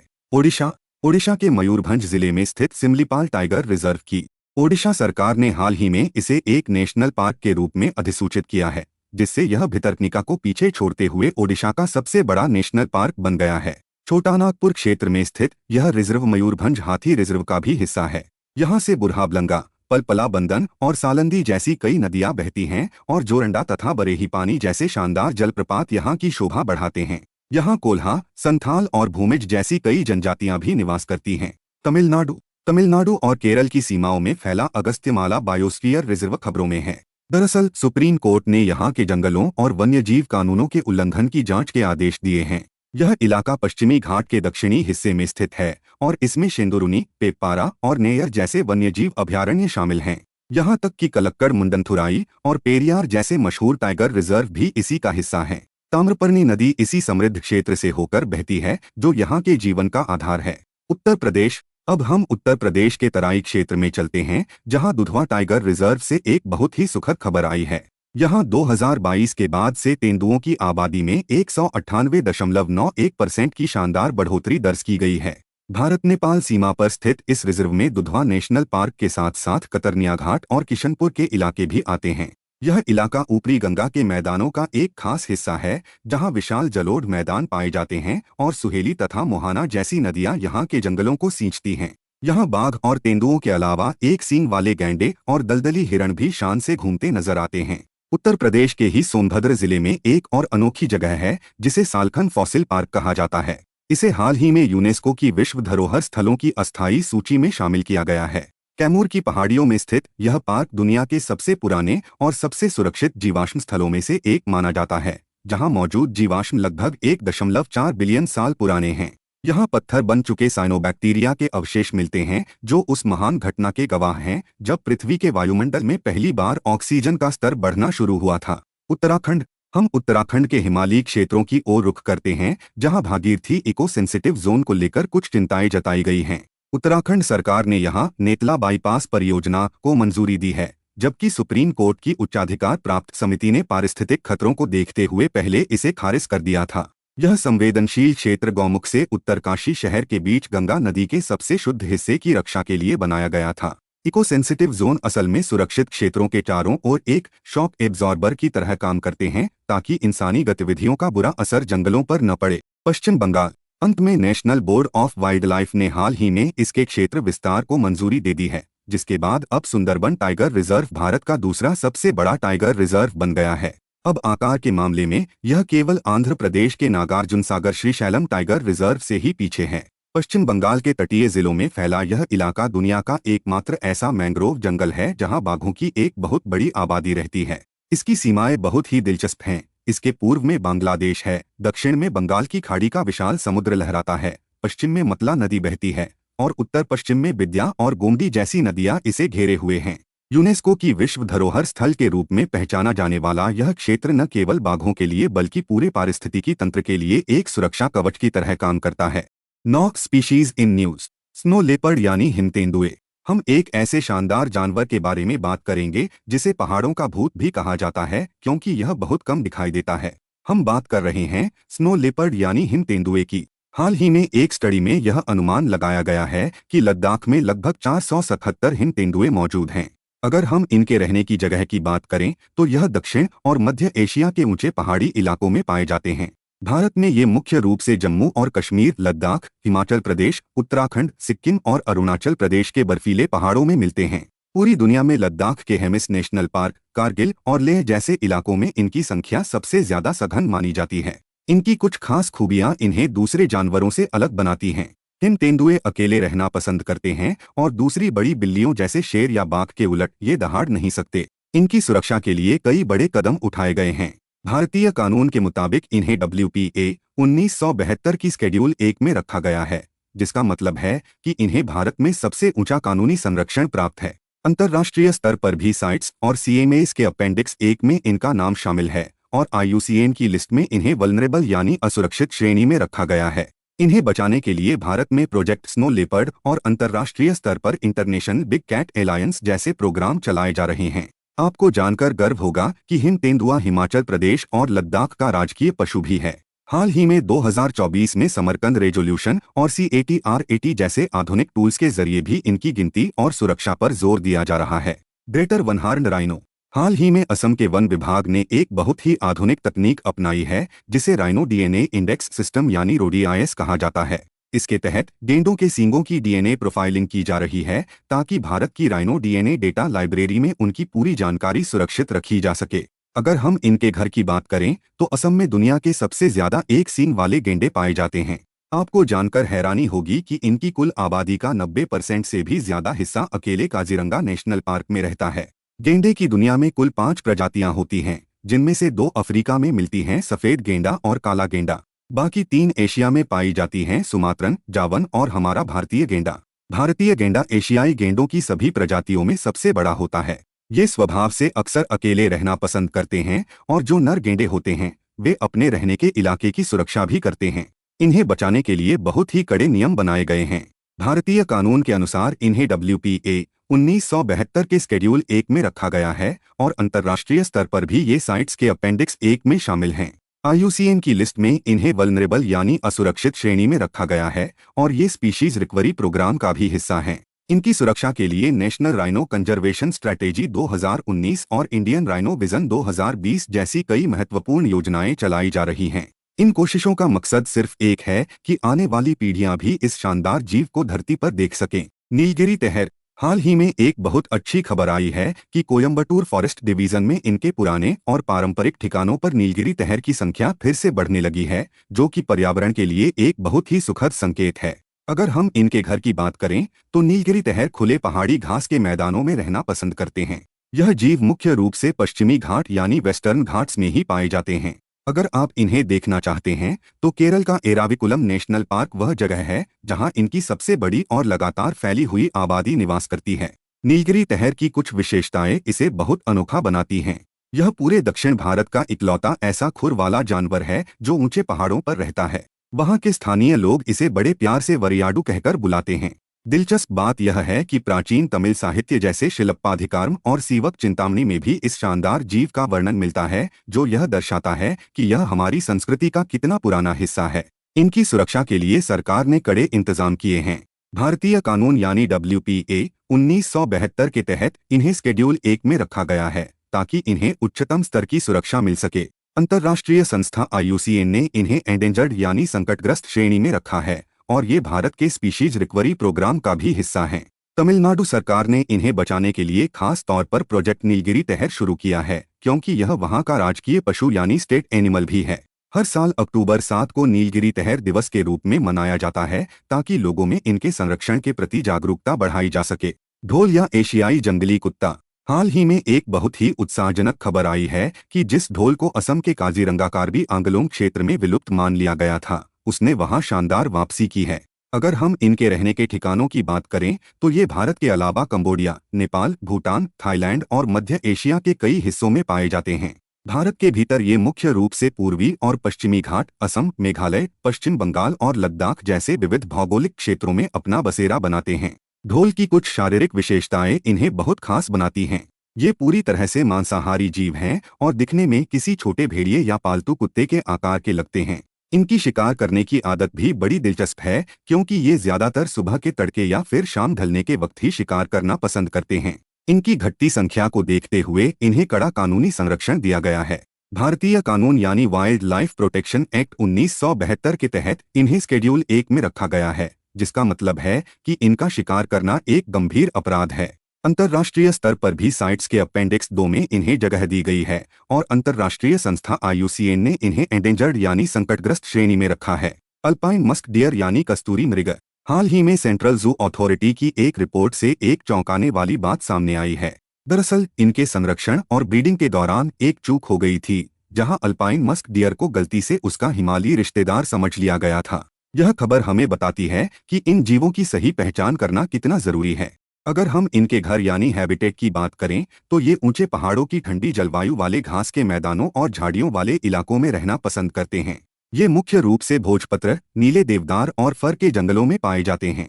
भारत के अलावा ये नेपाल, भूटान और चीन के भी मूल निवासी हैं।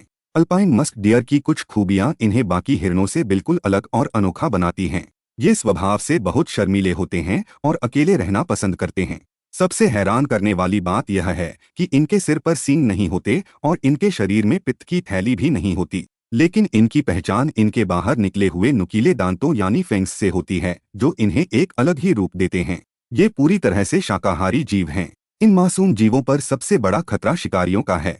इनके शरीर में एक मस्कपॉड यानी कस्तूरी की थैली होती है, जिसका इस्तेमाल खुशबूदार इत्र और पारंपरिक दवाइयां बनाने में किया जाता है। इसी कस्तूरी की वजह से इनका बड़े पैमाने पर अवैध शिकार किया जाता है। इनकी घटती आबादी को देखते हुए इन्हें बचाने के लिए सख्त कानून बनाए गए हैं। भारतीय कानून के अनुसार इन्हें वाइल्ड लाइफ प्रोटेक्शन एक्ट 1972 के शेड्यूल 1 में रखा गया है। अंतर्राष्ट्रीय स्तर पर भी साइट्स के अपेंडिक्स 1 में इन्हें जगह दी गई है और IUCN ने इन्हें एंडेंजर्ड यानी संकटग्रस्त श्रेणी में रखा है। सरकार और संस्थाएं मिलकर पूरी कोशिश कर रही हैं कि इस अनमोल जीव को विलुप्त होने से बचाया जा सके। इंडियन ग्रे वुल्फ यानी भारतीय धूसर भेड़िया। हाल ही में महाराष्ट्र के कदबनवाड़ी घास के मैदानों से एक चिंताजनक खबर सामने आई है कि वहां इन भेड़ियों को आवारा कुत्तों के हमलों से एक अतिरिक्त खतरे का सामना करना पड़ रहा है। अगर हम इनके घर की बात करें तो भारतीय धूसर भेड़िया मुख्य रूप से प्रायद्वीपीय भारत के इलाकों में पाया जाता है। इनमें राजस्थान और गुजरात जैसे राज्य प्रमुख हैं, जहां के खुले मैदानों में ये अपनी मौजूदगी दर्ज कराते हैं। इस भेड़िए की कुछ खास विशेषताएं इसे दुनिया के दूसरे भेड़ियों से अलग बनाती हैं। यह धूसर भेड़िए की ही एक उपप्रजाति है, लेकिन यह दूसरे वेरिएंट्स के मुकाबले छोटे झुंडों में यात्रा करना पसंद करता है और काफी कम आवाजें निकालता है, यानी यह वोकल कम होता है। भारत के शुष्क और अर्धशुष्क खुले मैदानों और घास के मैदानों में यह एक टॉप प्रीडेटर यानी शीर्ष शिकारी की भूमिका निभाता है, जो पर्यावरण के संतुलन के लिए बेहद जरूरी है। इतने महत्वपूर्ण शिकारी होने के बावजूद इनकी संख्या को लेकर काफी सतर्क रहने की जरूरत है। इसीलिए इन्हें भारत के वन्यजीव संरक्षण कानून यानी WPA 1972 के तहत शेड्यूल 1 में रखा गया है। इसका मतलब है कि इन्हें कानूनन वही सुरक्षा प्राप्त है जो एक बाघ या शेर को मिलती है। बोनोबो। हाल ही में एक वैज्ञानिक अध्ययन से यह बेहद दिलचस्प बात सामने आई है कि बोनोबो आपस में बातचीत करने के लिए जिस आवाज या स्वर का इस्तेमाल करते हैं, उसमें कंपोजिशनलिटी देखी गई है। इसका सरल मतलब यह है कि वे अपनी आवाजों को जोड़कर वैसे ही संदेश बुनते हैं जैसे हम इंसान अपनी भाषा का इस्तेमाल करते हैं। अगर हम इनके हैबिटेट की बात करें तो बोनोबो पूरी दुनिया में सिर्फ एक ही जगह पाए जाते हैं और वह है डेमोक्रेटिक रिपब्लिक ऑफ कांगो के घने जंगल। ये दुनिया के किसी भी और कोने में प्राकृतिक रूप से नहीं मिलते, जो इन्हें बहुत ही दुर्लभ और खास बनाता है। बोनोबो की कुछ शारीरिक और सामाजिक विशेषताएं हमें हैरान कर देती हैं। चिंपांजी की तरह ये भी इंसानों के साथ अपना 98.7% DNA साझा करते हैं, जो इन्हें जीवित प्राणियों में हमारा सबसे निकटतम संबंधी बनाता है। दिखने में ये चिंपांजी के मुकाबले थोड़े छोटे, दुबले और गहरे रंग के होते हैं। इनका स्वभाव बहुत ही शांतिप्रिय होता है और इनके समाज की सबसे अनोखी बात यह है कि इनके समूह का नेतृत्व मादाएं करती हैं। इनकी दुर्लभता और खतरे को देखते हुए अंतर्राष्ट्रीय स्तर पर इन्हें बचाने के कड़े प्रयास किए जा रहे हैं। इन्हें साइट्स के अपेंडिक्स 1 में रखा गया है और अंतर्राष्ट्रीय संस्था IUCN ने इन्हें एंडेंजर्ड यानी संकटग्रस्त श्रेणी में शामिल किया है। यह हम सबकी जिम्मेदारी है कि हम प्रकृति के इस अनमोल उपहार को सुरक्षित रखने में सहयोग करें। Malabar grey hornbill. हाल ही में केरल के कुछ शोधकर्ताओं ने इस पक्षी के संरक्षण के लिए एक बहुत ही खास सम्मान जीता है, जिसे फ्यूचर कंजर्वेशनिस्ट अवार्ड कहा जाता है। यह सम्मान उन्हें कंजर्वेशन लीडरशिप प्रोग्राम की तरफ से दिया गया है, जो पर्यावरण की रक्षा के लिए काम करने वाली दुनिया की बड़ी संस्थाओं जैसे कि fauna and flora international, bird life international और वाइल्ड लाइफ कंजर्वेशन सोसाइटी का एक मिलाजुला प्रयास है। अगर हम इस पक्षी के घर की बात करें तो मालाबार ग्रे हॉर्नबिल केवल भारत के पश्चिमी घाट के इलाकों में ही पाया जाता है। इसका मतलब है कि यह पक्षी दुनिया में और कहीं भी प्राकृतिक रूप से नहीं मिलता, जो इसे हमारे देश की जैव विविधता के लिए बहुत महत्वपूर्ण बनाता है। इसकी पहचान करना भी काफी दिलचस्प है, क्योंकि आमतौर पर हॉर्नबिल पक्षियों की चोंच के ऊपर एक उभरी हुई संरचना होती है जिसे कैस्क कहते हैं, लेकिन मालाबार ग्रे हॉर्नबिल में यह हिस्सा नहीं होता है। इसके अलावा इसकी आवाज बहुत ही तेज और ऐसी होती है जैसे कोई जोर जोर से हंस रहा हो। सुरक्षा के नजरिए से देखें तो इस पक्षी को वाइल्ड लाइफ प्रोटेक्शन एक्ट 1972 के शेड्यूल 1 में रखा गया है, जिसका मतलब है कि इसे भारत में कानूनी रूप से उच्चतम स्तर की सुरक्षा प्राप्त है। इसके साथ ही IUCN की रेड लिस्ट में इसे वल्नरेबल यानी संवेदनशील श्रेणी में रखा गया है, क्योंकि इसकी संख्या पर खतरा मंडरा रहा है। यह पक्षी हमारे पारिस्थितिकी तंत्र का एक अहम हिस्सा है, जिसे बचाना हम सबकी जिम्मेदारी है। Greater flamingo. हाल ही में तमिलनाडु सरकार ने धनुषकोडी में एक विशेष ग्रेटर फ्लेमिंगो अभयारण्य बनाने की घोषणा की है, ताकि सेंट्रल एशियन फ्लाईवे के रास्ते में आने वाले इस महत्वपूर्ण पड़ाव को सुरक्षित रखा जा सके। यह जगह इन प्रवासी पक्षियों के लिए लंबी यात्रा के दौरान रुकने और आराम करने का एक मुख्य स्थान है।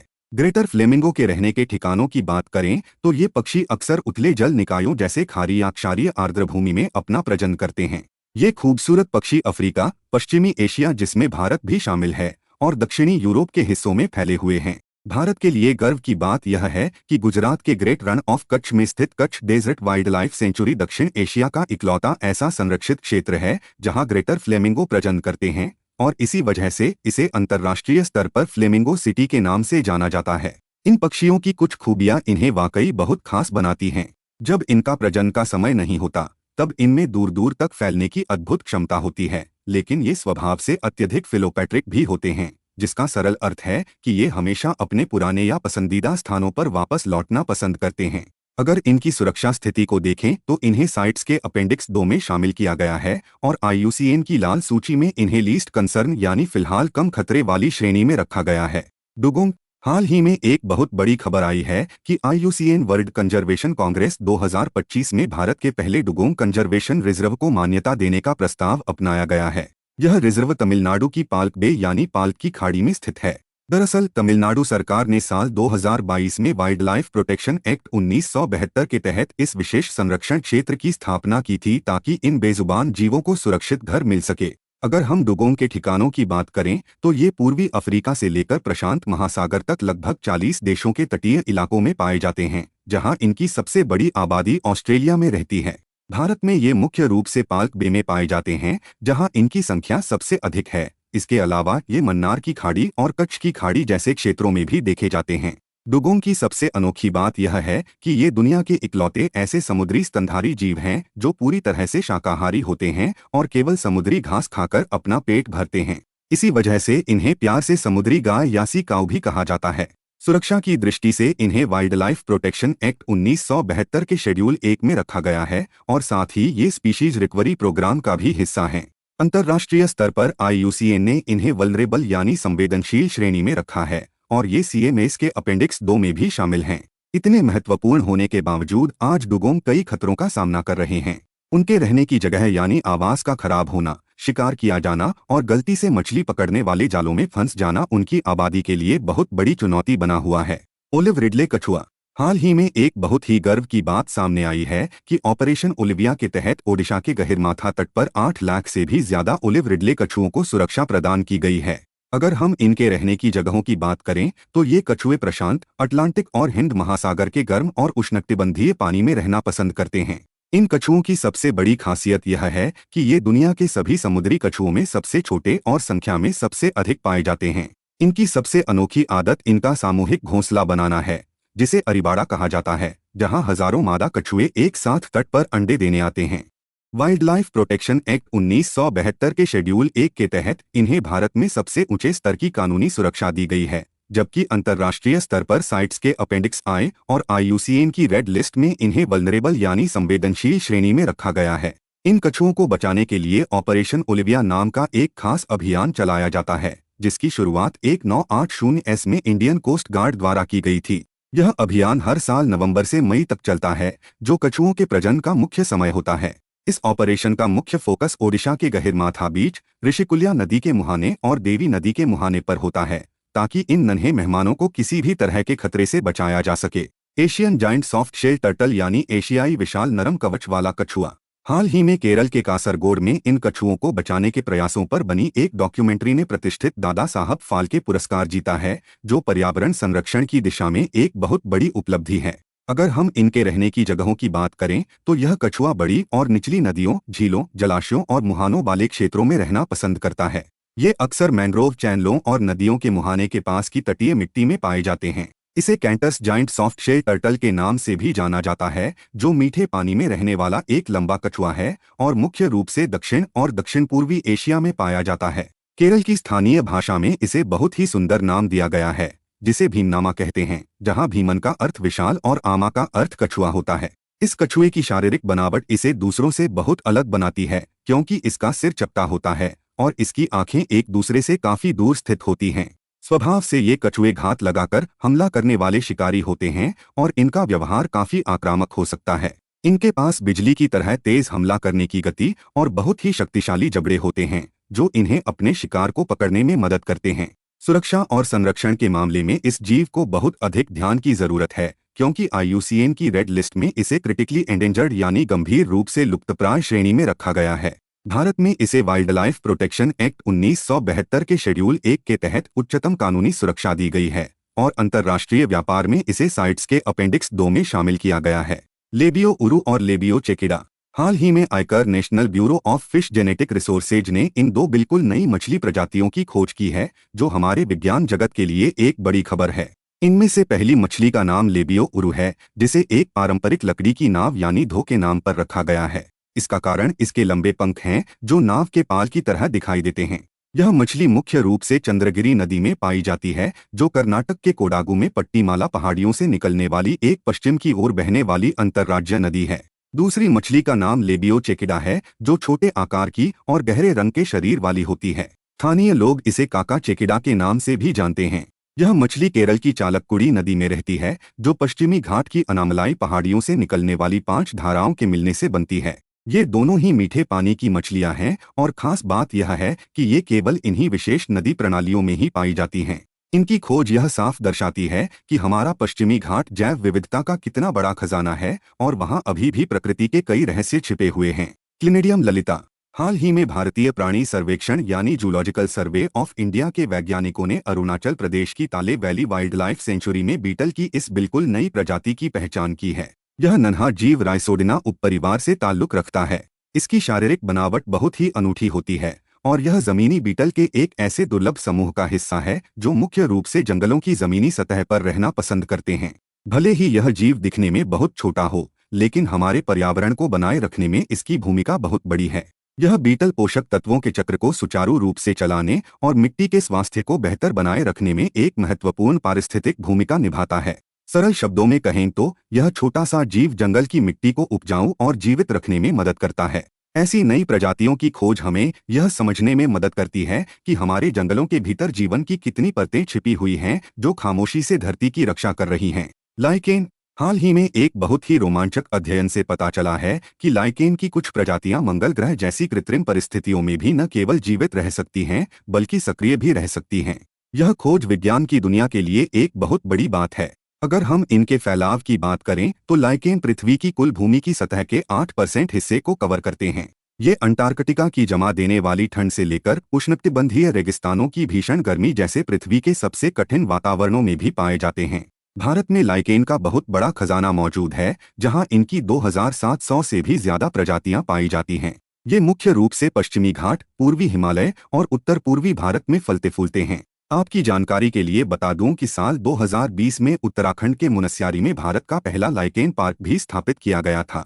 अब आप सोच रहे होंगे कि लाइकेन आखिर है क्या? दरअसल यह एक सहजीवी संबंध यानी सिम्बायोटिक एसोसिएशन है, जहां कवक जिसे माइकोबायोन्ट कहते हैं और शैवाल या साइनोबैक्टीरिया जिसे फोटोबायोन्ट कहते हैं, दोनों एक साथ मिलकर रहते हैं। लाइकेन हमारे पर्यावरण के लिए बहुत महत्वपूर्ण है क्योंकि ये वायु प्रदूषण के प्रति बहुत संवेदनशील होते हैं और विशेष रूप से हवा में सल्फर डाइऑक्साइड और भारी धातुओं की मौजूदगी बताने वाले बायोइंडिकेटर के रूप में काम करते हैं। पारिस्थितिकी के नजरिए से देखें तो ये किसी भी बंजर जगह पर जीवन शुरू करने वाली पहली प्रजातियां होती हैं, जिन्हें पायनियर स्पीशीज कहा जाता है।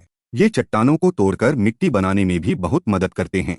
टार्डिग्रेड यानी वाटर बियर या मॉस पिगलेट। हाल ही में यह जीव काफी चर्चा में है क्योंकि भारतीय अंतरिक्ष यात्री शुभांशु शुक्ला इन्हें एक विशेष प्रयोग के लिए अंतर्राष्ट्रीय अंतरिक्ष स्टेशन ले जाने वाले हैं। टार्डिग्रेड की कदकाठी की बात करें तो यह केवल आधा मिलीमीटर लंबा होता है। यह 8 पैरों वाला एक खंडित सूक्ष्म जीव है। भले ही यह आकार में बहुत छोटा हो, लेकिन इसकी सहन शक्ति बेमिसाल है। ये जीव दुनिया भर में पाए जाते हैं और अत्यधिक गर्म या जमा देने वाली ठंड जैसे खतरनाक तापमान को भी आसानी से झेल सकते हैं। इतना ही नहीं, ये जबरदस्त दबाव और हानिकारक रेडिएशन यानी विकिरण के बीच भी जीवित रहने की क्षमता रखते हैं।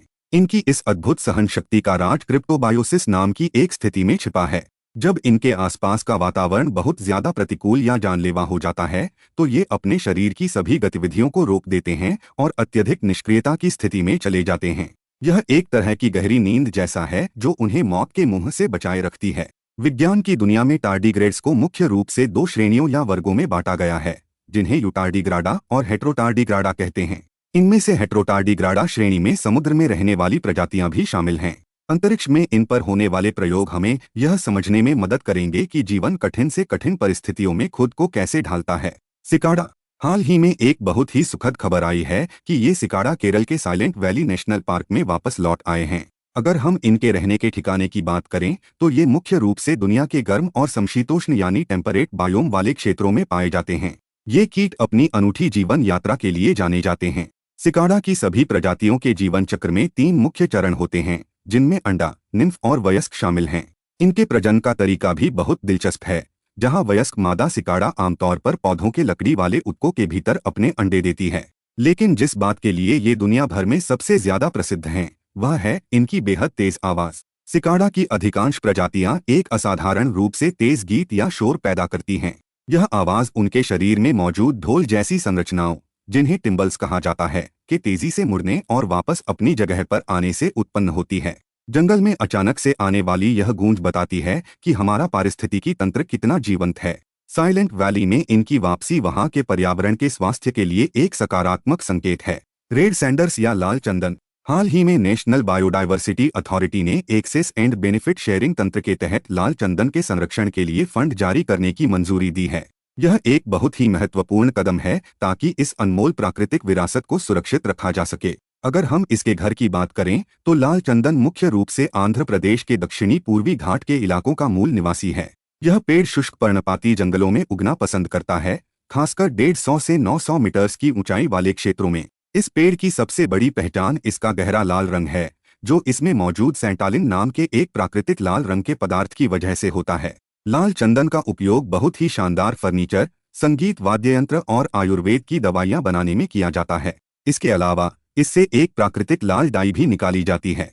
इतना कीमती और उपयोगी होने के कारण ही इसे बहुत बड़े खतरों का सामना करना पड़ता है।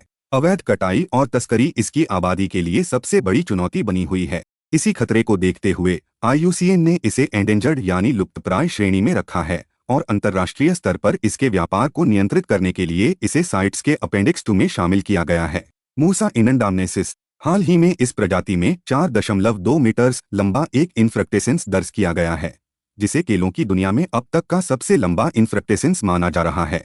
शायद आप सोच रहे होंगे कि यह इन्फ्रक्टेसेंस आखिर होता क्या है। सरल भाषा में कहें तो यह एक ही मुख्य डंठल या तने पर लगे फलों का एक बड़ा गुच्छा या समूह होता है, जिसमें शाखाओं की एक जटिल व्यवस्था होती है। इस अनोखे केले के इतिहास की बात करें तो इसे पहली बार साल 2012 में अंडमान और निकोबार द्वीप समूह के कृष्णा नाला रिजर्व फॉरेस्ट के पास एक दूरदराज के उष्णकटिबंधीय जंगल में खोजा गया था। यह स्थान अपनी घनी हरियाली और अनूठी जैव विविधता के लिए जाना जाता है। इस प्रजाति की कुछ खूबियां इसे साधारण केलों से बिल्कुल अलग बनाती हैं।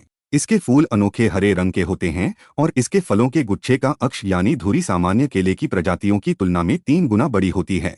जहां सामान्य केलों के पेड़ केवल 3 से 4 मीटर्स ऊंचे होते हैं, वहीं यह विशाल प्रजाति 11 मीटर्स तक की ऊंचाई तक बढ़ सकती है। यह केवल देखने में ही विशाल नहीं है, बल्कि इसके फायदे भी बहुत बड़े हैं। यह पौधा पादप प्रजनकों यानी प्लांट ब्रीडर्स के लिए एक प्राकृतिक आनुवंशिक संसाधन के रूप में काम करता है। इसकी मदद से वैज्ञानिक केलों की ऐसी नई किस्में विकसित कर सकते हैं जो अधिक पैदावार दें और जिनमें बीमारियों से लड़ने की जबरदस्त क्षमता हो। White Himalayan lily. हाल ही में उत्तराखंड वन विभाग की एक ताज़ा रिपोर्ट सामने आई है, जिसमें इस दुर्लभ फूल के संरक्षण और बचाव के प्रयासों पर विशेष जोर दिया गया है। इस फूल का वैज्ञानिक नाम लिलियम पॉलीफिलम है। यह लिली की एक बहुत ही दुर्लभ और खुशबूदार प्रजाति है, जो मुख्य रूप से हिमालय के पहाड़ी क्षेत्रों की मूल निवासी है। इसकी खूबसूरती देखते ही बनती है क्योंकि इसके फूल सफेद या गुलाबी रंग के होते हैं, जिन पर गहरे रंग के धब्बे और धारियां बनी होती हैं। यह फूल केवल दिखने में ही सुंदर नहीं है, बल्कि आयुर्वेद और चिकित्सा की दुनिया में भी इसका बहुत बड़ा महत्व है। यह पौधा एल्कलॉइड्स और फुरोकोमारिन्स जैसे सक्रिय रासायनिक तत्वों से भरपूर होता है। इन्हीं गुणों के कारण इसका उपयोग खून की उल्टी, ब्रोंकाइटिस और गठिया जैसी गंभीर बीमारियों के इलाज में किया जाता है। इतना उपयोगी होने के बावजूद आज इस प्रजाति पर अस्तित्व का बड़ा संकट मंडरा रहा है। इसी खतरे को देखते हुए IUCN ने इसे क्रिटिकली एंडेंजर्ड यानी गंभीर रूप से लुप्तप्राय श्रेणी में रखा है। इसका मतलब है कि अगर हमने अभी इसे बचाने के ठोस कदम नहीं उठाए तो भविष्य में यह प्रजाति हमेशा के लिए खत्म हो सकती है। मुरिकुट्टी पाचा। हाल ही में भारतीय शोधकर्ताओं ने इस पौधे की घाव भरने की क्षमता का सफलतापूर्वक उपयोग किया है, जो चिकित्सा विज्ञान के क्षेत्र में एक बहुत ही सकारात्मक खबर है। इस पौधे के फैलाव या वितरण की बात करें तो यह मुख्य रूप से दक्षिण पूर्वी एशिया का मूल निवासी है, लेकिन यह भारत सहित दुनिया के अन्य उष्णकटिबंधीय क्षेत्रों में भी काफी अच्छी मात्रा में पाया जाता है। इस पौधे की कुछ खास विशेषताएं इसे वाकई बहुत उपयोगी बनाती हैं। इसे रेड आइवी प्लांट के नाम से भी जाना जाता है और संस्कृत में इसका बहुत ही सुंदर और अर्थपूर्ण नाम व्रणरोपाणी है, जिसका सीधा संबंध घावों को ठीक करने से है। वैज्ञानिकों ने इस पौधे से एक विशेष घाव भरने वाला पैड तैयार किया है, जिसमें एक्टियोसाइड नाम का एक प्राकृतिक यौगिक होता है। यह यौगिक अपनी बेहतरीन चिकित्सीय क्षमता के लिए जाना जाता है और चोट को जल्दी ठीक करने में मदद करता है। आरोग्यपचा। हाल ही में केरल से एक दुखद खबर आई कि कुट्टिमथन कनी, जो उन वन बुजुर्गों में से एक थे जिन्होंने पहली बार आरोग्यप्चा के गुणों के बारे में दुनिया को बताया था, उनका निधन हो गया है। आरोग्यप्चा का अर्थ ही है वह हरियाली जो शक्ति प्रदान करती है। यह भारत का एक अत्यंत दुर्लभ और स्वदेशी औषधीय पौधा है। इस पौधे में औषधीय गुणों का भंडार छिपा है। यह शरीर में तनाव कम करने, सूजन घटाने और मधुमेह को नियंत्रित करने में मदद करता है। इसके अलावा इसमें एंटीऑक्सीडेंट, एंटीमाइक्रोबियल, एंटी ट्यूमर और एंटी अल्सर जैसे महत्वपूर्ण गुण भी पाए जाते हैं। यह पौधा मुख्य रूप से पश्चिमी घाट की अगस्त्य पहाड़ियों में रहने वाले कनी जनजातियों द्वारा अपने पारंपरिक उपचार के लिए उपयोग किया जाता है। इसी पौधे की मदद से जीवनी नाम की एक प्रसिद्ध दवा भी विकसित की गई है। इस पौधे से होने वाली व्यावसायिक कमाई का एक बड़ा हिस्सा यानी 50% कनी जनजातियों के साथ साझा किया जाता है, ताकि उनके पारंपरिक ज्ञान का सम्मान हो सके और उनकी मदद की जा सके। कोनोकार्पस का पेड़। हाल ही में सरकार द्वारा नियुक्त एक पैनल ने सुप्रीम कोर्ट से सिफारिश की है कि इस पेड़ पर पूरी तरह से प्रतिबंध लगा दिया जाना चाहिए। आपको बता दें कि गुजरात और तमिलनाडु जैसे राज्यों ने पहले ही इसे प्रतिबंधित कर दिया है। अगर हम इस पेड़ के मूल निवास की बात करें तो इसकी मुख्य रूप से दो प्रजातियां पाई जाती हैं। पहली प्रजाति उष्णकटिबंधीय अमेरिका के तटीय क्षेत्रों और पश्चिम अफ्रीका के कुछ हिस्सों की मूल निवासी है। वहीं इसकी दूसरी प्रजाति सोमालिया, यमन के शुष्क तटीय इलाकों और पूर्वी व उत्तरी अफ्रीका के साथ साथ अरब प्रायद्वीप में पाई जाती है।